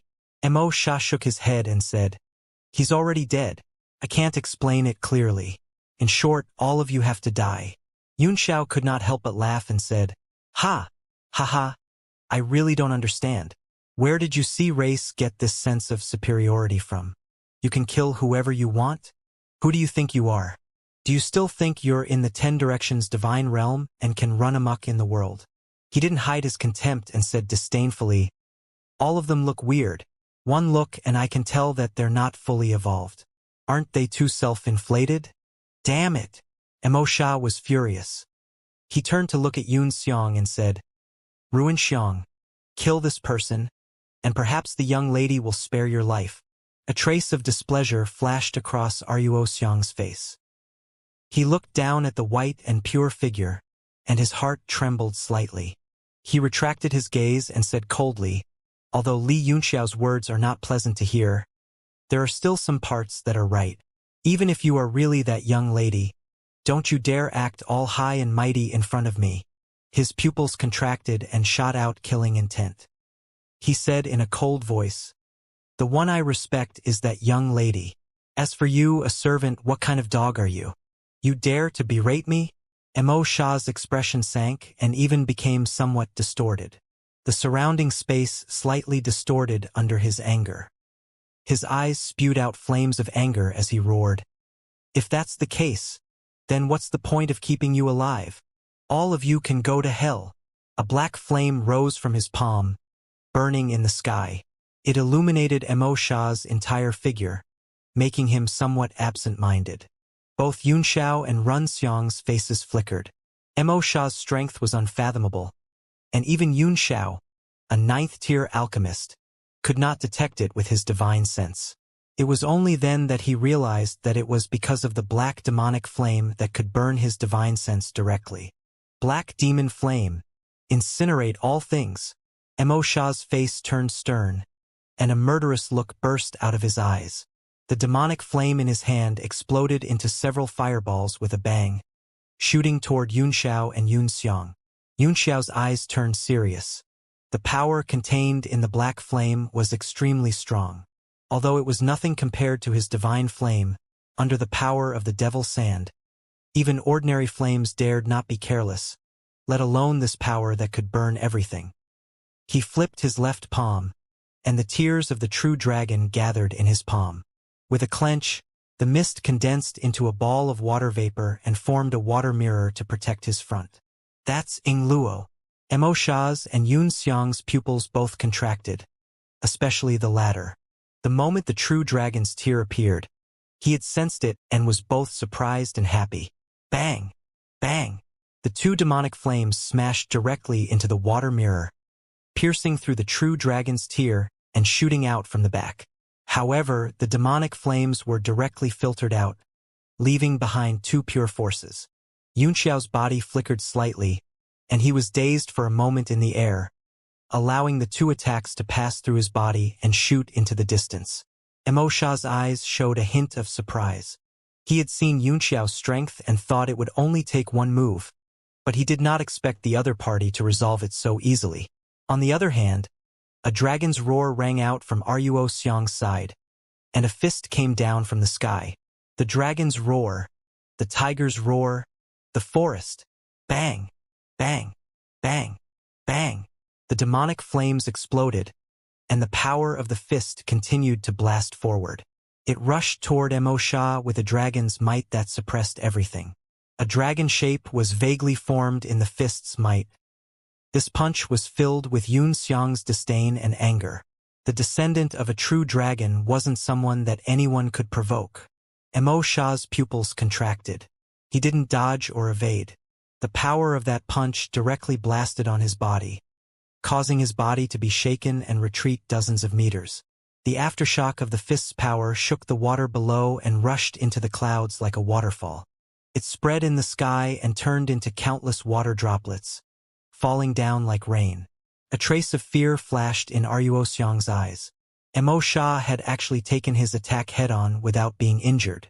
However, his face was filled with arrogance as he said coldly, "Slave, if you don't want to die, get lost." As soon as he said the word scram, his dragon might exploded in the sky, and circles of unparalleled battle intent exploded like water ripples, rushing in all directions. The ocean below also rolled up huge waves, spinning in this world. Only the area where Water Fairy was in the air was still as calm as water, with only a slight ripple. She did not know if it was her power suppressing the dragon's roar, or if the dragon's roar was deliberately avoiding her. The water deity's expression did not change from the beginning to the end. The wind and waves gently lifted a corner of her white long robe, like a water deity swaying in the sea, drifting with the wind. The extreme movement outside her body and the extreme stillness inside her body formed a huge contrast, making that white figure even more distinct in everyone's hearts. Mo Sha looked down nervously. Seeing that the water deity was safe and sound, he heaved a sigh of relief. His eyes lit up with demonic fire and he said coldly, "You're indeed a genius of the North Sea. Today, I'll let you know what true strength is before you die. I'll grant you enlightenment." Mo Sha let out a cold shout, and his huge body suddenly disappeared from the space. He charged in front of Yun Xiang at an extremely fast speed, and threw a punch in the air. The entire space exploded, and an unparalleled force smashed towards Yun Xiang's chest. Run Xiang was shocked. That speed was so fast that he could not catch it with his eyes. Moreover, the fist wind was so powerful that it was invincible. By the time he noticed it, it had already broken through his protective dragon chi.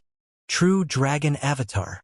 It was just the power of one punch, but it made Xiang smell the danger of death. After letting out a cry of surprise, he transformed into a dragon. Pieces of golden dragon scales covered his entire body, emitting a bright golden light. The golden light was like tiny golden needles, and it pierced towards the fist in the opposite direction. The dense sound of the fist piercing through the air rang in the ears. It's really a dragon scale? Sha was gobsmacked. At first, he had thought that it was the transformation state under the true dragon celestial body, and that the dragon scales were only formed from the power of the bloodline. Who knew that among Xiang's 5 secret treasures, there just happened to be a true dragon scale? The dragon's might was supreme. Who dared to offend it? Dragon scales were the last barrier of a true dragon. Not only did they defend against external forces, but they also defended the dignity of the supreme dragon might. They had extremely strong counterattacks. The scales emitted countless rays of golden light, all of which were condensed from dragon chi and could destroy anything. Sha's fist force was suddenly broken. If he continued to bombard it, his arm would definitely be riddled with holes. He was not confident that he could block the counterattack of these countless golden lights. The protective origin power on the tip of his fist had already been broken. After weighing the pros and cons in an instant, he immediately retracted his arm. Xiang's entire body turned into a dragon. He leaped tens of meters before returning to his human form. He looked at Sha in horror.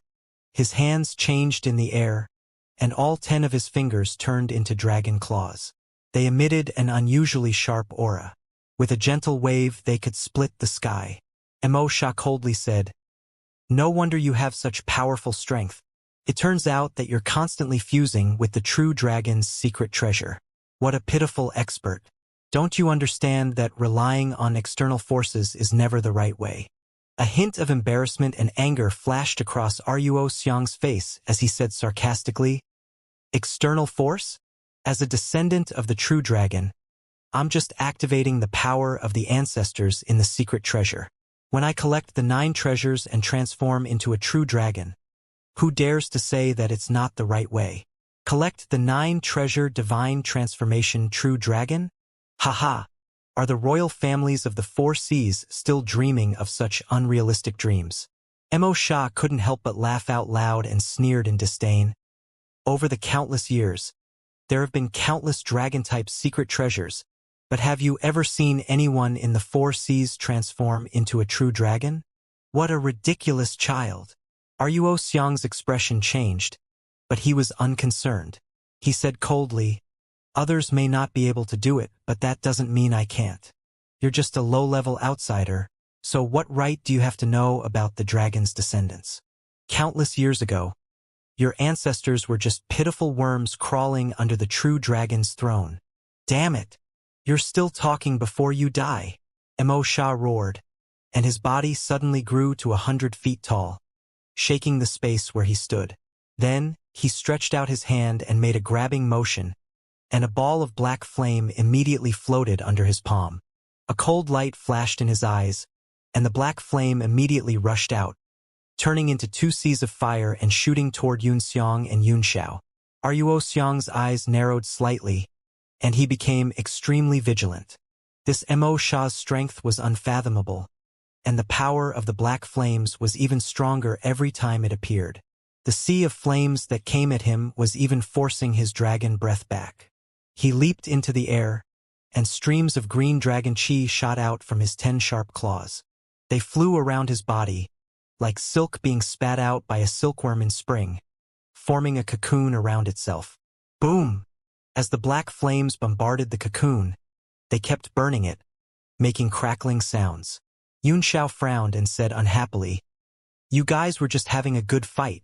Why did you suddenly drag me in? Is there a hole in your brain?" A cold light flashed in his hand, and an extremely cold chi burst out of his body.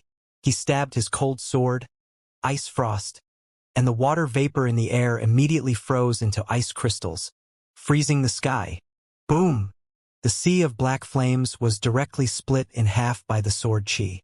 The cold air was so strong that it instantly froze the flames that were split in half, forming an extremely pleasing work of art in the air. What was even more shocking was that the black flames were clearly frozen, but they were still flickering and jumping around in the ice, proving that they were still burning. This strange phenomenon stunned everyone, and they all had strange expressions on their faces. However, the cultivators on the starship had already retreated far away, afraid of being caught in the crossfire. Dark North Kangtian and Fei Ming were also watching Emosha's every move. They had to protect the people they wanted to protect. Emosha's pupils contracted, and a fierce light flashed in his eyes. He didn't expect the strength of the two people to be above his expectations. Xianxia was already surrounded by demonic flames, and as long as he burned that dragon cocoon, he would be able to take his life. Thus, he turned his gaze over and waved his hands in the air. Bang! Bang! Bang!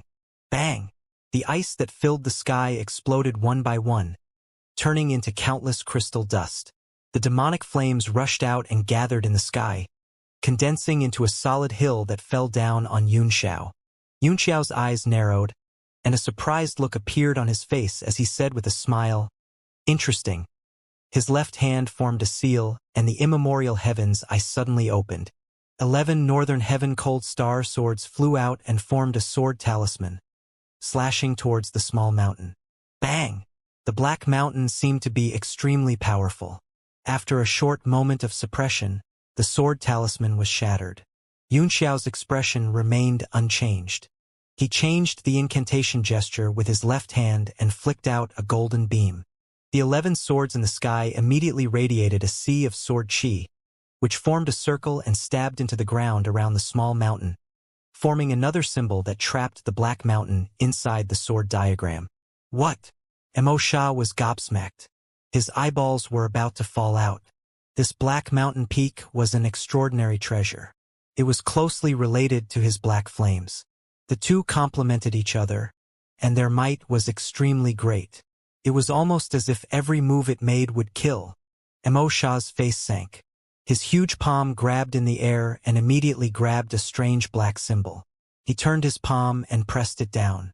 The small black mountain that was trapped by the sword picture suddenly rumbled and shook. It was about to break out of the seal, and the 11 northern heaven-cold star swords were stuck in the surroundings, trembling. Xiao's eyes turned cold and sneered. He changed the incantation gesture again, immediately transforming into the golden body with 3 heads and 6 arms, one of which held the sunset cloud mirror. The mirror light flashed in the air and shone on the black mountain. It sealed the space and suppressed the trembling, making it unable to move. How could that be? Emosha sucked in a breath of cold air and said in shock, "You're just a 2-stars martial emperor. How are you going to trap my black flame mountain?" He couldn't believe it. The black sigil in his hand changed and trembled in his palm, as if it was operating at its maximum. From within the black flame mountain came a rumbling sound. The mirror light that shone on its surroundings became blurry, constantly rippling in all directions. The Great Sorrow Twilight Mirror was actually unable to gather any light. Xiao's face flickered as he said coldly, "I'll make you convinced today." Of the 2 arms behind him, a ball of lightning was condensed on one of them, while the other was holding a heavenly hammer high and constantly bombarding the ball of lightning. Golden Maha ancient characters emerged in the thunder, and in an instant, Xiao's side turned into a sea of lightning. Thunderstar Ring. His handsome face became even colder under the green lightning. With a light shout, a bolt of lightning broke through the sky and turned into an extremely powerful ring of lightning stars, circling around the black flame mountain. Xiao changed his hand seal and shouted, "Bind!" The Thunderstar Ring suddenly tightened and bound the black flame mountain. The mirror light of the Great Sorrow Sunset Cloud Mirror condensed once again and sprinkled down, suppressing the space. On the heavenly sword picture, the sword talisman reappeared. It rose into the air and imprinted itself on the black hot mountain, suppressing all the aura. Black Flame Mountain was suddenly trapped by several profound level weapons and the Thunderstar Ring. He became an obedient baby, not moving at all. Emosha was completely dumbfounded. He stood in the sky with a dazed expression. Not only was the black hot mountain being suppressed, but his connection with the mountain was also becoming weaker and weaker. 10,000 question marks appeared in his mind, but he could not get the answer. Naturally, Xianxia would not explain it to him. He just smiled and said, "Did you have a good time smashing? Let me hit you too." He raised an arm from behind him, and a white light shot out from his palm. The Divine Realm tablet slowly appeared, emitting tens of thousands of rays of light. It suddenly became much larger than the black hot mountain, and blasted toward Xianxia. Xianxia's pupils constricted. At first, he saw the Divine Realm tablet shining with golden light and felt a trace of fear. However, when he saw that the other party was only smashing over, he immediately didn't care. He snorted heavily and said in a cold voice, "The strength of my body can destroy anything. Under the force of my fist, there are hundreds of millions of gene of force. Even a 9th-tier profound weapon would be seriously injured by my strike." His huge body, which was 100 feet tall, suddenly swelled up, and every muscle was tensed. With a loud roar, he exerted all his strength and bombarded the falling Divine Realm tablet. 100 million gene of force, break all things. Xianxia roared loudly. Wherever the wind from his fist passed, the space collapsed. Boom, boom, boom. He punched the Divine Realm tablet hard, creating thousands of rays of light. Xianxia's expression suddenly changed greatly. His eyes directly bulged out like two huge lanterns. Under the light, they flickered with shock, astonishment, daze, and confusion. The Divine Realm tablet didn't break or fly away as he had expected. Instead, the sound of bones cracking came from the tip of his fist. His entire arm had exploded all the way down. Bang! Bang! Bang! Bang! His muscular body crumbled inch by inch, and the muscles on his entire arm exploded continuously, sending blood and flesh flying everywhere. Ah! A deafening scream rang out in the air, shocking everyone. Both Baiming Kangtian and Fei Ming's faces changed drastically, and their eyes turned serious at the same time. The strength Xianxia showed was beyond their expectations. The rest of the human race cultivators were both happy and worried. Baiming Lifeng and the people of the Red Moon City had cold sweat dripping down their cheeks, and their hearts were filled with fear. If they were to encounter this expert of the sea race, it would be almost impossible for them to escape, let alone win. The water deity below was no longer as calm as before. Her face was filled with shock as she looked up into the sky, her eyes flashing with shock and coldness. If one looked carefully, they would discover that the ocean beneath her was rippling in a regular pattern, and there was an extremely fine golden light hidden within. At this moment, what frightened Xianxia was not only the collapse of his arm, but also the infinite weight of the Divine Realm tablet. It was still pressing down continuously, directly breaking through his protective essence energy and trying to suppress his entire body. Xianxia's eyes immediately turned red, and his entire body began to transform into a demon. The power of his bloodline instantly ignited. With a loud roar, he directly spat out a black light that flashed through the sky. Bang! The black light hit the Divine Realm tablet directly, blowing away the terrifying gravity and world power. The expressions of everyone on the 9th rank warship changed drastically, and they were all shocked. They were not unfamiliar with the black light. It was the world-breaking power spat out by the giant-faced beast that they had just killed not long ago. Yunxiao's heart trembled as well. He reached out and grabbed the Divine Realm tablet back. At the same time, the two arms behind him flashed with incantation seals, and the trapped black flame mountain in the distance flew toward him, wanting to take it. Xianxia's eyes bulged out as he roared repeatedly. That was a profound level weapon that he cultivated his mind and spirit. Once it was taken away, not only would his strength fall greatly, but if the other party erased his mind imprint, it would also hurt his body. In his rage, he opened his mouth again and spat out a black ray towards the black flame mountain. He wanted to save his profound level weapon. Boom! The black light struck the black flame mountain and shattered the ring of thunderstars, breaking the mirror light and the sword talisman. The 11 northern heaven frigid star swords flew back toward Yunxiao with a clang. Yunxiao's face darkened. The black light was indeed too powerful, but it could break through the realm and was difficult to match. After Mo Sha spat out 2 mouthfuls of black light, his aura became extremely weak. He couldn't care about this anymore and quickly grabbed towards his black flame mountain. Retrieving the profound level weapon was the most important thing. Suddenly, a cold voice rang out. A green light shot out from the black flames that had trapped Yunxiang, splitting the entire sea of fire in half. In the illusionary space that was illuminated by the flames, Yunxiang's figure was faintly visible. He put his hands together in front of him and formed a dragon seal as he said, "The sigh of the true dragon." Boom! The sky suddenly darkened, and an extremely powerful dragon's might descended from the sky, shocking the 4 corners of the world.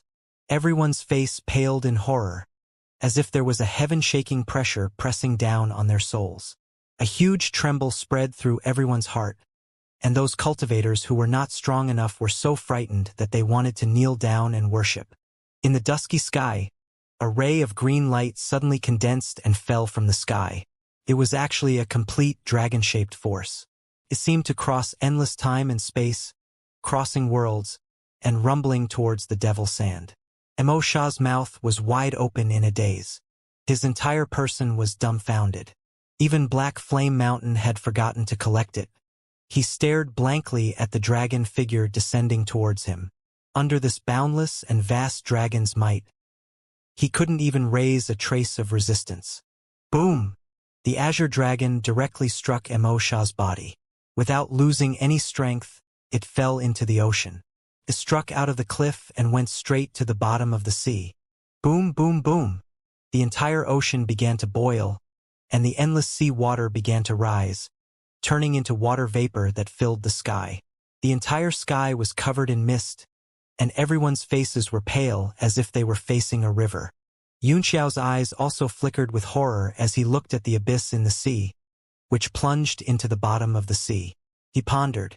If the dragon-shaped force had hit him, he had no confidence that he would be able to avoid it. He couldn't help but break out in a cold sweat. Looking at the figure in the mist, a trace of fear flashed in his eyes.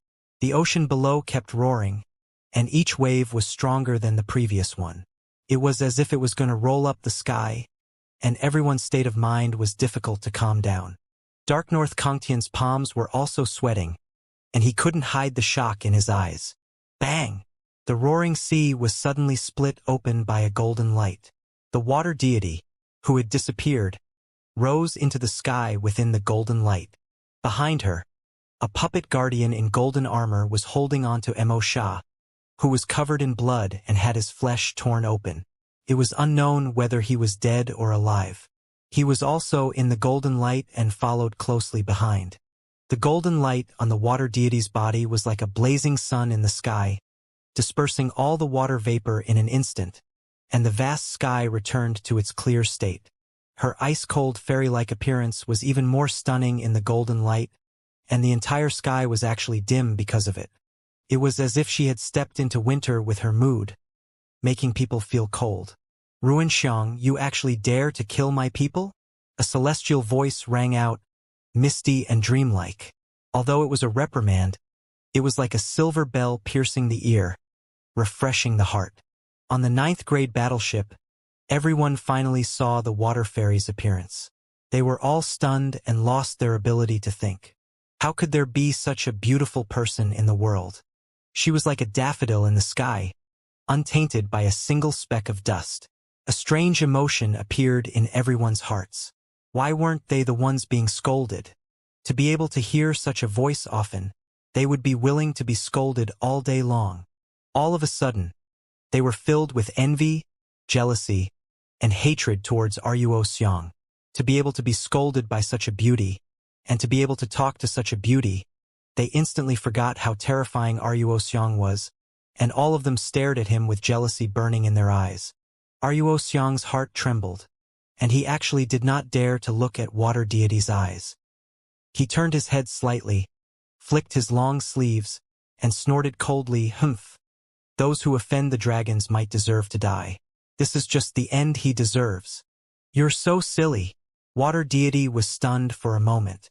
No one had ever dared to talk back to her like this before. She could not react in time and could only repeat herself. You even dare to kill my people, how dare you? Humph, the moment you offended me, this ending was already decided. Fate cannot be changed. With his hands behind his back, Aruo Xiang's face flashed with arrogance as he said coldly, Isn't his ending also because you spoiled him, Princess Xian'er? You're used to running wild in the four seas and thought that you could offend anyone. You're already very lucky to have lived until now. Why you... Narcissus was so angry that she did not know what to say. She had never had the experience of refuting someone and did not know how to scold them. She was at a loss for words. Then, she said, Mo Sha isn't dead. He's just heavily injured. She turned to Yunxiao, reached out her hand, and said, Return the Black Flame Mountain to Mo Sha. Just now, after the Devil Sand was thrown into the bottom of the sea by Yunxiang, Yunxiao naturally took the Black Flame Mountain without any hesitation. Return? You must be joking, right? Yunxiao glared at her and sneered. Do you think it's like little girls playing house and going home after they're done? You're so silly. The water deity was at a loss for words again. She suddenly met two people who didn't buy her words. No one had ever dared to talk back to her. She had always been a woman of her word. All of a sudden, she didn't know what to do. She thought for a while before saying, Then how can you return it? With the Black Flame Mountain, the demon sand will recover even faster. Yunxiao rolled his eyes and snorted. What does his recovery have to do with me? The water deity's face turned pale and her eyes turned cold. Ruin Xiang, help me kill him and take back Black Flame Mountain. Aruo Xiang turned around and looked up at the sky. I'm sorry, Princess Xian'er. I used too much strength in my attack just now. I'm afraid I won't be able to recover in a short time. Although he was disgusted by the water deity's attitude, his words were true. He wanted to kill Yunxiao more than anyone else. But the sigh of the true dragon just now had greatly damaged his vitality, and the strength Yunxiao had shown when he fought Mo Sha had made him even more afraid. He did not plan to take any rash action before he fully recovered. The people on the Ninth Order warship were all burning with anger, cursing the two of them for not knowing what was good for them and not giving the beauty any face. A figure stepped out of the warship, elegant and confident. It was none other than Biming Lifeng. He took out a feather fan and waved it gently. With a few steps, he arrived in front of the water deity and chuckled. I am Biming Lifeng, the young master of Biming Dark Palace. Greetings, miss. Get lost. The water deity's eyes turned cold. Biming Lifeng's expression changed drastically, as if he had just been humiliated. An unknown fire burned in his head, but he quickly suppressed his anger and forced a smile, saying, You should be a member of the sea race and have never heard of the Biming Dark Palace, right? Biming Dark Palace is one of the 7 superpowers of the human race, second only to the 2 holy lands of the Holy Region and the Sea of Soul Formation. I am the successor of the Palace Master of Biming Dark Palace, and I will be a great figure in the future. The more he spoke, the more superiority he felt. He spoke non-stop, and his face was filled with a humble and polite expression. He was a humble gentleman, a young man in the martial arts world, and he could point out the world. Aren't you good? The water deity interrupted impatiently. Biming Lifeng was stunned for a moment, then immediately smiled and said, I'm not talented, but I'm honored as the head of the 4 prodigies of the North region. If you say I'm not powerful, there aren't many powerful people in this world. All right, then you kill him for me and take back the Black Flame Mountain. The water deity raised her hand and pointed her white finger at Yunxiao. Only then did Biming Lifeng's expression change, and he immediately snapped out of his daze. However, the water fairy's demeanor was extremely graceful, and every movement of hers was capable of pulling one's soul, causing Biming Lifeng to be unable to stop himself. He thought for a moment, then reached out his hand to Yunxiao and said, Young Master Yun, it's not like you lack profound level weapons, so why don't you just return the Black Flame Mountain to the girl? He had an impolite expression on his face, as if he was giving an order, But his lips moved slightly and he directly transmitted a message. Young Master Yun, please help me. I'll definitely compensate you with 10 times the amount when we get back. And you'll always be an honored guest of my beaming dark palace. I'll do my best to protect you on the East Sea. Yun Xiao raised his eyes and gave him a look, then said lazily, Get lost, he said. Beaming Lifeng's face instantly turned pale and bloodless. A great sense of shame and anger welled up in his heart, and his face was completely twisted. He pointed at Yun Xiao and roared, Li Yun Xiao, are you really not going to give me face? Yun Xiao's face turned cold as he said sarcastically, Did I not make myself clear enough? Then I'll say it again. Get lost. Beaming Lifeng's face was flushed red with anger. He was so embarrassed that he couldn't show his face in front of such a beautiful woman. He couldn't remain calm anymore. With a loud roar, his aura suddenly exploded. Lai Feng. Suddenly, a calm voice rang out. It was none other than Dark North Kangtian. A wave of sound waves directly entered Dark North Lifeng's brain, causing him to feel dizzy. His body trembled in the sky before he gradually regained his senses. Dark North Kangtian's face turned serious. Dark North Lifeng's talent was already 1 in a million. A peerless talent that was hard to come by in 1,000 years. But it couldn't block the water fairy's beauty. As a young man, it was indeed excusable for him to get caught up in it. However, Yun Xiao and Yun Xiang's eyes were as clear as crystal, without a ripple in them, and not even a hint of surprise could be seen. Their hearts of martial arts were so strong that Beiming Kangtian could not help but feel a chill run down his spine. These two young men were too terrifying. Moreover, Mo Sha's strength was not much lower than his, but the two of them had seriously injured him, and even had the power to kill him directly, which sent a chill down his spine. He had been constantly raising his evaluation of Yun Xiao, but every time he found that it was still too low. If they continued to grow like this, who in the world could suppress them in the future? Dark North Kangtian's heart wavered. Was it worth it to spare Yun Xiao's life for the sake of the tyrant body tempering technique? After being shouted at, Beiming Lifeng's furious divine sense suddenly sobered up, but his face was still ferocious. He pointed at Yun Xiao and said coldly, Li Yun Xiao, you and I are irreconcilable. Yun Xiao shook his head and patted it. You've been trying to kill me all along the way. Why are you only irreconcilable now? Did I make a mistake? You coward! Beiming Lifeng was rendered speechless. He pointed at Yun Xiao angrily, but he did not know what to say. Trash, you've wasted so much time. Since no one wants to kill him, I'll do it myself. The water deity stomped her foot angrily, raised her jade-like hand, and formed a seal in the air. Beiming Lifeng's face was flushed with embarrassment, and his anger and killing intent were directed at Yun Xiao.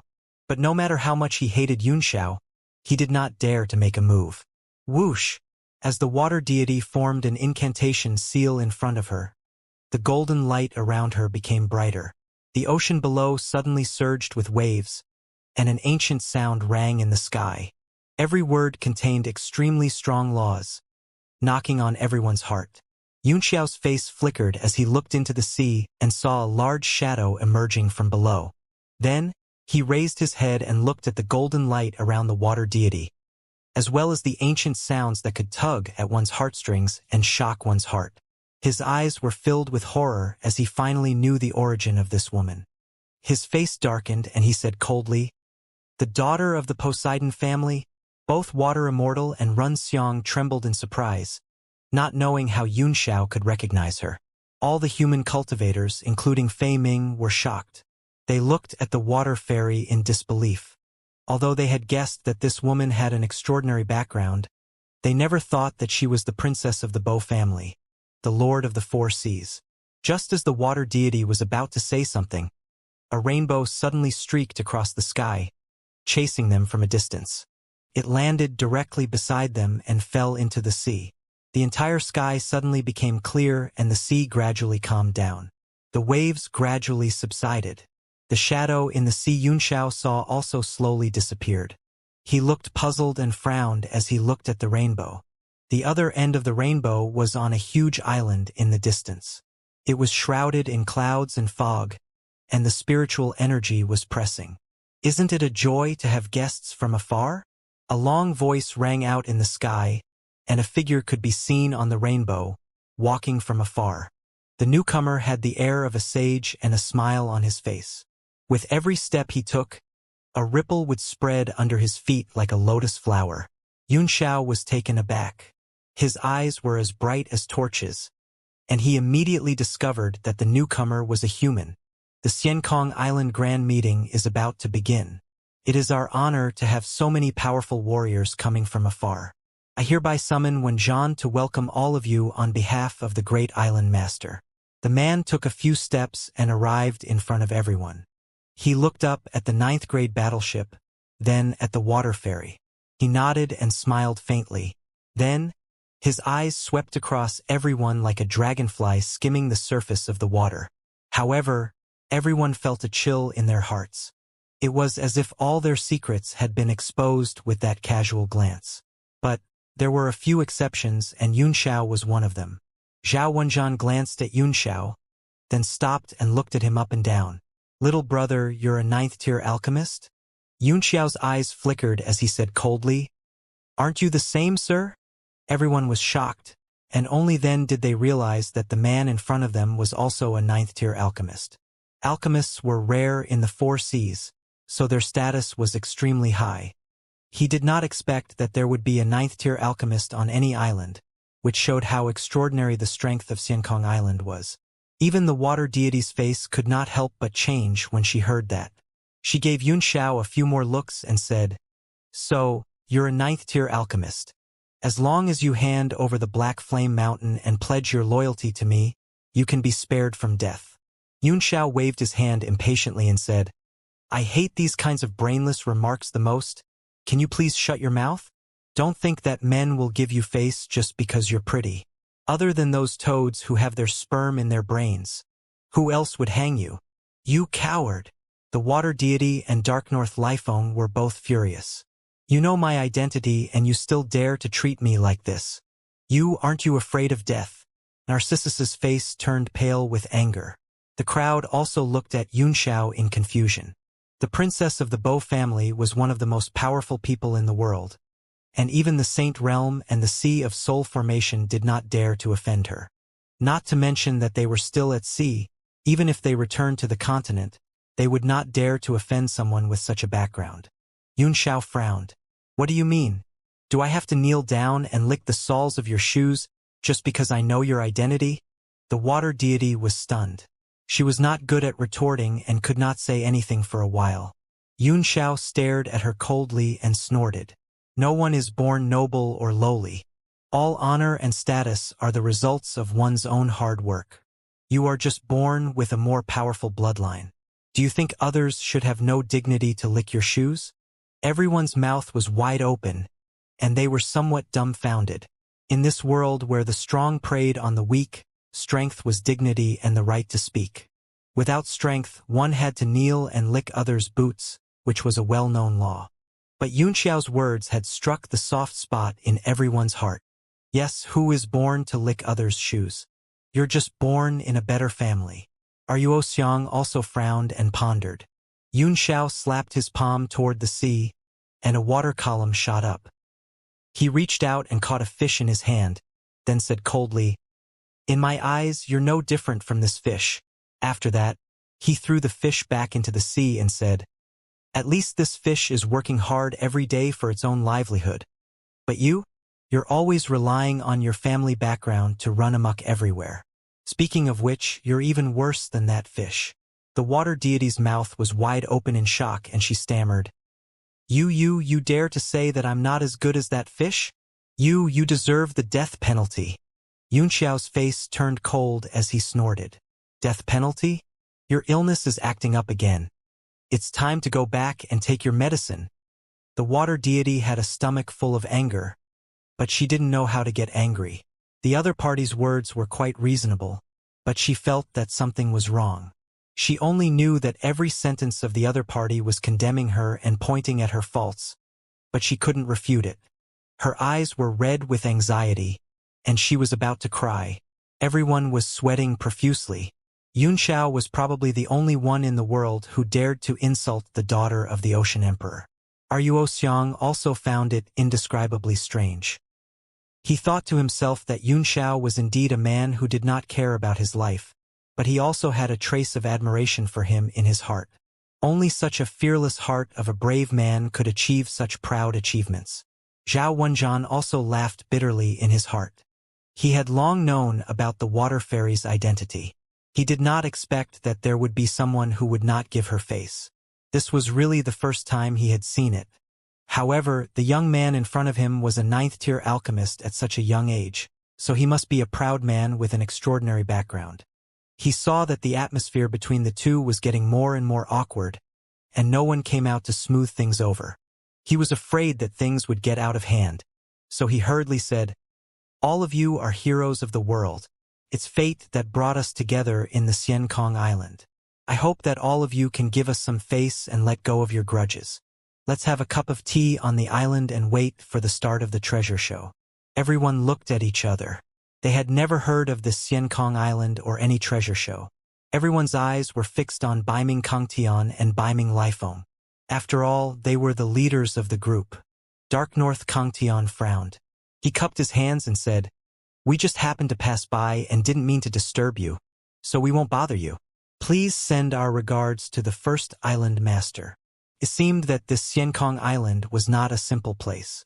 Their destination was the ruins of Donghai Palace, and for fear of causing more trouble, they immediately decided to set sail and leave.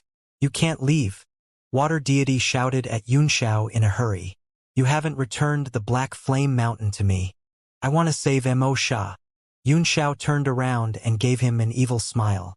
"What does it have to do with me that you want to save Mo Sha? Ruinxiang was the one who injured him. You should be looking for him." Water Deity was stunned for a moment and thought to herself, "That's right. What does my saving Mo Sha have to do with him?" It was Run Xiang who had injured him. Her eyes immediately turned cold like the ice of the 12th lunar month as she looked at Run Xiang.